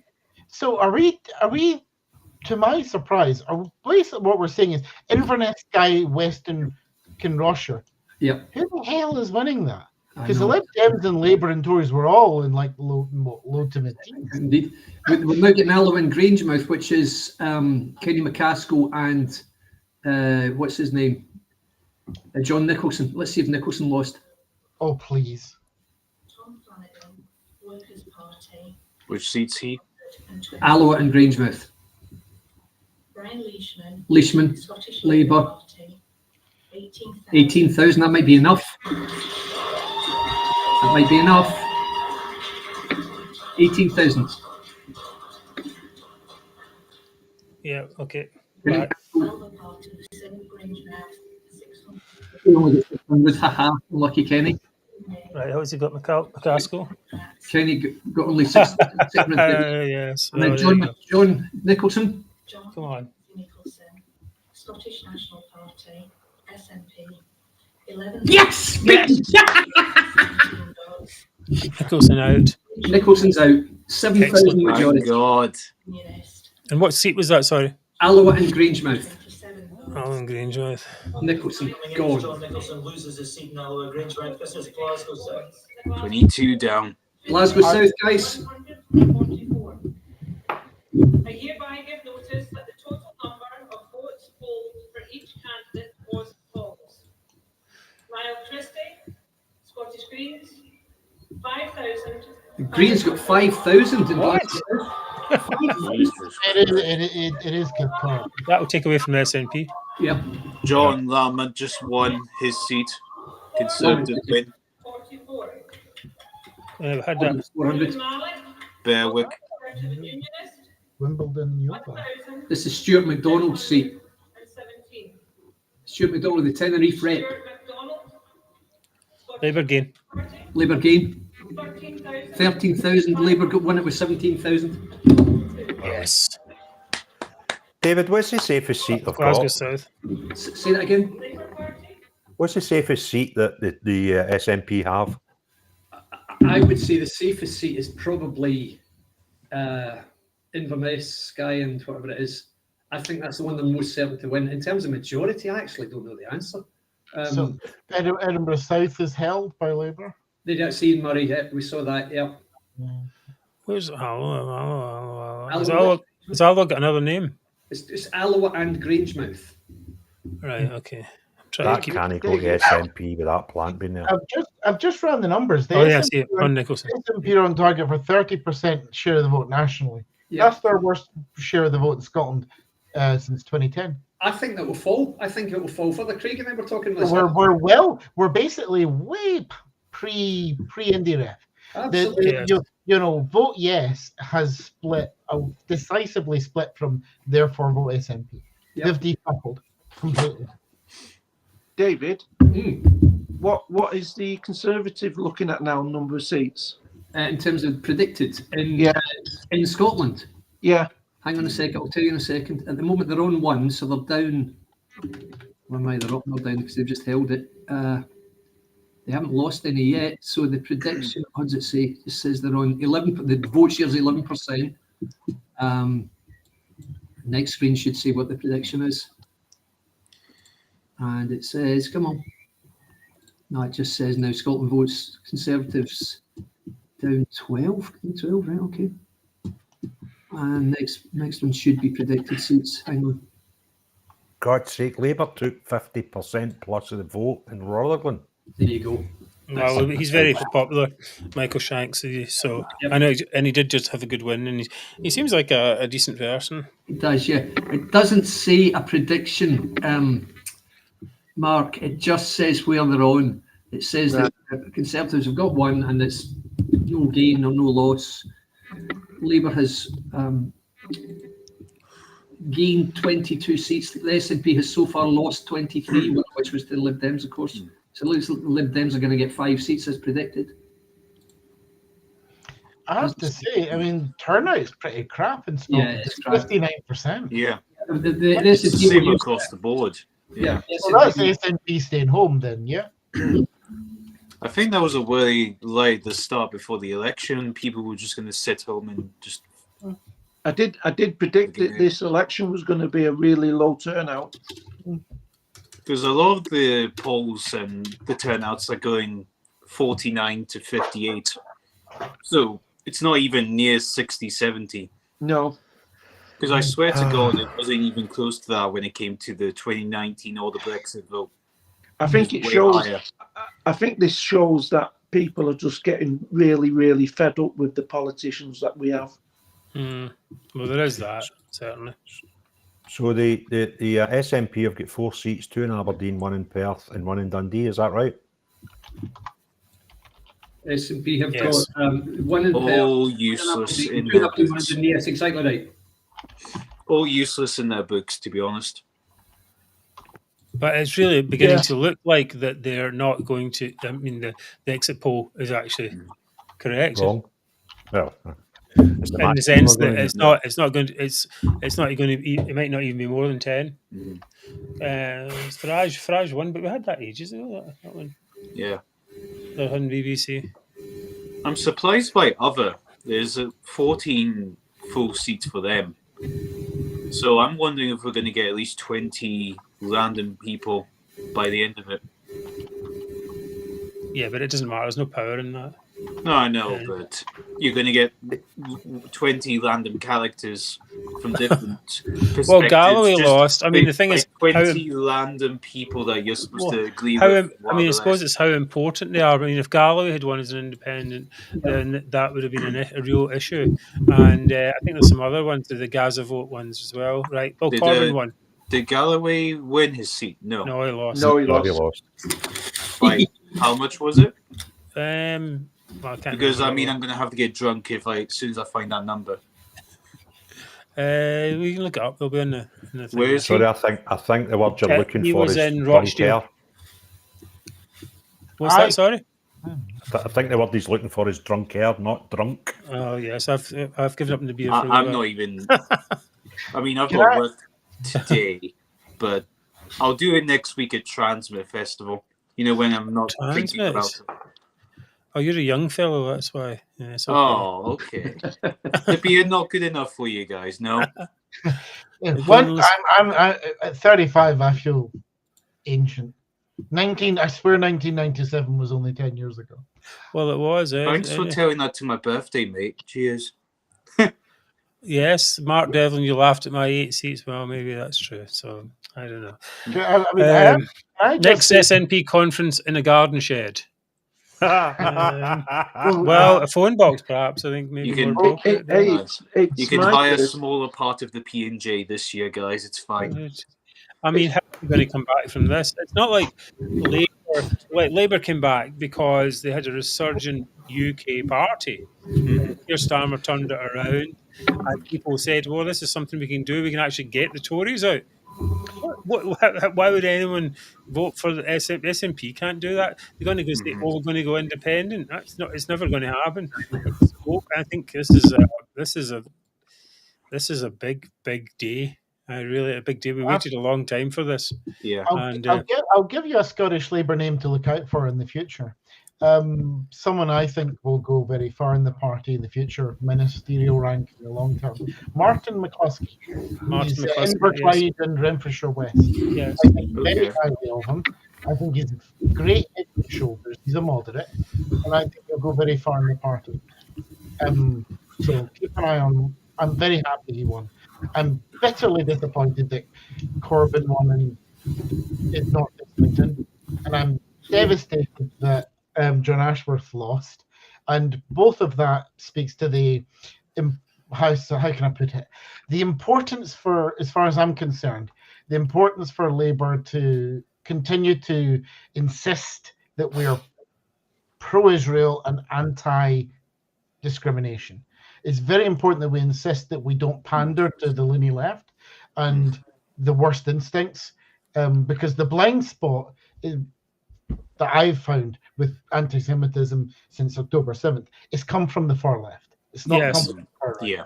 Yes, So one of the things I'm happy with Starmer is that he has made a point of principle on this. David is saying something about, we can't hear you. What is it, David? No, you're mute. You're mute. Your sound is off. I beg your pardon. I knew it was off. I was actually just giving Jill the good news that in our constituency, it appears the Labour candidate has won with a majority of 7,000. That's an Ayrshire one, isn't it? That's Central Ayrshire. It's not been declared. I've just had that said to be from an activist who's there. Right. Okay. That's a good news. That is good news. That would be a surprise. Yeah, that's the guy Alan Gemmell, Dean. But the thing is, the SNP candidate there was a failed councillor. She stood for the local council and lost twice, and now she's standing for Westminster. She's totally anonymous. Anyway. Yeah, and Edinburgh Council's been not a functioning council for months, almost a year. It's been run by 5 parties. What's that? No, he's talking about Ayrshire. Oh, Ayrshire. I thought you were on about Edinburgh. No, it's Central Ayrshire. And Annie McIndoe. Yeah. Right. Right. Well, okay. I've got Ruth Davis. I don't know what she's saying. I see let's now. have a look. See if she's saying anything interesting. Kate Burley, wasn't she the one that broke lockdown? And Deputy Foreign Secretary, he has also kept his seat in the Midlands. I need to go to Anna, who's standing by for us in the Prime Minister's constituency. Forget that. That's not good. That's not helping. No, I don't know. I mean, Sunak might be in trouble. Oh, right. Okay. Yeah. Okay. Let's his constituency, I don't know. It's kind of Richmond. I don't know. Well, I mean, if the bin guy wins, I'm going to be very happy. I missed that result coming out. There you've got it there. Labour gain Ayrshire Central from SNP. So let me bring it down. There we go. Sounds like we're getting the returning officer. Should we just have a listen? Right, hold on. This is Sunak.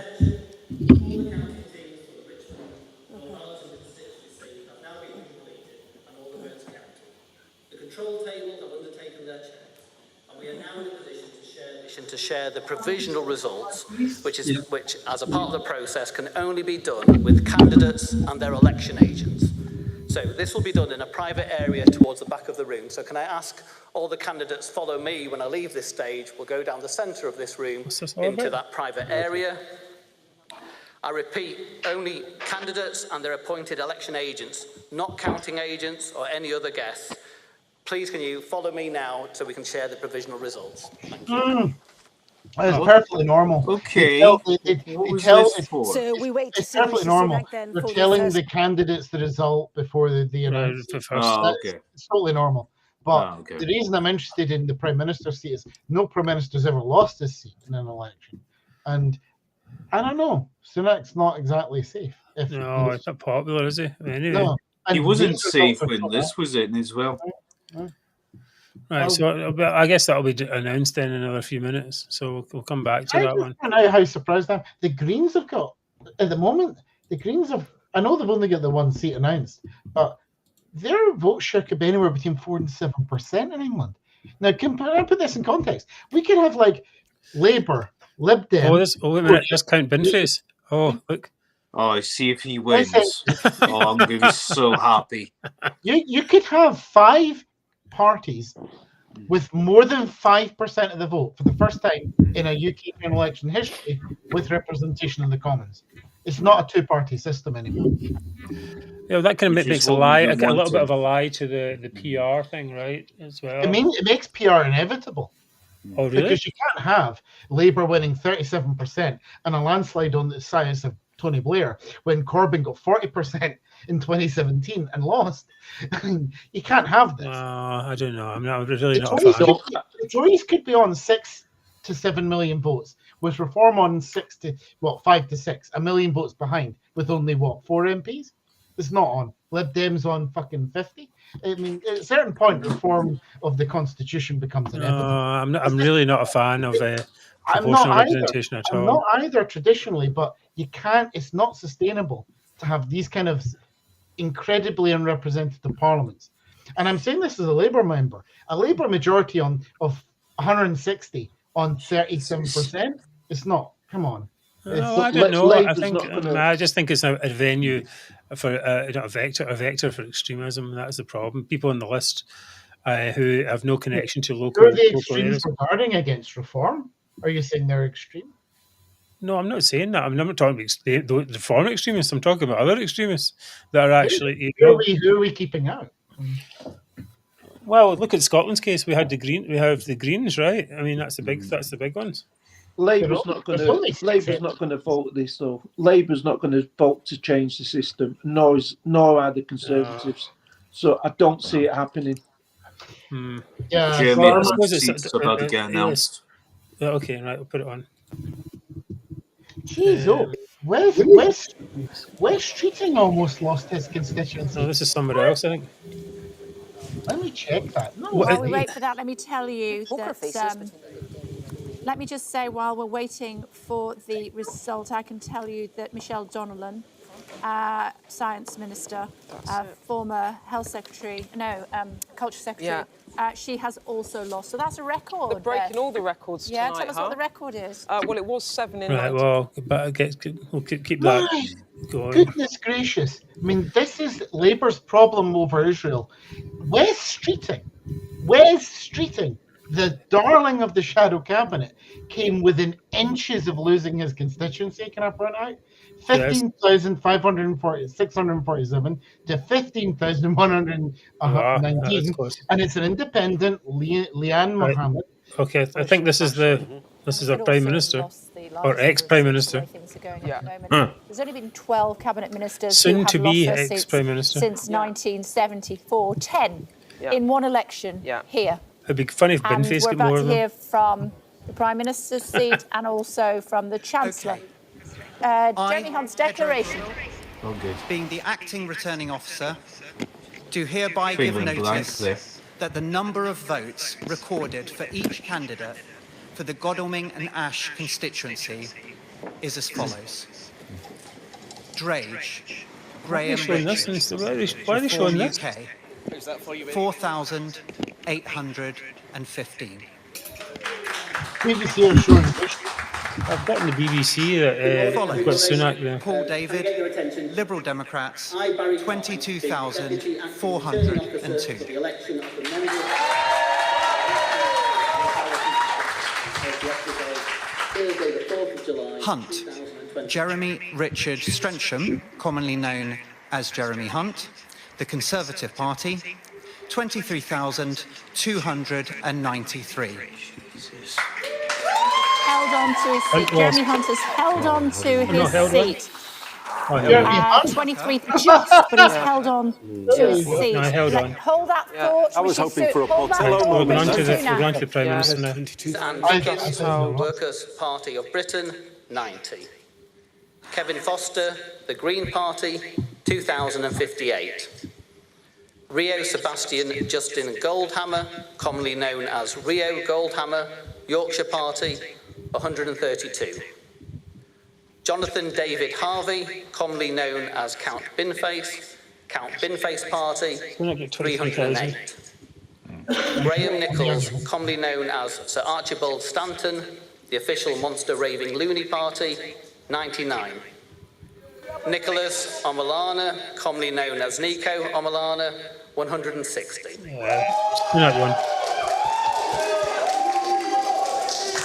Brian Neil Richmond, Independent, 222. Rishi Sunak, Conservative Party, 23,059. Lee Martin Taylor, Reform UK, 7,142. Thomas James Wilson, commonly known as Tom Wilson, Labour Party, 10,874. Well, I hereby declare that Rishi Sunak is duly elected. So he kept his seat. Just about. I thought Reform would have taken more votes off of them. I thought they led them to the falling behind Labour, but no. Oh, sorry, I've got the sound on. Sorry. And the Greens as well. Why would anyone vote Green in that constituency? Exactly.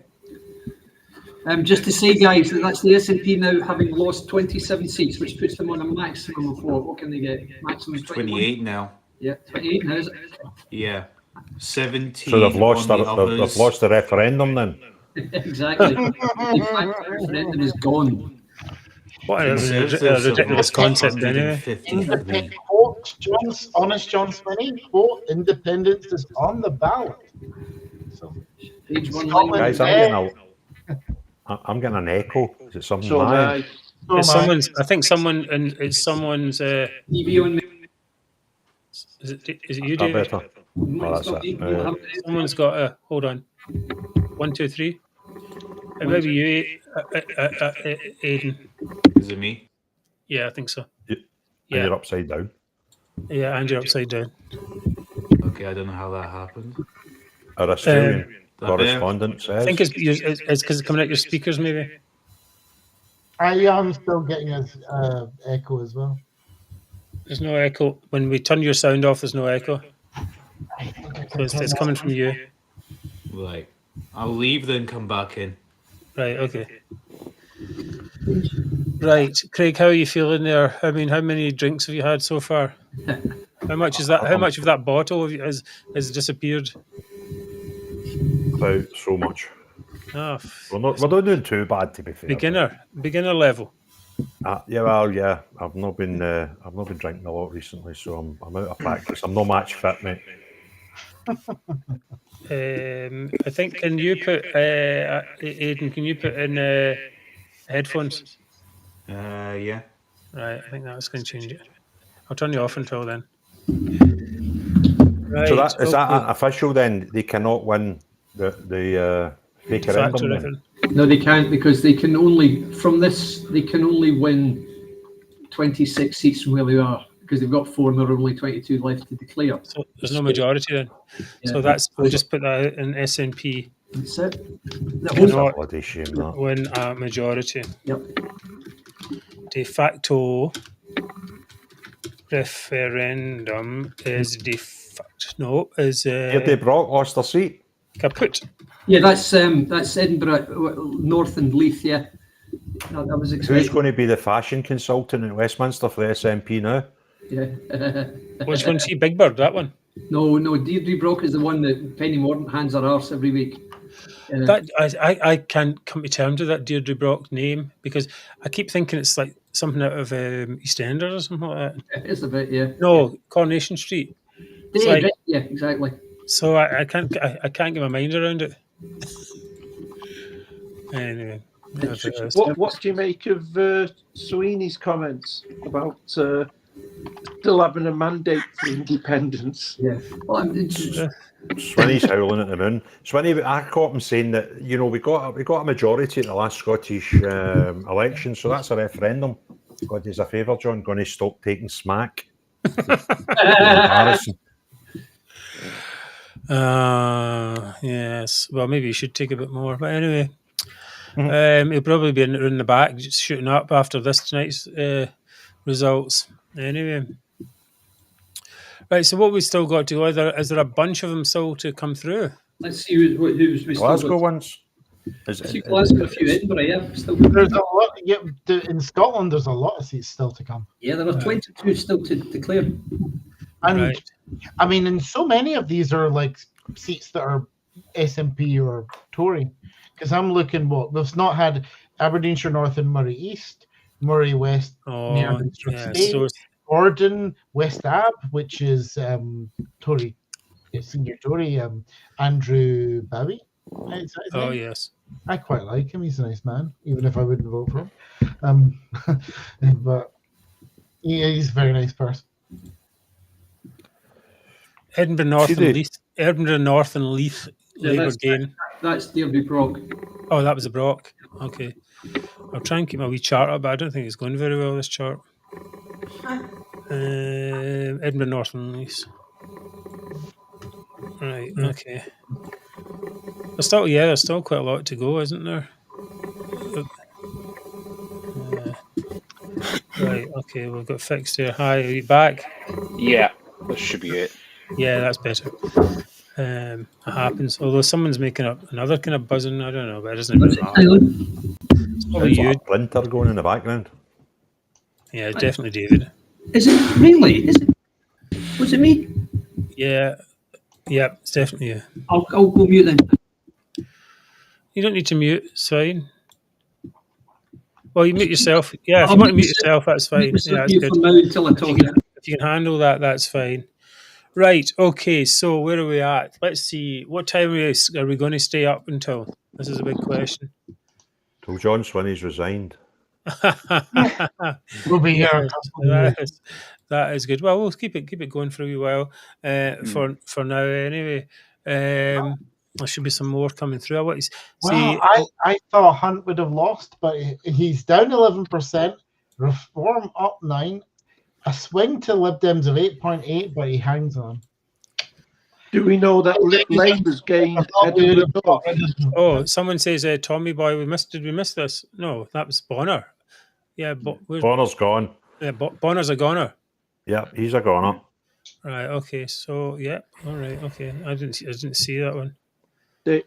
Mark, do we know Labour's gained Edinburgh North and Leith? Yeah, we got that. Yeah, yes. Got that. Bonner was Bellshill, wasn't it? Somewhere. Yep. The Nationalists are doing well in Wales, sadly. Oh, God. So, and Bellshill. I have a theory that Welsh Labour, or where Scottish Labour were prior, around about 2007, playing into soft nationalism, moribund, out of ideas. The party needs renewal. I'm very worried about Welsh Labour going forward. Right. They're not going to survive another round. They'll be done. Just remember, I mean, 2019, before that, it was UKIP, it was Neil Hamilton, it was Farage. Welsh Labour values are not as safe as it looks. There's a lot of soft nationalism as well. People are sick of Labour in Wales because we've been in power for ages and we're not learning any lessons. And it feels a lot like Scottish Labour to the... All right, Sturgeon's talking.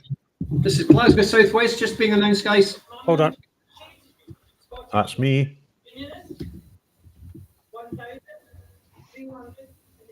Glasgow look to be smaller than in other parts of the country. There may be a Gaza effect there as well. Obviously impossible to say, but it definitely looks quite marked.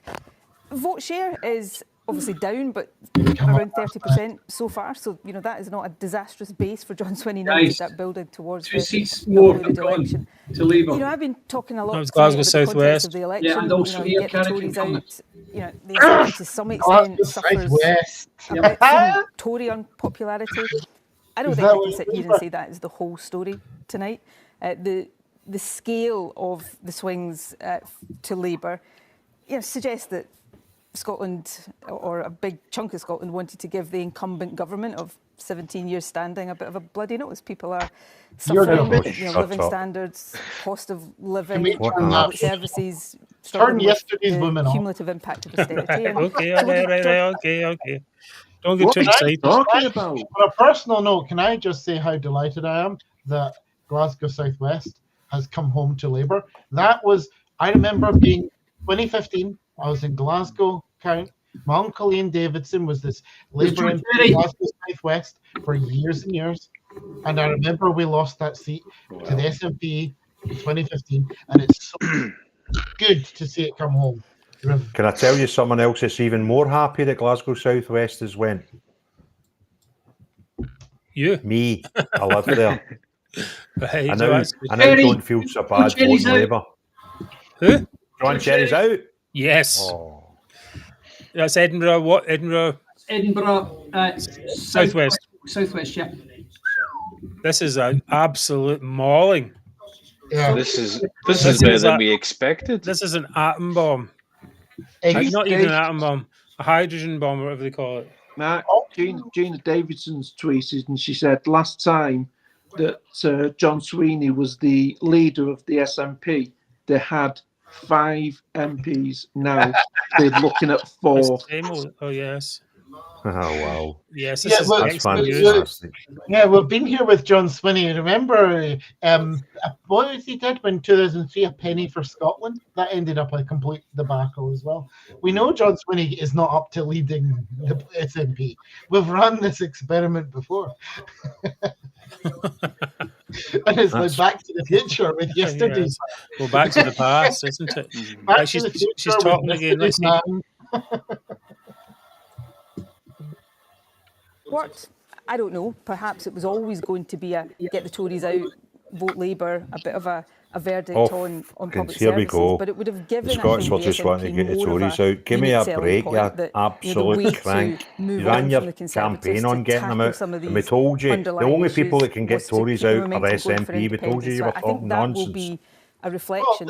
Didn't the SNP obviously, go into this election? The main reflection is for the party that's just taken a bit of an electoral kick up tonight, and that's the SNP. And then voted I do think, particularly, to get the Tories out. It just goes to show the SNP campaign was without strategy from the get-go. Why on earth they would say general election changes the agenda, vote to make Scotland Tory-free when their opposition is Labour, not Tory. It just shows the SNP has no goddamn clue. No, they've not got their priorities straight. Well, it's easy to blame Tories for. That's the point. They never did. The BBC forecast now says SNP 8, which I find surprising considering their top girl was just lost. But strange. Nah. It depends. Well, you've got this reform splitting the Conservative vote. I think. Yeah, we've not had the North East. There's a lot of rural SNP Tory marginals we've just not had yet. Yeah, I think we're going to. And they're super marginal. I don't know where they're concerned we're going to get this lose at least one seat because of reform. Yeah. That's actually a result, though. I'll take that all day long because. I'd take 8, yeah, absolutely. Even if I'm on the reform camp, I do agree on that as well. If they do make the vote share that the other side does, SNP win by a margin because of the reform, they're going to have struggles. And if the campaign is to go for 2026 Holyrood elections, they really need to understand the situation in Scotland, because I don't think they have half a clue of what. Well, we could always just do some entryism, all join and boot the idiots out. That's a possibility. Can I ask a question to everyone? There's a thought I was having. How much is the SNP's defeat tonight about vote change, get the Tories out, and how much of it is we've had enough of the SNP failure? Well, it's both, isn't it? They've had enough of the SNP. It's more SNP failure domestically. Trouble with Holyrood. She's still blabbing on. She's been talking for about 10 minutes. Dean, I think the SNP, it's the GRI. Yeah, hold on a second.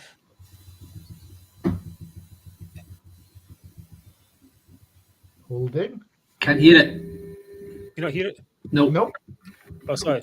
The politics is always cyclical. And any party, any politician that thinks it's always in one direction is making a big mistake. And this is a sobering lesson for many of us. Okay, I've got to interrupt this for a moment because I'm afraid that I have to say that one of us has to leave the table at this point. It's basically the weakest link. It's kind of some kind of version of I'm a Celebrity. Taken a vote, and we've voted that Ed is going to leave. No, I'm kidding. Can I just Ed, all the things you could have, I'm not going to say I was about to be crawled over by rats and snakes.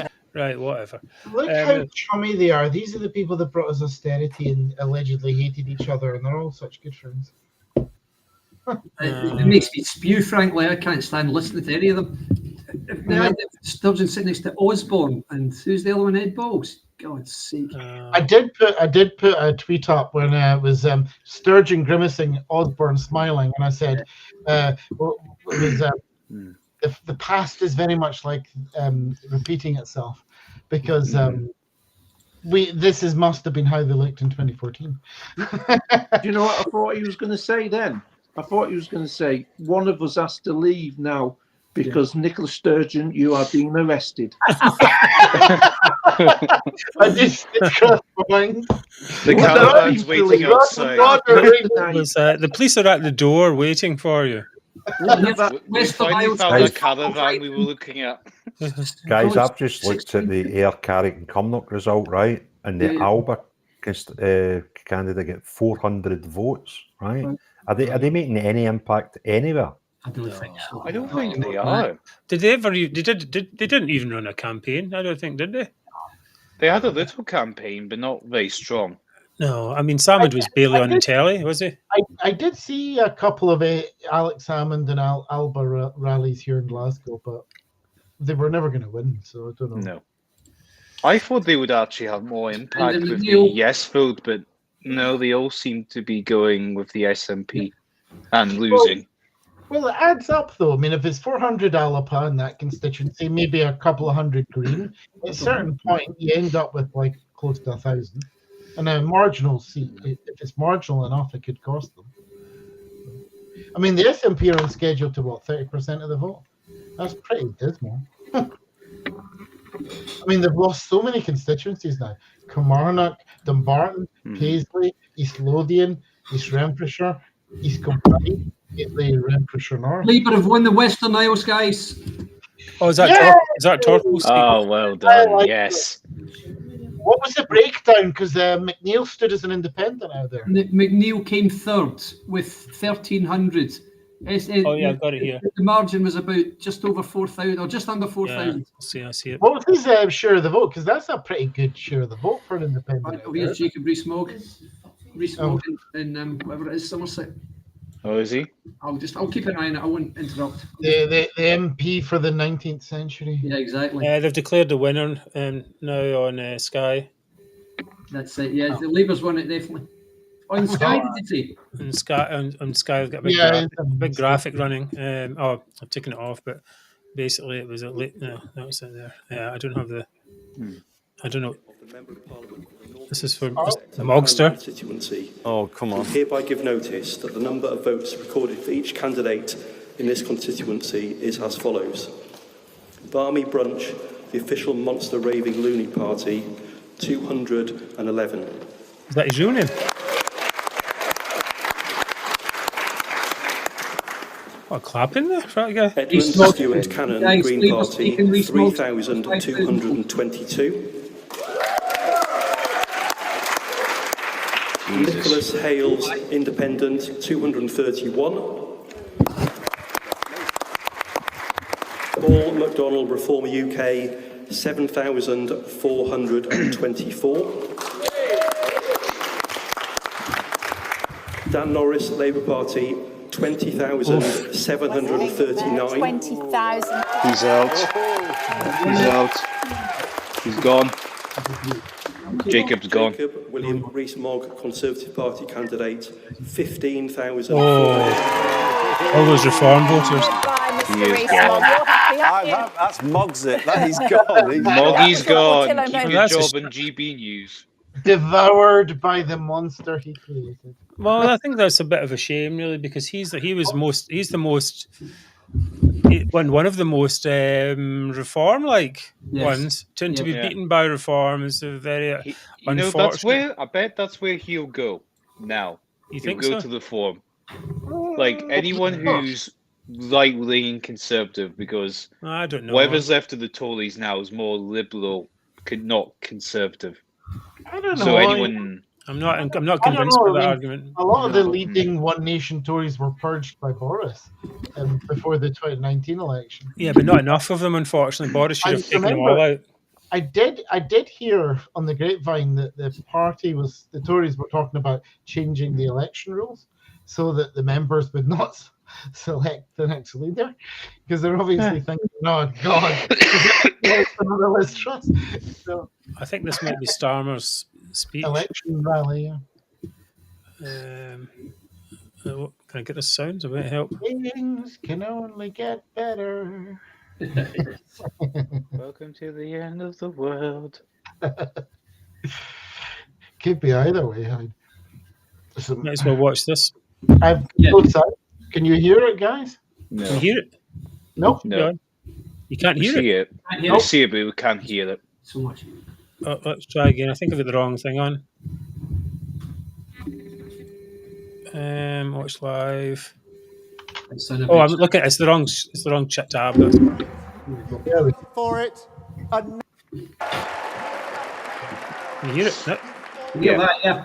You voted for it, and now it has arrived. Change begins now.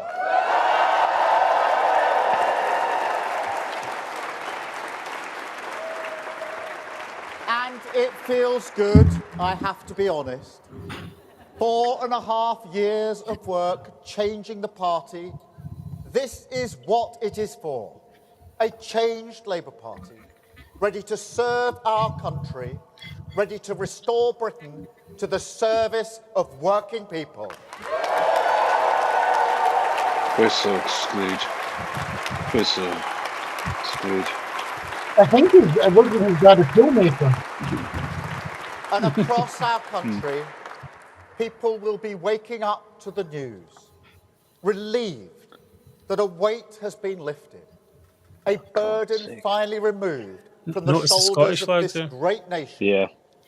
And now we can look forward again, walk into the morning, the sunlight of hope. Sunlight uplands.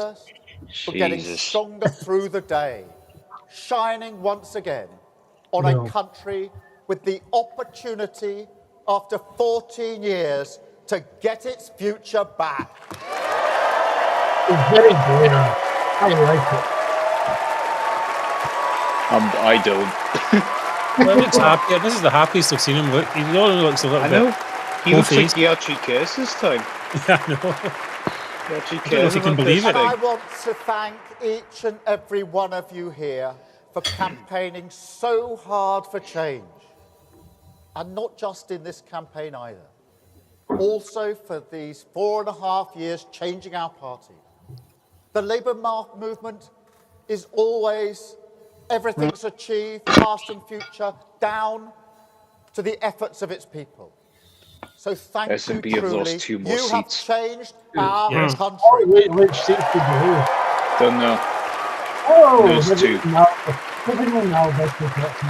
I like everything like that. Just because very fun. But a mandate like this comes with a great responsibility. Oh, with great power comes great responsibility. Our task is nothing less than renewing the ideas that hold this country together. National renewal. Whoever you are, wherever you started in life, if you work hard, which seats was play by the rules, Shut up, Stammer, you're an absolute should twank. give you a fair chance to get on. Scottish seats? It should always respect your I'm not sure. I and just we saw the have to thing restore change. that. That's all. Was his dad a toolmaker? I saw 2 extra seats gone, so I'm not sure And which ones. alongside that, we have to return politics to public service. Show that politics can be a force for good. Was it Ayrshire Make ones no you've missed mistake, out? that is the great test of politics in this era. The fight for trust is the battle that defines our age. It is why we've campaigned so hard on demonstrating we are fit for public service. Service is the precondition for hope. Respect, the bond that can unite a country. Together, the values of this changed Labour Party are the guiding principle for a new government. Country first, party second. Not listening too long. There's Edinburgh East and Musselburgh Labour game. Who's that? That is the responsibility of this mandate. 14 years ago, we were told that we're all in it together. I say to the British people today, imagine what we can do if that were actually true. So, by all means, enjoy this moment. Nobody can say you haven't waited patiently. Enjoy the feeling of waking up on a morning like this, with the emotion that you do see the country through the same eyes. Hold on to it, because it is what unity is made from. But use it to show to the rest of the country, as we must, Tommy that Shepherd this out. party According has to changed. Oh, We will Albert. serve them faithfully. That's a wee shame, Govern that. for I know, every it is. single Such a nice person guy, too. in this country. Back to the comedy club then, huh? Thanks, Heavenly. We have, that is Cowdenbeath and But Kirkcaldy as also, well. don't forget how we got here. Who won that? This morning, Labour. we can see that the British people have voted to turn the page on 14 years. But don't pretend that there was anything inevitable about that. There's nothing preordained in politics. Election victories don't fall from the sky. They're hard won and hard fought for. And this one could only be won by a changed Labour Party.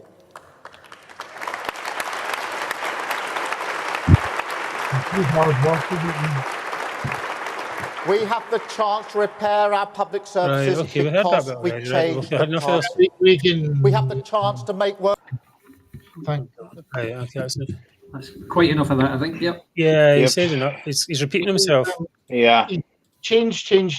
I'm not big. I'm not big on repetition. Big It's hope all- it's and very big glory and rubbish. More rubbish.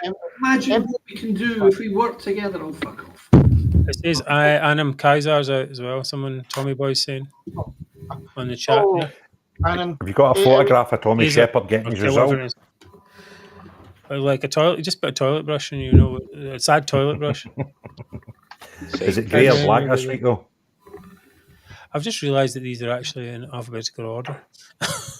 Mark, can I ask you a question? Do you Yes. normally only invite baldies onto your podcast? Well, no, look at Dean's got a good head of hair there. Look at that. Got a bit of Quite fringe impressive. envy going on. And here, look at this. I've got hair. Yeah, but this is very hold good. on. He's a teenager. Right? I'm not a teenager. Yeah, he's, you know, we're doing well. I'm not young too enough bad. to be your youngest son. You're young enough to be my oldest, maybe. I've still got some hair here. It's getting less every day, though, unfortunately. And That's right, what so it's happens looking when a you bit of watch a. SMP all the time. It It looks just a bit of goes. a blowout here. This is what I've got. This is my. Yeah. That's what that's looking like. I think there's probably some I've missed out here. Looks as quite well. beautiful already. Pete Wishart. Pete Wishart won, didn't he? Though that's right. Pete Wishart won, yeah. Person can whatever it is. Yep. Martin Day, is he out? Martin Day is out. He lost in Bathgate and Linlithgow, yeah. Right, so he's out. Okay, Bathgate and Linlithgow. I don't know if there's any other ones in there, but we'll get them. Glasgow West, has that been out? Yeah, that's gone to Labour also. Glasgow West. Brendan O'Hara, what happened to him? Hasn't announced it yet. That's Argyll, Houghton, Southwark, Aberdeen. Isn't it? Glasgow North. I wonder what's keeping Murray going. I mean, yeah, that's a while. Who's Day? Day is Martin Day is Bathgate and Linlithgow. in Lithgow, right? Okay, right. So this is looking quite nice. Yep.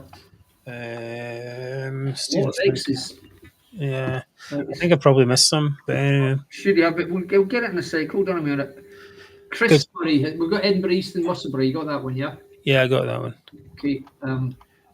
Lothian East. What about that? That's Douglas Summers. That's definite. Yeah, that's gone to Labour. Labour's won Cowdenbeath and Kirkcaldy. I've got that one, I think. What about Livingston? Hannah Bardell? Hasn't said yet. No. All right. Glasgow North is Lyndon, isn't it? He's gone. Yeah, he's gone. I've just went through it. Joe, you've got Edinburgh South West, yeah? You got Joe Cherry. Yeah, I got that in there. All right, we'll come back to it. It's fine. It's no big deal. Well, anyway, I'm afraid he did, yeah. Sorry, guys. Hang on, sorry. Right, what have we got there? Will Labour win the general election? Oh, he's finished his thing. Is that he's finished his speech? Did Cowdenbeath and Kirkcaldy put them past the winning post? Possibly. Right, I wonder what. Right, we need these ones, these Conservative ones, though. That's what we really want to see. Berwickshire. Yeah, all these 12 seats. Gone. Berwickshire. Who's the person? Who's the actual person? What do we say? You want the SNP person, yeah? The name, first name is best. It's an absolute rout. Bardell's been beat, yeah? Is Bardell out? Not yet. Hold on. Right. Let's try and get back to the player. Berwickshire, the name in Berwickshire is David Wilson is the SNP person in David Wilson. Yep. Let me just look at Livingston now. Hold on. David Wilson, he's out. Yeah, Berwickshire, Roxburgh and Selkirk. So by my count, the SNP have no MPs at all in this central belt. The closest they've got is Perth. The closest they've got is Perth to the central belt. Right. Every single game since 2014, since 2010, it's all gone. Labour's taking it all back. You and Buckley actually predicted that a while ago. What, sorry? You and Buckley actually predicted that a while ago. The central belt was going to Labour. He said the SNP were going to get wiped out, and that was about a month ago. I did write. I remember writing an article. What did I call it? Jam Jutton journalism about Dundee, the city of the three J's, because I saw two MRP polls that said the two constituencies in Dundee were up for grabs, and I thought that's yesterday. That was Hosey in 2003. I remember that being a shock because Labour held that for 40 years, and that was the moment the SNP started really scunning Labour across the central belt. Then onwards with Salmond and Hosey and Sturgeon and Swinney. That was way back. And when I saw that Dundee was up for grabs, yes, city, I thought the whole of the central belt's gone. But I don't know about rural Scotland. I still don't see the Tories. The Tories would need to be picking up gains here for the SNP to be down at 8. I don't know.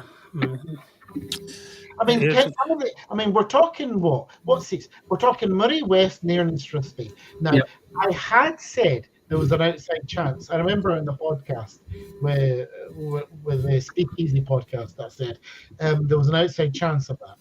Well, that was before the Tories, I thought, had the worst campaign in history. But these exit polls, I mean, you have to count where are the SNP seats. I mean, if it's only 8, I mean, we've got Perth, we've got Aberdeen North and South. There's 3. Dundee Central. There's 4. Where's the other? There's only 4 more. Exactly. Who's winning those seats? I don't believe it. I mean, maybe I'm just. That's bizarre. So the closest poll to reality for the SNP was the one that suggested 7, and everybody laughed. That's true. That's amazing, isn't it? It has. It must be a story of SNP voters voting for the couch, by and large, because we're not. I don't imagine they're all swinging Labour or Tory or whatever. They have to just be saying, "To hell with this, I'm staying home." Who's this? David. Guys, hang on, Glenroth is. Just announce all the seats and I might go, actually. Yeah, I need to go myself soon, actually. Yeah.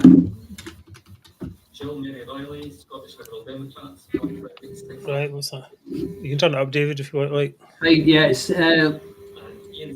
Glenroth is in mid-5. Labour's won it by 2,000. John Beer is the candidate he's been beaten. Glenroth is in mid-5.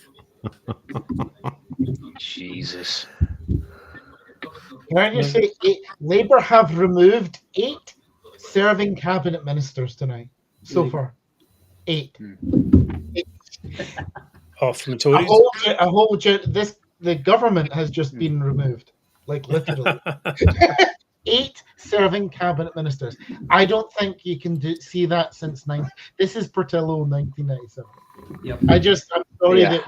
I'm sorry we missed out on Ian Duncan Smith, but I'm kind of happy because he is a very good constituency MP, to be fair to him. He is, so I can live with that. I don't think anyone could have predicted this level, really. I mean, I was thinking, well... I thought the SNP would have 20 MPs. I thought 15 at the best, maybe. Yeah, I was totally out. Who's that? SNP. Yeah, I was expecting at least 20, but no, we're going straight to single digits. What's that, David? Was that another one? Oh, he's quiet. David, you're mute. You're still on mute, though, David. Sorry, Glenrothes it was. No, it's just the swing was 15.1%. It's the story of the night, isn't it? I mean, incredible, really. I'm surprised how many independents there are. We've got 5 independents in this parliament. Wow. When was the last time there's 26 of them together, isn't there? Is that right? 26 others, but like literally 5 MPs are just independents, no party. I can't remember the last time we had that. Edinburgh and Musselburgh, did we have that? Yeah, we had that one, didn't we? We had that, yeah. That's Chris Murray, we had that, yeah. Sinn Féin, what's Northern Ireland looking like? Sinn Féin's on 6. What's the Unionists looking like in Northern Ireland? It'll be split as it always is. They'll have 2 each. They've got 3. A period. Their ex-leader's on trial for rape. I mean, he and his wife keep being accused of this. What the hell are they doing? For goodness sake. I don't know. Anyway, bizarre. The Alliance has 1. Sinn Féin has 3, 4, 5. And the DUP has 3. God, depressing. And the Social Democratic and Labour Party 1. Did Naomi Long win for the Alliance, do you know? Which seat's that for? No, which party, I mean. She's East Belfast. She's Alliance. Naomi Long. Hold on, I'll look. 1, 2, 3, 4, 5. I've got 6 DUP. What? Is that right? I'm seeing 6 here. Yeah. DUP are down 1, which I'm not surprised about. Independents up 1. Oh, who's the independent? That's. What the hell is that? What was the name you looking for? It's North Down. North Down, right. That's again from the Alliance. Is it good? Yeah. Who's the Alliance again? The Alliance are these guys who they portray themselves as being totally neutral, but they just rule in favour of the nationalists on absolutely everything. A horrible crowd. I really don't like them at all. Right. There's an independent in North Down, so that's beaten the Alliance. Yep, the Alliance MP had been Stephen Farry, right? And he was there since 2019, and he's now out. God. This one. Oh, I can live with that. Right. So, any idea what's coming up next? Let's have a look. David. Can you count the seats you've got there, Mark? There's only 1 left for Wales. No, 1 left for Wales. Right, so we've got Livingston hasn't declared yet, and Stirling hasn't declared. The other Paisley seat hasn't. Livingston. Did I say that? Borders. Yeah, there's quite a few yet, according to the chart. I mean, if this is, I've probably missed a couple, but that's what it's looking like at the moment. Well, they just lost another seat. S&P. It's 36 minus now, so not sure who. Which seat are you talking about? Don't know. I'm trying to figure out which one came up on the map. I'm looking the Sky map. Labour has won all 6 Glasgow seats now, guys. It says. Have you got all 6 Glasgow on your chart, Mark? I don't think so. I've got all 6 on BBC map. Right. So Glasgow North, you mean? Alison Phillis? She's out. She's out. Phillis is gone. My seat is. That's a bloody shame. That poor wee lassie. I know. Oh, poor darling. What if she's still wear yellow doors? She did. Phyllis did knock on my door here because I'm in her constituency, and I did mention to her that I did write that article about Thomas Ingram and his long suffering, and I asked her, I mean, why did you decide that you were not interested? And she said to me, it was what was it she said? I'm not his constituent, so it's not my responsibility. Bullshit. Nonsense. I'm happy she lost. Yeah, and I've suffered quite a while with Patrick Gropey Grady as well. Really? Back of the SNP, they've done nothing for the area. Quite. Right, so Mark, have you got all the Edinburgh ones there? So it should be 1 Lib Dem and 4 Labour. All the Edinburgh ones, hold on, let me see. Yep. All Edinburgh's all Labour except Edinburgh West, which is Lib Dem. Edinburgh South? Edinburgh South, Labour. Jeez. Yep, there are no SNP MPs in the Central Belt of Scotland. And Edinburgh West as well? God, that's got the hurt. That is the hurt. The closest the SNP have is Perth. So Edinburgh East is... sorry, Edinburgh West is... Ewan. Do you want to know the SNP candidate's name? Yeah, Ewan something is on there. I mean, this is filling up with red quite, I mean... Yeah, so it's looking a lot like Christmas. Oh, there's Joanna Cherry on STV, mate. I do wish to say I'm very happy as a woman involved person. I am very happy with Joanna Cherry's stance on women's biological rights. We did air, didn't we? We've two done aspects to our support. Here's Cherry. Tory government, which was so unpopular, and people have decided to vote Labour to do that. But I also think there's been some tactical voting. And I think the SNP have faced some problems in that we've really had two aspects to our support, that both of which have been squeezed. On the one hand, those who passionately believe in the cause of independence, many of them feel that we've rather dropped the ball in that cause, despite some outstanding opportunities during the Brexit years and the Boris Johnson years. Joanna Cherry's having a right. And on the other hand, we have many other people who used to vote for us because they saw us as a party of integrity, who were strong and competent in government. They were drunk. Who perhaps feel that reputation has taken a bit of a battering. Oh, that's sure, Joanna Cherry. So we've lost out on two sets of voters and been squeezed from both sides, if you like. I wonder if obviously the SNP took the decision in this election to place independence at the front and centre of its campaign. Was that a mistake? Yes. Well, no, I mean, it's never a mistake for the Party of Independence to put independence at the front and centre of its campaign.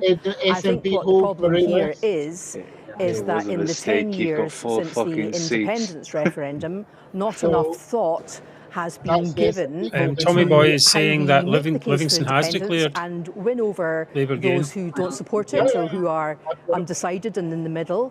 And not enough thought has been given to developing the strategy for the delivery of independence. So, of course, when the SNP does best and when the cause of independence rides high is when the SNP is governing. SNP, that had been an outside Tory gain possibility, but that was. But I guess I have to ask, who do you hold responsible for independence not being pursued in the way that you seem to be suggesting it should have been? Sturgy. Well, it's always easy with the benefit of hindsight to see what has gone wrong, but there were of those of us in the party who argued for a different strategy at Westminster. For a By the way, Joanna Cherry is during the just Brexit smashing years and for a different right strategy into them here. towards independence.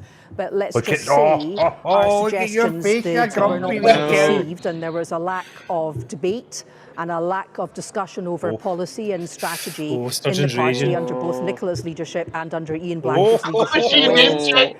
And I think when the story of the Westminster Group is written, it will be recognised and understood that that group was poorly led until Stephen Flynn came along, but Stephen didn't really have the time to turn things around, and that we missed some big opportunities look at the face on when her. effectively we were pretty close to holding the balance of power during the Brexit years, during Theresa May's trials and tribulations, and we also failed to capitalise she's actually giving on the a great proper victory that I answer. won in the Supreme Court when Boris Johnson's prorogation of Parliament was ruled unlawful. So, as I say, it's always easy to criticise with the benefit of hindsight, but I think these policy failings and these strategic failings arose because of a style of leadership that didn't brook discussion, debate or argument. And I think that's been a big failing of the party. Oh, Joanna And Cherry's what I just think left now this the party SNP has to party, do is hasn't the she? party has to honestly He's outta appraise here. what has gone wrong. Mic Because drop. until we do that, until we address what's gone wrong, and until we try to set it right, we're not going to reverse She's dropped the this napalm. setback for the Napalm SNP. everywhere. It's all gone. Joanna Cherry, thank you very much indeed for joining us. It's going to go back to I Sturgeon. have to give you a right of reply there, because whether Oh, here we directly go. One, Nicola. articulated or not, it felt like quite a lot of that was directed at you. I don't think anybody who knows the SNP at all will be surprised. No, I am. He's one of my biggest critics and has. Look, I'm not in the business tonight. You know, when the SNP suffered a bruising result to dismiss anybody's criticism, I think that would be foolish and the wrong thing to do. So we should all, take time to reflect and listen to different points of view.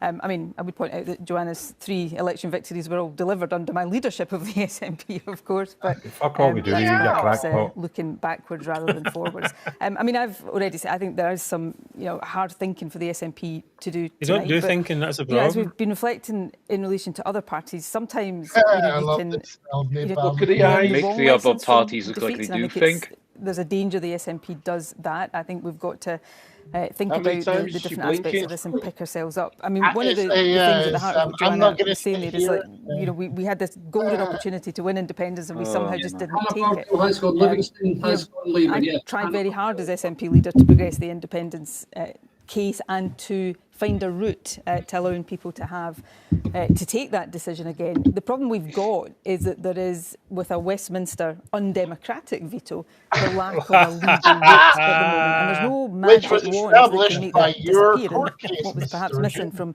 Joanna's interview there was any suggestion of how that should She really talks a lot, doesn't she? So that's one of the things that the SNP's got to grapple with. Can I just say I'm sorry that Joanna's lost her seat. I'm sorry that every SNP defeated candidate tonight has lost. But she's laughing this off. And learn the right Joanna Cherry would have been a candidate on for this. Holyrood I feel like last election. this has turned into except quite a lot for a tougher rule night change by for the Nicola SNP and perhaps for you than we thought at the start. And I'm assuming you can't fail to feel some responsibility for that. I mean, brilliant you question. were the leader for a long time. Maybe your supporters might say, well, so it all fell apart after you left. Let's hear her, mate. Let's hear her. Your critics would say the reverse. I think often you find in these kind of positions, you're neither the hero that your biggest supporters revere you as, nor the villain that your critics sort of revile you as. I delivered 8 consecutive election victories for the SNP as leader, 3 general election victories. As part of that, I've not been leader now for more than a year. So I, as somebody who has been dominant in the SNP, not just as leader, but as deputy leader before that, of course I take responsibility or my share of responsibility for where the party is now. But I think for anybody in the current leadership to sort of take refuge in how it's somehow all my fault would be... maybe you're arrested, something to do with it. That's not for a start. The issue here. I think it would just be taking the easy solution or response to this rather than looking seriously and hard at what the real issues are. Very good. Brilliant. Can we just summarise? That's made my fucking night. Joanna Cherry, getting her one right to the jaw and her talking a lot of bollocks. Craig, that was fantastic. Craig, right. do you know what I can see in the future, Craig? What? In the near future, Craig, I can see a podcast with yourself and Joanna Cherry. Oh, yes. Oh, mate, I'm right up her door. Do you know she gets on, I think, quite well with Neil Hanvey, right? Yeah. And obviously, Neil's done a podcast with me. And when I was packing up my equipment after we stopped recording, I said, Neil, I really do wish you luck in the election because you're a good guy, you've done well for your constituents, and if people don't vote with rosettes, but you should win. And again, that'd be a victory for me because it's a seat off SNP. I said, but in reality, if you lose, do you go to Holyrood? And he says, well, yeah, that's plan B, but I don't want to discuss that just now. And I says, okay, that's fair enough. What do you do the day after the result comes through? And he says, I phone you and I give you another interview. So that tells me, and also the girl Shannon, that was an SNP whistleblower that I'd done a podcast with. Her mother was an SNP MP. She was standing today for Alba, and her mother's wanting to talk to me as well. And I think as soon as this election's over, there'll be more and more. I mean, that's only true for me, a guy that's been podcasting for 6 months about politics can have that access. I think there'll be a number of SNP MPs that don't have a job tomorrow. They'll probably do the same. Says SNP holder, both in Broughty Ferry. Gethin's I don't like Gethin's. That's the other Dundee seat. They changed the names. That's the one. A lot of people said that the Conservatives challenged there, but I said no, Labour will be next best, and of course Labour finished second. I haven't got a single one wrong yet, guys. You know that, not one. Well, anyway, I need to hop off. So right, well, it's been really great to have you on, Dean. It's been excellent. Well, I'll need. Look, there's sometime. Guys, there's one that disappoints me. Murray West, Nairn and Strathspey. SNP when it was just under 15 grand. Tories second was just under 14.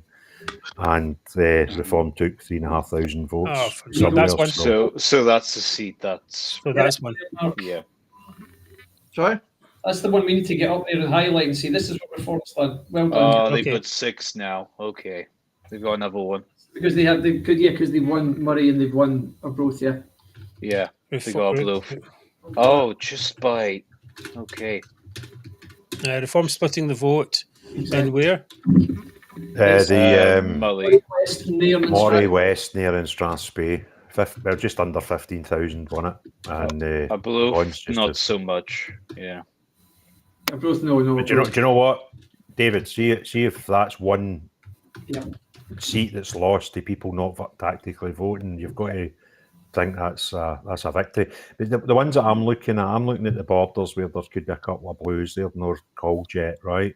Yep. And then what was the ones up the top, up the northeast that were looking as if they could be knife edges with the Tories, mate?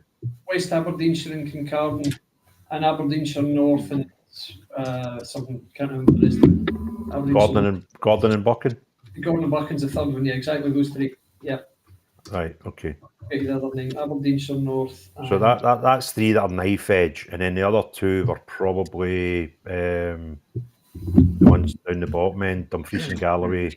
Galloway and Dumfriesshire, Tweeddale. Yep. So let's take the worst case scenario, right? That's what 4 seats we discussed there. Is that right? 4, maybe 5. Total. We've got Aberdeenshire North and Murray East. We've got West Aberdeenshire and Kincardine. We've got Gordon, 3 up there. Dumfries and Galloway, and we've got Dumfriesshire, Tweeddale, and Clydesdale. And 5. So we're looking at 5, and they've got what now? Are they still sitting at 1, 2, 3, 4? Are they only in 5 seats right now? They're on 6 now. Yeah. Labour's got Dunfermline. Right, good. Do we know that? Didn't know that one. Okay, so Dunfermline. That's just happened. Okay. Fife, Northeast Fife is held by Lib Dems. I think the worst case scenario is that if every knife edge went to them, they're only winning 11 seats here. Exactly. Yeah. Well, we're going to hammer Reform for this tomorrow. Absolutely right. There's 5 knife edges. Sorry, there's 5 knife edges potentially. Yeah. The guy in Northeast Fife is Stefan Hogan Radu. Mark, if you want the name. Which one? Northeast? No, I got that one already. You got that already. Okay. And then Dunfermline and Dollar. Yes, I know already. Got that right. Good. Okay, cool. Yeah, so that's it. Yeah, so Reform could do more damage here, but they've clearly cost the Conservatives that seat. No question about it. Yeah. I did wonder if it was going to be more Northern and Ludo that was going to do it. There may well be another annoying, couple of seats to give away. Yeah. That's annoying, that as well. Very much so. Because even Scottish Family Party got 0.9% of the vote. Reform got 7.5. Conservative was 30. SNP was 32.1. And Lib Dems was 8.1% of the vote share, and that was Murray. What upsets me about that one, right? See if you look at the Murray West, Nairn and Strathspey. There's another loss for SNP. There was 1,000 seats of a difference, right? And Reform get 3,500 votes, 7.5%. I think pre-Farage that seat's Tory. 5 North is Lib Dem gain. It's not even a Reform thing that's affected that Murray one, mate. I think it's a Farage. What you said above the parapet, it's lost that one. Well, it doesn't matter. Still Reform. No, I know that, but I was worried about them before Farage, and I was a wee bit more worried when he popped his head up because I knew it would put them up a bit. So he made it more realistic, to be honest. If he never showed up, it wouldn't have been so bad. But as soon as he showed up, that's a 7.5% vote share for Reform. I think he doesn't show up. That's halved, and if that's halved, then it's a Tory seat. We've got 5 North East gain from the Lib Dems. 5 North East, yeah, we got that one. Right, that's fine. It's not that many to go, actually. No, can't be. Who won North East 5? Lib Dems. They're going to win. I predicted that weeks ago they'll win 5, which is 1 gain and 4 the Olds. There's only 10 to go. Yeah. So there must be Argyll, Inverness, Dumfriesshire, Gordon and Buchan, West Aberdeenshire, East Aberdeenshire North, probably Caithness, is that? Or no, has that been announced? No. Inverness, Argyll, I don't know, I've maybe lost count. But Inverness, Skye, and something or other. Yeah, Inverness, Skye, and whatever it is. So the swing, what's that swing? Paisley was 19.9%. That's Mary Black seat, 19.9%. Stirling and Strathallan, Labour, get in. Alan Smith is out, boys. No, he was out ages ago. It's just come up here. I didn't see that. Was he out ages ago? Was that not Nicholson that was out ages ago? Chris Law, we've got it. Okay. That's Craig White's illegitimate twin. Yeah, we had him out before. Had you marked one off already, Mark? Yeah. Sorry, I must have missed that when I was out the room. I mean, is an SNP hold? We got that. Oh god, so they're coming up as if I knew, but they're not. Sorry, ignore me. Right, so as we stand live, Labour's get 37 Scottish seats and SNP's get 6. Right, what are the 6? Stephen Flynn. All right, okay. So I've got. Okay, let's see. Kirsty Blackman was a win. She was a win, unfortunately. Yep. Yeah. What's the other one? It was the one then. Drew Henry. No. This is Aberdeenshire North now, guys. Oh, good. You can go to bed now. SNP 13,455. Douglas Ross. 12. Ross is out. You useless bastard. Ross is out because of Reform as well. That's a Reform seat. That's a Reform loss. That's disappointing. Oh, God. What's that? Is that 5,000 votes? You fucking idiots. Pardon me swearing. Even that. Yeah. Fuck. Oh.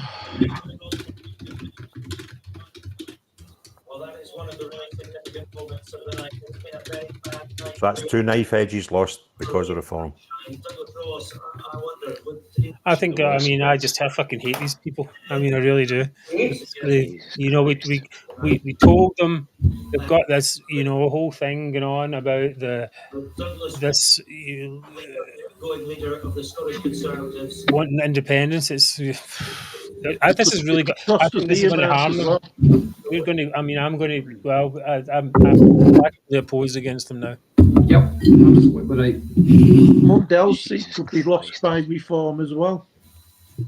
Which one was that, Mark? Mundell. Really? Yeah.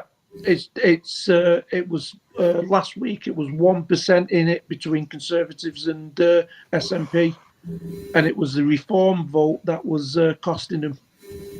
Has it been announced yet? No, it's not been announced yet, but it's too close. It's really close to call. Yep. We're actually going to be upset if SNP get 11 seats. How bizarre is that? They better not. Yeah. Well, it's unnecessary, and we told them to stand down, and they refused it, and now they've given away seats. There could be another couple of seats that they get because of this. Well, we'll still get the borders once they come in. Supposed to be a total wipeout, and they didn't listen to us, and now it's not a total wipeout. It's still because the SNP can say they beat the Tories. Exactly. It's ridiculous, absolutely ridiculous. This is a mad thing, right, about tonight, right? The UK as a whole overturned an unpopular government and nobody's celebrating, right? Up here, we've wiped out an unpopular party and we're no happy because it wasn't enough, right? Yeah. It's just bonkers. I'm delighted. I'd put the kettle on for 20 to 25 and anything, that would be a result for me. I would have accepted that the day that the election was called. So now if we end up with 11, I just think it's fantastic. Well, you can take that, but they'll be like, get rid of the I just don't know, Mark, how they could take any positives out of losing what. Well, they can't. They can't. Seats. But it's really, the thing is that we saw this coming. We said to them, "Don't do it," and they ignored us. They ignored all the grassroots. Did you actually get a response from them? No, never got a response from them. Useful. So, just it's. Yeah, they've really got to learn. And it's terrible. Joanna Cherry's now in the BBC. Oh wow! Give me a shot of that. Where are I don't have it on the video. I can get the volume. See if you can hear this. It's great to see Seamus Logan bucking the trend. Yeah, we can hear it from Douglas Ross. I'd like to start by congratulating him. I think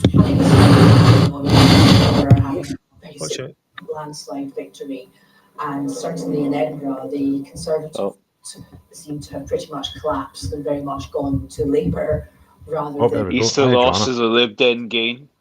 But I think the SNP also had problems to contend with. Are you getting BBC? For us. Yeah, I've got it here. Can anyone hear this? No. Yeah, we can. I can hear. Really falls into two categories of voters. We had our vote, which passionately believes in independence. I think many of them are a bit disappointed at the failure. That was the cause of independence in recent years, despite some significant opportunities during the Brexit years and the Boris Johnson years.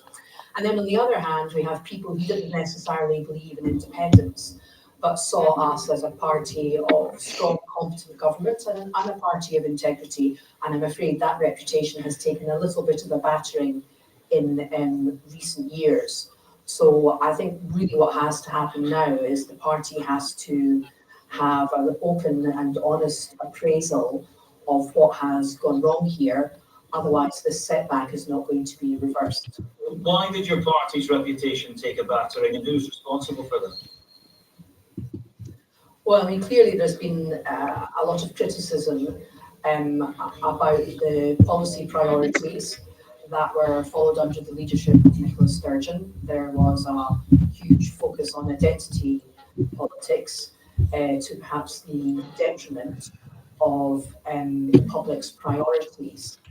And I also feel clearly that some recent scandals have damaged the party's reputation, and integrity has been a big issue in this election.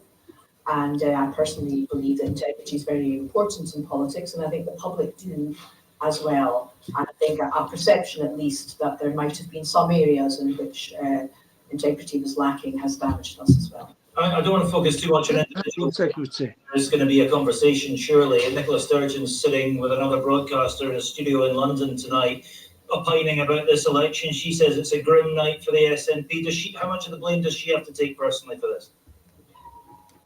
Well, I think the failure to advance the cause of independence and the loss of focus on the public's priorities happened under her watch. And so I think she has to take her share. The blame shouldn't fall all on one person, but it certainly shouldn't be directed entirely at those who were left holding the baby when she suddenly resigned a year and a half ago. What are you going to do now, Joanna Cherry? Good question. I did take some time to think about what I'm going to do next. I certainly want to continue to contribute to the debate on Scotland's constitutional future. I also want to continue to be somebody who speaks up for human rights, equality and the rule of law.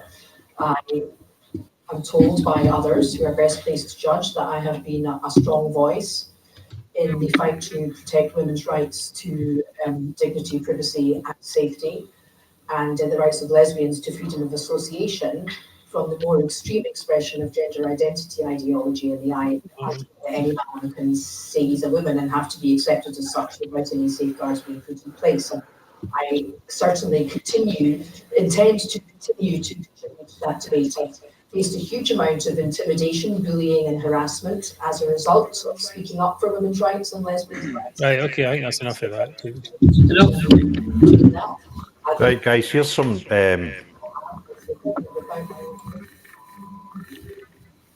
try to use a bit of common sense and logic here, right? They had 48 seats last... Oh, why am I getting feedback? Yeah, where's it coming from? I'm hearing it as well. 1, 2, 3. Hello?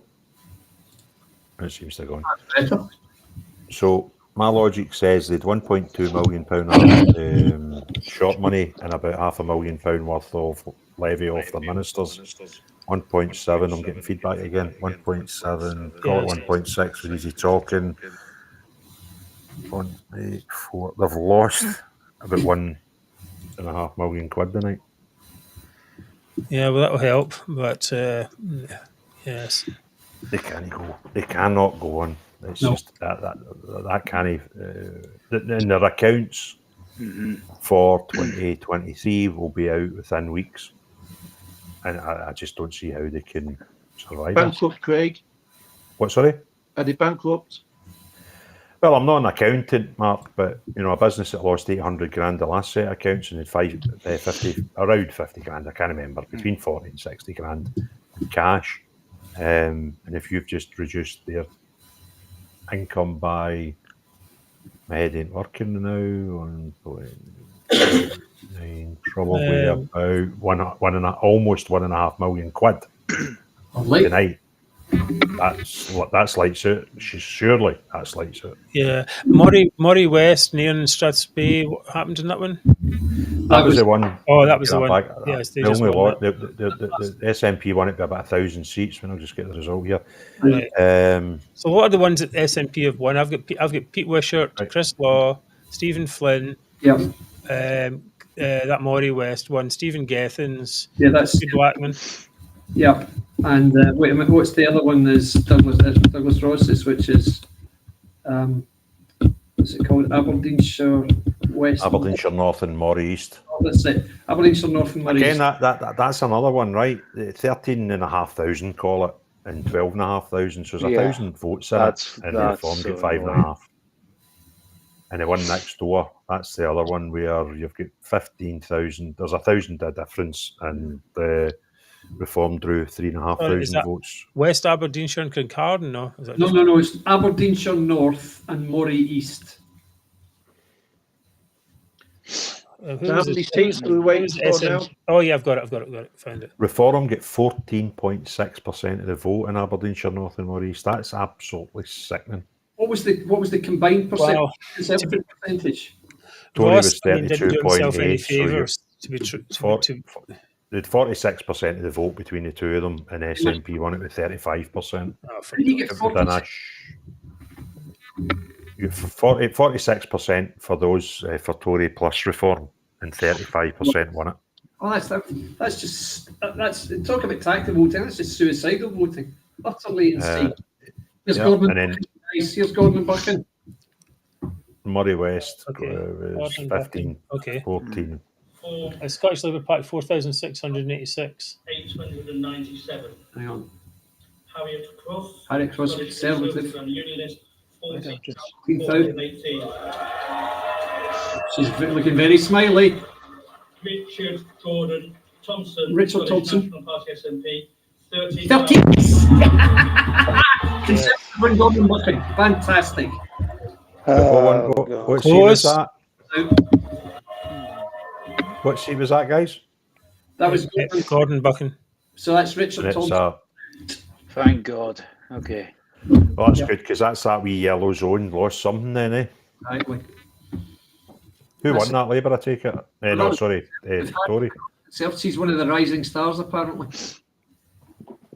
Right. Who's the rising star? Her name's Harriet Cross. Okay. Oh, yeah. So are they on? Is that them 7 seats now? The SNP's on 7 seats. That's right. I've got 7 seats. Yeah, that's correct. How many have we got left? 3, There 4, 6. Is it 6, right? I'm looking at 6. I might be wrong. Here's my. Good. Here's the list I've got. Good.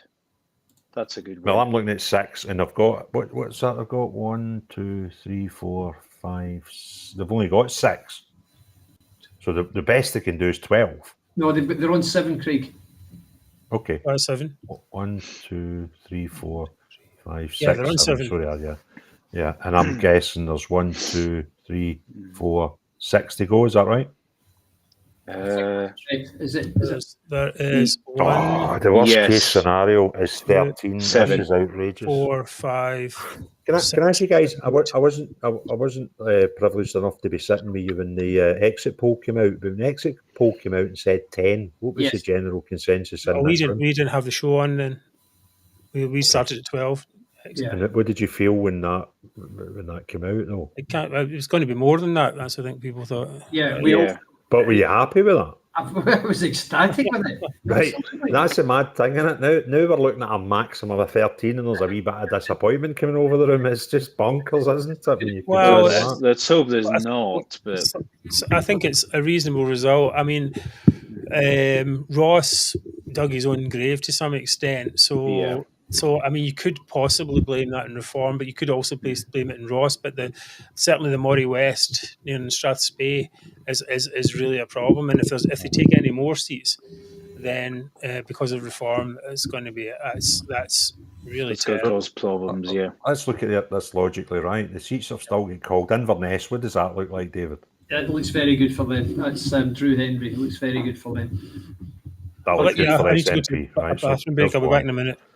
We've got a Gyle and Butte. How does that look from David? Then that's Brendan O'Hara. That looks good for them. Right, so that's 2. Yeah. Angus and Perthshire Glens. What a stupid name. Also looks good for them, yeah. So we're 3. Yeah. West Aberdeenshire. I think that will probably stay with Conservatives. And the 2 in the Dumfries, I think they'll stay as well. Gordon and Buchan. They've just won Gordon and Buchan. Conservatives. That's the one just went, sorry. So they've got 3 up north that they probably will win then, yeah? And then the 2 left are Gordon and Buchan. What were the polls saying about the 2? I thought they were really, really knife edge, were they not? Well, it's hard to say. The thing is... Dumfries is a knife edge. So the Dumfries and Galloway, I don't know about Dumfries, but Dumfries and Galloway is knife edge, yeah. So they could win 4 or 5 of these. I can't believe the BBC have still got them in 8. I've got them in more like 11 already, to be honest. So, well... Not already, but I'm pretty sure they will win more of these seats. What, there's 7 in the bag? 7 in the bag already, 6 to go, and they're looking strong in at least 2 of them, and knife edge in 2 more. It's outrageous, but we're actually might be disappointed if they get 11 seats, right? Right, great, you're absolutely right. Do you know what I mean? And you'd have took that at the start of the night, wouldn't we? Mate, that's why, see, when the polls were coming out and we saw 7s and 11s, I wasn't wanting to not believe them, but because I was thinking just for the money point of view, 20 to 25 would be a fantastic result for us. And I didn't want to get too excited thinking, we might end up less than that. But it's just, I think anything. Even if they won every seat right now, I'd be delighted. I think the SNP can rebuild from this and compete to win in 2026.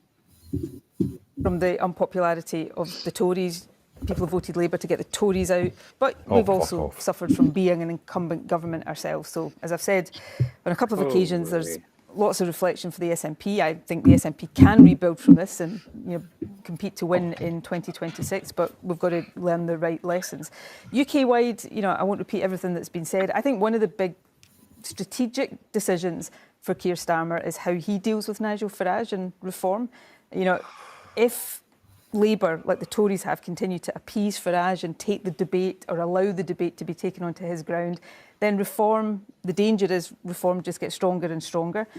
So this is a moment, I think, Labour, Keir Starmer, should stand up and take them on, take Farage on, and start to deal with the underlying problems that are perhaps driving voters into the arms of Farage. George. Reform's got four. Well, yeah, this is the third time in my adult lifetime there's been a change. Right, okay. Starmer's not going to worry about reform with 4 seats. No, exactly. It's like, No, why Starmer's 4 seats is that the threatening issue? I It's not know. even close. It doesn't make sense. It's like just let them implode under their own weight. I think. What's she talking about being the incumbent? The SNP lost seats because they've been in government for 17 years. Not in Westminster, they haven't. Exactly. But here's the thing, Mark, right? She's using that as an excuse for tonight. So what she's saying is, we lost some seats in Westminster because we're the incumbent government in Holyrood. Well, you've been incumbent in Holyrood for 17 years. And was it 2016 where they nearly took a whitewash of Westminster seats? So that didn't affect them. But suddenly, when they have a disaster a night, then that's suddenly an excuse for losing spectacularly. I don't understand the thing. She was on earlier, right? And she's saying, "Oh, it's because we didn't pursue independence enough." I mean, but it's like nobody's interested.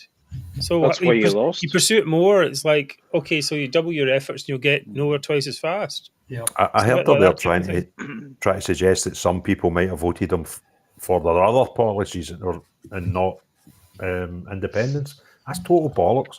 There's not a unionist in the world who would vote for SNP. No. So to suggest that we've lost some of the voters that weren't interested in independence, it's SNP standard here. That's what we're getting. Just an absolute, just words. They just throw words at TV and for me. Sorry, Craig. Sorry, mate. I was just going to say, Mark, you've never apologised. You've never apologised ever for butting into me. What's going on with you tonight? I was going to say, even if they'd won, even if they'd won all the seats or got a majority in Westminster, even if they got a majority, they were never going to get a referendum. No, they weren't. No, of course not. Well, the thing that they put, see, this is the thing, right? The last 3 leaders of the SNP have told you how they're going to get independence, right? Nicola came out of the Supreme Court and stood in the streets of London and said, we're going to have a de facto referendum at the next Westminster election, and if we get the majority of votes, that gives us a mandate for a referendum. Now, as a unionist, I don't want that, but that would have been a hard thing to disagree with. If she got 50% plus of the votes in any election, you've got to go, tough one to argue. Then Humza came along, and Humza said at the conference, the only one who got to speak at as a leader, that he saw that as we would get a mandate if we won the majority of the seats. Now, right away, I'm like, you've realised that you ain't getting 50% of the vote. So now you're saying we get 50% of the seats. That's a mandate. But you can get 50% of the seats with 30-something percent of the vote. Yep. And I'm like, and then, so Swinney turned up, and I thought, right, okay, what are you going to say? And he adopted Humza's post, and I thought, right, so Swinney's going to get, let's say they did 29 seats and they done it with 33% of the vote. So he's going to turn up at number 10 and chat the door and say, can I have a word with you, Mr. Starmer? Yes, what is it, John? Can I have a referendum, please? Because we've got a mandate for it, because we've got 29 seats. And he would say, well, John, are you if you're not? You get 33% of the vote. And then he would go up the road, and the next day out of Holyrood, you would hear that's them stopping the democratic right of the Scottish nation again. That was the way it would have panned out, and nobody would have bought the idea that you could claim a referendum with 30-odd% of the seat, percent of the vote. But so now that this has happened tonight, that's just wiped that out, right? You just and I liked oh God, what's his name? Peter Smith. Peter Smith's a great journalist. Yes. And I've known Peter for about 10 years, and the way he got treated with STV was absolutely abysmal. He won an award as the best young journalist in the UK, and he'd done some great things. And David will remember the time he smashed Easdale, sitting in Easdale's office for that interview. He was just outstanding. And that's when I spoke to him after that, and I've kept in touch with him since. So he was on the climb, and he's working for STV. And I phoned him one day, and it was a funny ringtone I got, and I thought, oh, Peter must be on holiday. So I just let it ring twice, cut off, and I thought he'll phone me when he comes back. He's holiday. 10 minutes later, he phoned me back, and I says, Peter, look, it doesn't matter. What was what he talked about? Wasn't that important? So you're on holiday. He says, no, I'm not on holiday. So what are you doing? I'm working. Where are you working? I'm in Brussels. So what are you doing in Brussels? He says, STV have given me the role as the correspondent, the European correspondent for the referendum, right? And I'm like, what are you talking about? They sent the boy to Europe to give reports on what Europe was thinking about the Scottish independence referendum. And I'm like, he's just been fucking smashed out to a backwater, right? So he'd done that for a year or two. Next time I seen him, he's walking about Glasgow with a camera of his own. We're still working for the STV. I was like, what are you doing now, Peter? I have to get local news. I was like, what are you talking about? He says, I've got this camera and I have to go and find stories. And he would stand in the STV news at 6 o'clock and talk about, I don't know, a gala day at Bishopton, right? That was the level they put him at. They just didn't want him anywhere near the place. And then he got moved to ITV, so STV are like, thank fuck, we get rid of that guy that asks questions. And now he's smashing it again. But, that tells you a lot about the Scottish media. The best reporter they had, who was an obvious unionist, and if I was in the privacy of anybody's company, not on a public forum like this, I would explain to you something that makes that very obvious of his standing in this, and politically. But I'm not prepared to share that information publicly. It just shows you what happens when you're one of us in the Scottish media, and you look as if you can ask people have questions. Aberdeenshire. West Aberdeenshire. You guys, Bowie. Andrew Bowie has retained West Aberdeen. Oh, that's good. Oh, thank God. By about 4,000, so that's one of them out the way. It's great. West Aberdeenshire, where is that? So what are we down to? No. Bowie, where's he gone? Could somebody just read out the seats that haven't yet been declared? Orkney and Shetland hasn't declared yet, has it? No, they'll not declare it about Tuesday, mate. Exactly right. I forgot about that one up there. That's a safe seat. Right, okay. David, I've got the thing here. Hold on. So I've got my wee chart. Lib Debs are going to take off on Shetland, surely. So we have up here Ayr, Carrick and Cumnock. That's got Labour. Elaine Stewart has won that. So Alan Dorrans is out. Okay, so that's that. That whole top row is done. Argyll, Buton, South Lochaber. Yeah, that's one that we haven't got yet. Angus, Perthshire, Glens. That's Stephen Kerr. That's not been done yet. Orkney and Shetland. Yeah, Alistair. No, you'll get that Tuesday. Paisley, Renfrewshire North. Don't think that's been done yet either. Paisley's been called. No, there was another Paisley. There are two. There's Paisley and Renfrewshire South and Paisley and Renfrewshire North, really. Cumbernauld. What one are you waiting on? Cumbernauld and Kirkintilloch. I haven't seen that one either. Craig, have you got one for Paisley and Renfrewshire North? Yeah, Alison Taylor won that for Labour. Brilliant. Good. Okay. Right. Okay. So, and then down the bottom row, we've got Dumfries, Clydesdale, and Tweeddale. Yes. East Renfrewshire.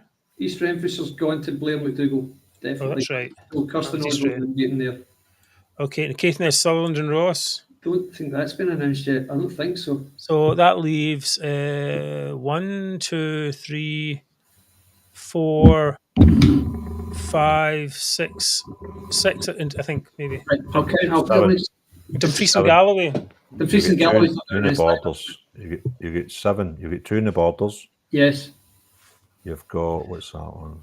That's 3. Argyll is 3. Argyll. Inverness is 4. Yep. Angus is 5. Yep. West Aberdeenshire 6, and then the one off the map at the top that I completely forgot about 7. But that's going to be Lib Dem, surely. West Aberdeenshire's just been announced, hasn't it? That's has it? Who's won that? Yeah, We're down to 6. Announced. Who got that? Was that retained by Andrew Bowie? That was Andrew. Yeah. Right, so we're waiting on 6. Yeah, I'll just count whenever they flash up the Scottish seats again. We should be on 51 then in that case. Hold on until we flash it up, I'll tell you. Still looking for Angus to be announced. Yes. Stephen Kerr's seat. That's right. He's not elected though, is he? No, he's not going to win it, I don't think, unfortunately. So SNP's got 7 seats, right? Yes. And there's 6 to go. Yes. The one away up north are not getting, right? No. So there's only 5 to go that they can win. So the maximum they can get is 12. Yeah, I think that's where we are, yes. They won't get That's an Orkney. They won't get outrageous Orkney, thing. will they? Orkney's a Not a chance. That's what I'm saying. So you ignore that one because that will never go to them, right? So the most they can win is 12. All right, 1, 2. Orkney and Shetland should be Lib Dems, right? Oh, 100%. Lib Dem. I'll get that. I'll get that. Right. That's 1, 2, 3, 4, 5, and then that one's already called the West Abershire's gone, isn't it? Yes. So there's 5 that they could win, right? Yeah. So the max 12. Oh dear. So out of the 5 that they could win, right? See if we look at them logically. Inverness and Skye, is that a likely? Drew Henry. That's a likely, yes. Dave Dugan, Angus. Yeah, that's a likely, unfortunately, because he's up against his challenge as a Conservative. Argyll and Bute. Brendan O'Hara, that's a given, isn't it? I'm afraid that looks likely. So that's a 3 definite. What's this Inverness one? There's no Inverness one, is there? Is it not Inverness, Skye and South Lochaber or whatever it is? Is that been announced? Isn't it? Inverness, Skye and West Yorkshire. That's a Drew Hendry seat, right? So that's sort of safe for them. And then you've got Dave Dugan will win, Brendan O'Hara will win, and then we've only got the 2 down the borders. And are they proper knife edges, Dave? Yeah, Dumfries and Galloway. They are. Right, so they've got 3 definites and 2 maybes, right? Yeah. Yeah, 6 seats to go according to the BBC. Yes. They should be coming in fairly soon, but I don't know. I'm getting a bit tired, so I wonder how long we can run this for. Well, they're on 7 just now, right? They've got 3 definites, which puts them in 10, and there's 2 knife edges. Yes. So the worst case scenario for us is they win 12 seats. Yeah. That is a fantastic result. It's a fantastic result, guys. It's absolutely going to win. I'll take it. I'll take that. What was going to happen? Yeah, it's better than having 22 or 25. Yes, of course. I'll take that. They've lost somewhere about 1.4 million quid tonight. Yes. I'm happy with that. I'm happy That's with that. outrageous. I'd have been delighted if they halved their income. Yep. Right, gentlemen, we can wrap up whatever you want, Mark. What do you want to do? What do you want to do, pal? You want to stay on? Or what do you want to do? Keep it on for another 10 minutes, see if there's any more results, but I don't want to go any further past, maybe 10 minutes. So another 10 minutes and see where we're at. Do you think it's safe to say at this point, Mark, that they're not going to get a majority in Scotland? But the big question is, what's the result of the de facto referendum? Oh, I think they're buggered with that as well. Yes. Ayrshire was a white idea. So just to reflect then, Ayrshire, all 4 went red. I guess Lanarkshire must be the same. Renfrewshire must be the same. The thing with the who's this? I'm on the Guardian website's great because it's got an interactive map. Oh. So the whole of the Central Belt. Yeah. The only seat they've got furthest south in Scotland is Perth and Kinross. Unbelievable. So everything south of that, apart from the 2 that still to get called near Knife Edge, they have not held. They've got nothing in Edinburgh, they've got nothing in Glasgow, nothing in Ayrshire, and then you get that wee yellow bit up the top right-hand corner where they've got 2 in the Aberdeen sort of city centre area. What's that in the Guardian? Yeah. Check that out. Sounds like a good site, Craig. It's quite decent. It's you know what, interactive maps. Where is that? Is it in the front page? Guardian.com/politics/NG interactive box. So just go get the Guardian results, I think, and you'll get it. I think I googled Scotland live results. Right, okay, Guardian interactive map. You believe you see that? Hang on a second. Interactive Guardian interactive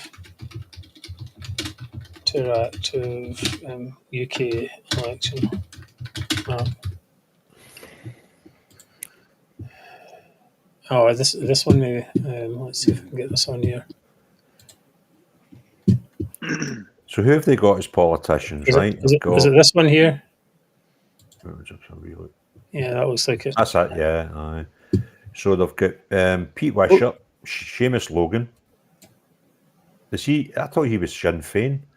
Kirsty Blackman, that's a bugger, she's still there. Stephen Flynn, got about 3 big hitters so far. Yeah. Stephen Gethins, he's a bit of no marketing. Chris Law.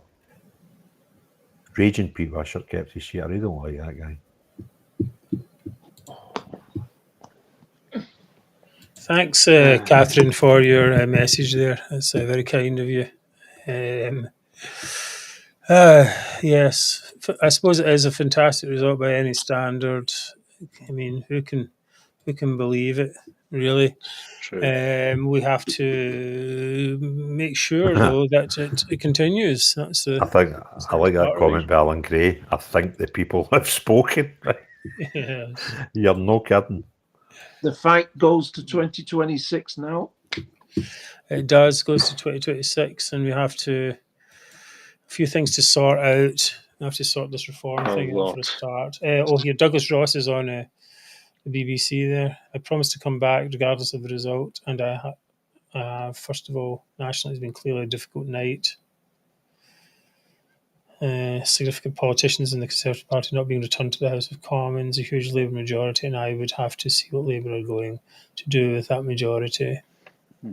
Plans are not clear. Blah, blah, blah. I don't know. Has anybody published a vote split in Scotland? What do you mean?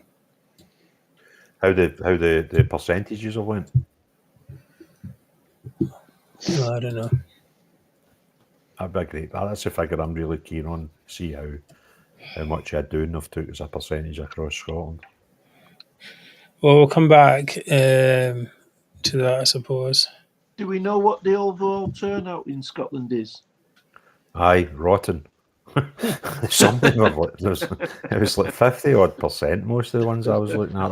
That map actually tells you if you're still on it, Mark. If you hold it tells you. There's a lot of really poor ones. Aye, the turnouts. Oh, it tells you on each one. Aye. Well, there's a 60%. Turnout 60% there in Moray West. Aye. Geez, it's low though, isn't it? It's 60% on that one. Very sure. 63. 67 in West Aberdeenshire. That's yeah, in the mid 60s anyway. There's a few in the 50s, so as you go further down in there. Do you know the thing that I don't understand, right? See, when they break up the constituencies, I thought it was round about 80-odd thousand electorate in each one, right? So the winning ones are like 13, 14, 15,000. Then you go up to Na Ahern Echern Ahu, right? Which I don't understand why we've only got one constituency that we talk in Gaelic. But Labour won that with 6,600 votes. How did they get away with that? Just there's less people in that one. No, but I thought the way they broke the constituencies up was to try and get them about 80,000 in each constituency. Suppose we would just buy them, wouldn't we? Yeah, maybe they can't. You can't match it with somewhere else. You yawning there, Marky boy? They had a lot of somewhat. They had a lot of. No, the other one, he was even worse than you. I wasn't having a pop at you, Mark. I was having a pop at Mark Zebedee. He was getting a big yawn. A lot of candidates over there. Anyway. Like the Euro tunnel. Catherine says Labour 37%, SNP 29%. That's fantastic. Yeah.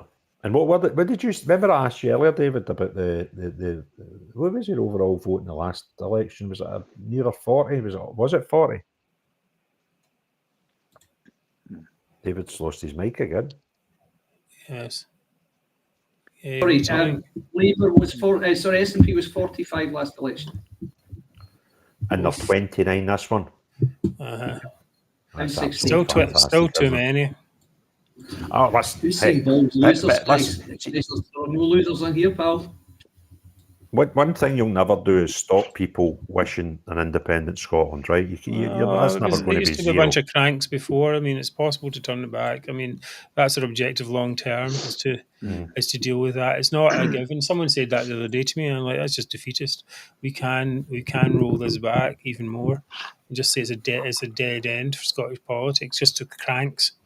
and If you nutters. get even people that quite fancy being independent, see if they just vote. This is a cracking thing. I was thinking about this the other night. The SNP sold the voters in Scotland this notion that every other party was a unionist party, right? And it drew the fear into the people that were nationalists because they felt they couldn't vote for a unionist party. When in real terms, the only unionist party was the Tories. Lib Dems and Labour just thought, look at it and think, no, that didn't mean it was Labour people who wanted independence, and but they sold this notion that these were unionist parties, and I think that stopped a lot of people moving in the past. This fear of being termed a unionist. Catherine, you've got that figure of Labour 37 and SNP 29. See if you're still tuning in. Could you pop up where you got it from? There's Lib Dems won Caithness. According to Paul McDonald. Is that one we had already? Not sure. Is it on your list there? No. That's we had that Caithness. Alan Graves made a comment saying, Alan Graves made a comment saying that I won't get his vote twice. I know what you're saying, Alan. I don't think you can sell the idea of tactically voting Labour forever unless they change their ways quite considerably. So it'll be a different set of challenges for Holyrood, definitely. But I think what we as a collective have shown is that tactical voting, if used correctly and if embraced, certainly works. And I think that the myth that it doesn't work has been dispelled totally tonight. Yes. Well, the whole point is we want to get to a situation where we don't have to tactically vote. We can just vote for what we like. We're not even near that position yet. Catherine's saying that it's on the BBC election website. Click the Scotland box. Okay. Thanks, Catherine. Appreciate that. Here's Ross, if anyone wants to hear it. Anybody want to hear Douglas Ross? I think I'm going to end it tonight, guys. Yes, well, thanks for coming on anyway. It's been good to have you with us. Thanks for letting me on. Yeah, you're welcome. You're welcome. It's been very good. Let me part of this little journey. Good to have your input there, and we'll see you again soon enough. All right, take care. We're going to be finishing. I think we'll finish in 5 minutes or so anyway, if there's nothing else coming up. I mean, we did a good success anyway tonight, so yes, 7. Absolutely, keep it that way. Yeah, well, see you later. Thanks, all guys. Right. Take care. Bye now. Bye. Right. Okay. So a roundup of all the seats. KM is asking. We have. Guys, I don't know if I like this result or not. Right, but I've just burst out laughing when I seen something. Sinn Féin have got the same amounts of SNP right now. It's bonkers, isn't it? Sinn Féin compete for about 12 seats and they've won 7. The SNP. That's on the. So, Kate, that's the current state right now. I don't know how well you can see that. Maybe I can put that into full screen for a minute. Oops, I'll get rid of this. Can I get rid of that? Hide that. Oh, wrong thing. Take away the overlay. Back to show this. That's the full set we've got at the moment. We can have a look. I think there's 5 or 6 seats to go, something like that. So we'll see. That's quite a good result. Anyway, some things to think about, of course. See, out of curiosity, what did you 3 guys think? See, before the exit poll came out, what were you guessing at? 18, maybe I would have said. I thought it was going to be as high as 23. I thought that the reform vote would be sufficiently strong in Scotland to damage the Conservative vote, which I thought would fall. I thought the SNP vote would more or less fall, but maybe to not as much of an extent as the Conservative vote. So I was expecting 20 something. When I saw 10, I couldn't believe it. Could not believe it. Yeah. No, I think it's mad, isn't it, that we're going, oh shit, they might get 11, right? It's just. Oh yes, Caithness was one of the ones that wasn't declared. Was that right? Lucy Beattie. So Paul McDonald is saying that's on the Highland Council website. So I don't know. There's only a few left. Dumfries and Galloway, Dumfries, Clydesdale, Tweedsdale, Cumbernauld and Kiltillock. I thought we'd done that one. Caithness is shown on that. See if you look at that Guardian map, that's on there. Right up the top. Big mad orange thing. So basically, we're Angus and Pershore Glen. There's only a few left anyway. So I think we'll leave it there for now. And get up in the morning and we'll see where we're at, if that's okay with you guys. Absolutely fine. Yep. Brilliant. I'd like to thank, so I'm going to round up. I'd like to thank everyone who has stayed with us tonight. It's been good to see you all, Neil, Paul, Kate, Alan, Kat, Catherine, Melanie, Robert, a whole bunch of folk there. James Cameron, Neil Henderson. Thank you all for watching with us tonight. I'm glad you stayed with us. It's been good reading your comments and you helping us along the way. A huge thanks to our co-hosts, Aidan, I can never get that right, who's left already, Dean Thompson, who was very good as well. Daz, I see, thank you. And thank you, Best Ever Majority Show. Very nice of you to say so. A huge thanks, of course, to the remaining threesome here. Craig, for coming in. Thank you very much. It's been good to chat to you. We need to get you on the show, but we've just been keeping with David mainly at the moment, so not much space. He's bigger than me, but fatter. Right. Right. Mark, we will see you again in the show fairly soon. Thank you very much, and of course, enjoyed it. Thank you, and of course to David. Thank you for all your insight into polling, and of course for your amazing effort at tactical voting. Craig, what have you got? You forgot to say thank you to Mary. You're quite right. And of course, thank you to Mary for doing the. At least someone's got to remember. Thank you to Mary for doing for being part of it as well. She'll be up. And thank you to you also, Mark, for hosting it. Well done. Well done. It's my pleasure to have hosted it, and my pleasure to have you on the Majority Show every Wednesday anyway. And this has been a special. I think it worked out quite well. Hopefully we can do the same again maybe in 2026. Yep. Hopefully get a better and even as good a result. I'll need to put up an apology for the election night in 2026. Why is that? I'll be sitting at a couch somewhere. Oh, because you'll be standing. Well, we'll try and support you if you're in a decent. And I think there's somebody else in this. We'll do our best to give you a wee clap. We could do a live on that with a wee mic, right? All right, so thank you. It's been I suppose it's a good result. It's better, of course, than we expected with a few wrinkles, but it's amazing, really, isn't it? Amazing. Think about it. Amazing.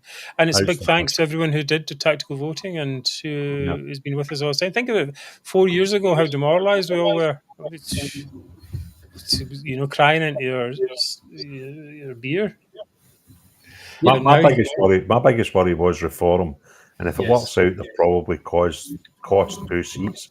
I'll take that all day long because we'll take about it as actually now we can then complain as well and get them sorted out. They need to be sorted out if they're actually going to be a proper force in politics in the UK. They need to sort out what's going on in Scotland. But that was for another day.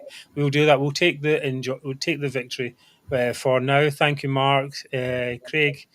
Pleasure. And David, and thank you all for watching tonight. Oh, wait a minute, I'll get to the wee thing. We will see you again on Wednesday, 7 p.m, where we'll be talking about the aftermath. Probably an extended show again then anyway. So, all right, take care. Good night. Have a good sleep, all of you. We'll try. Take care. Thank you very much for being with us. Bye-bye. See ya. Bye-bye. All right. Bye-bye. Bye-bye. Bye-bye. Bye-bye.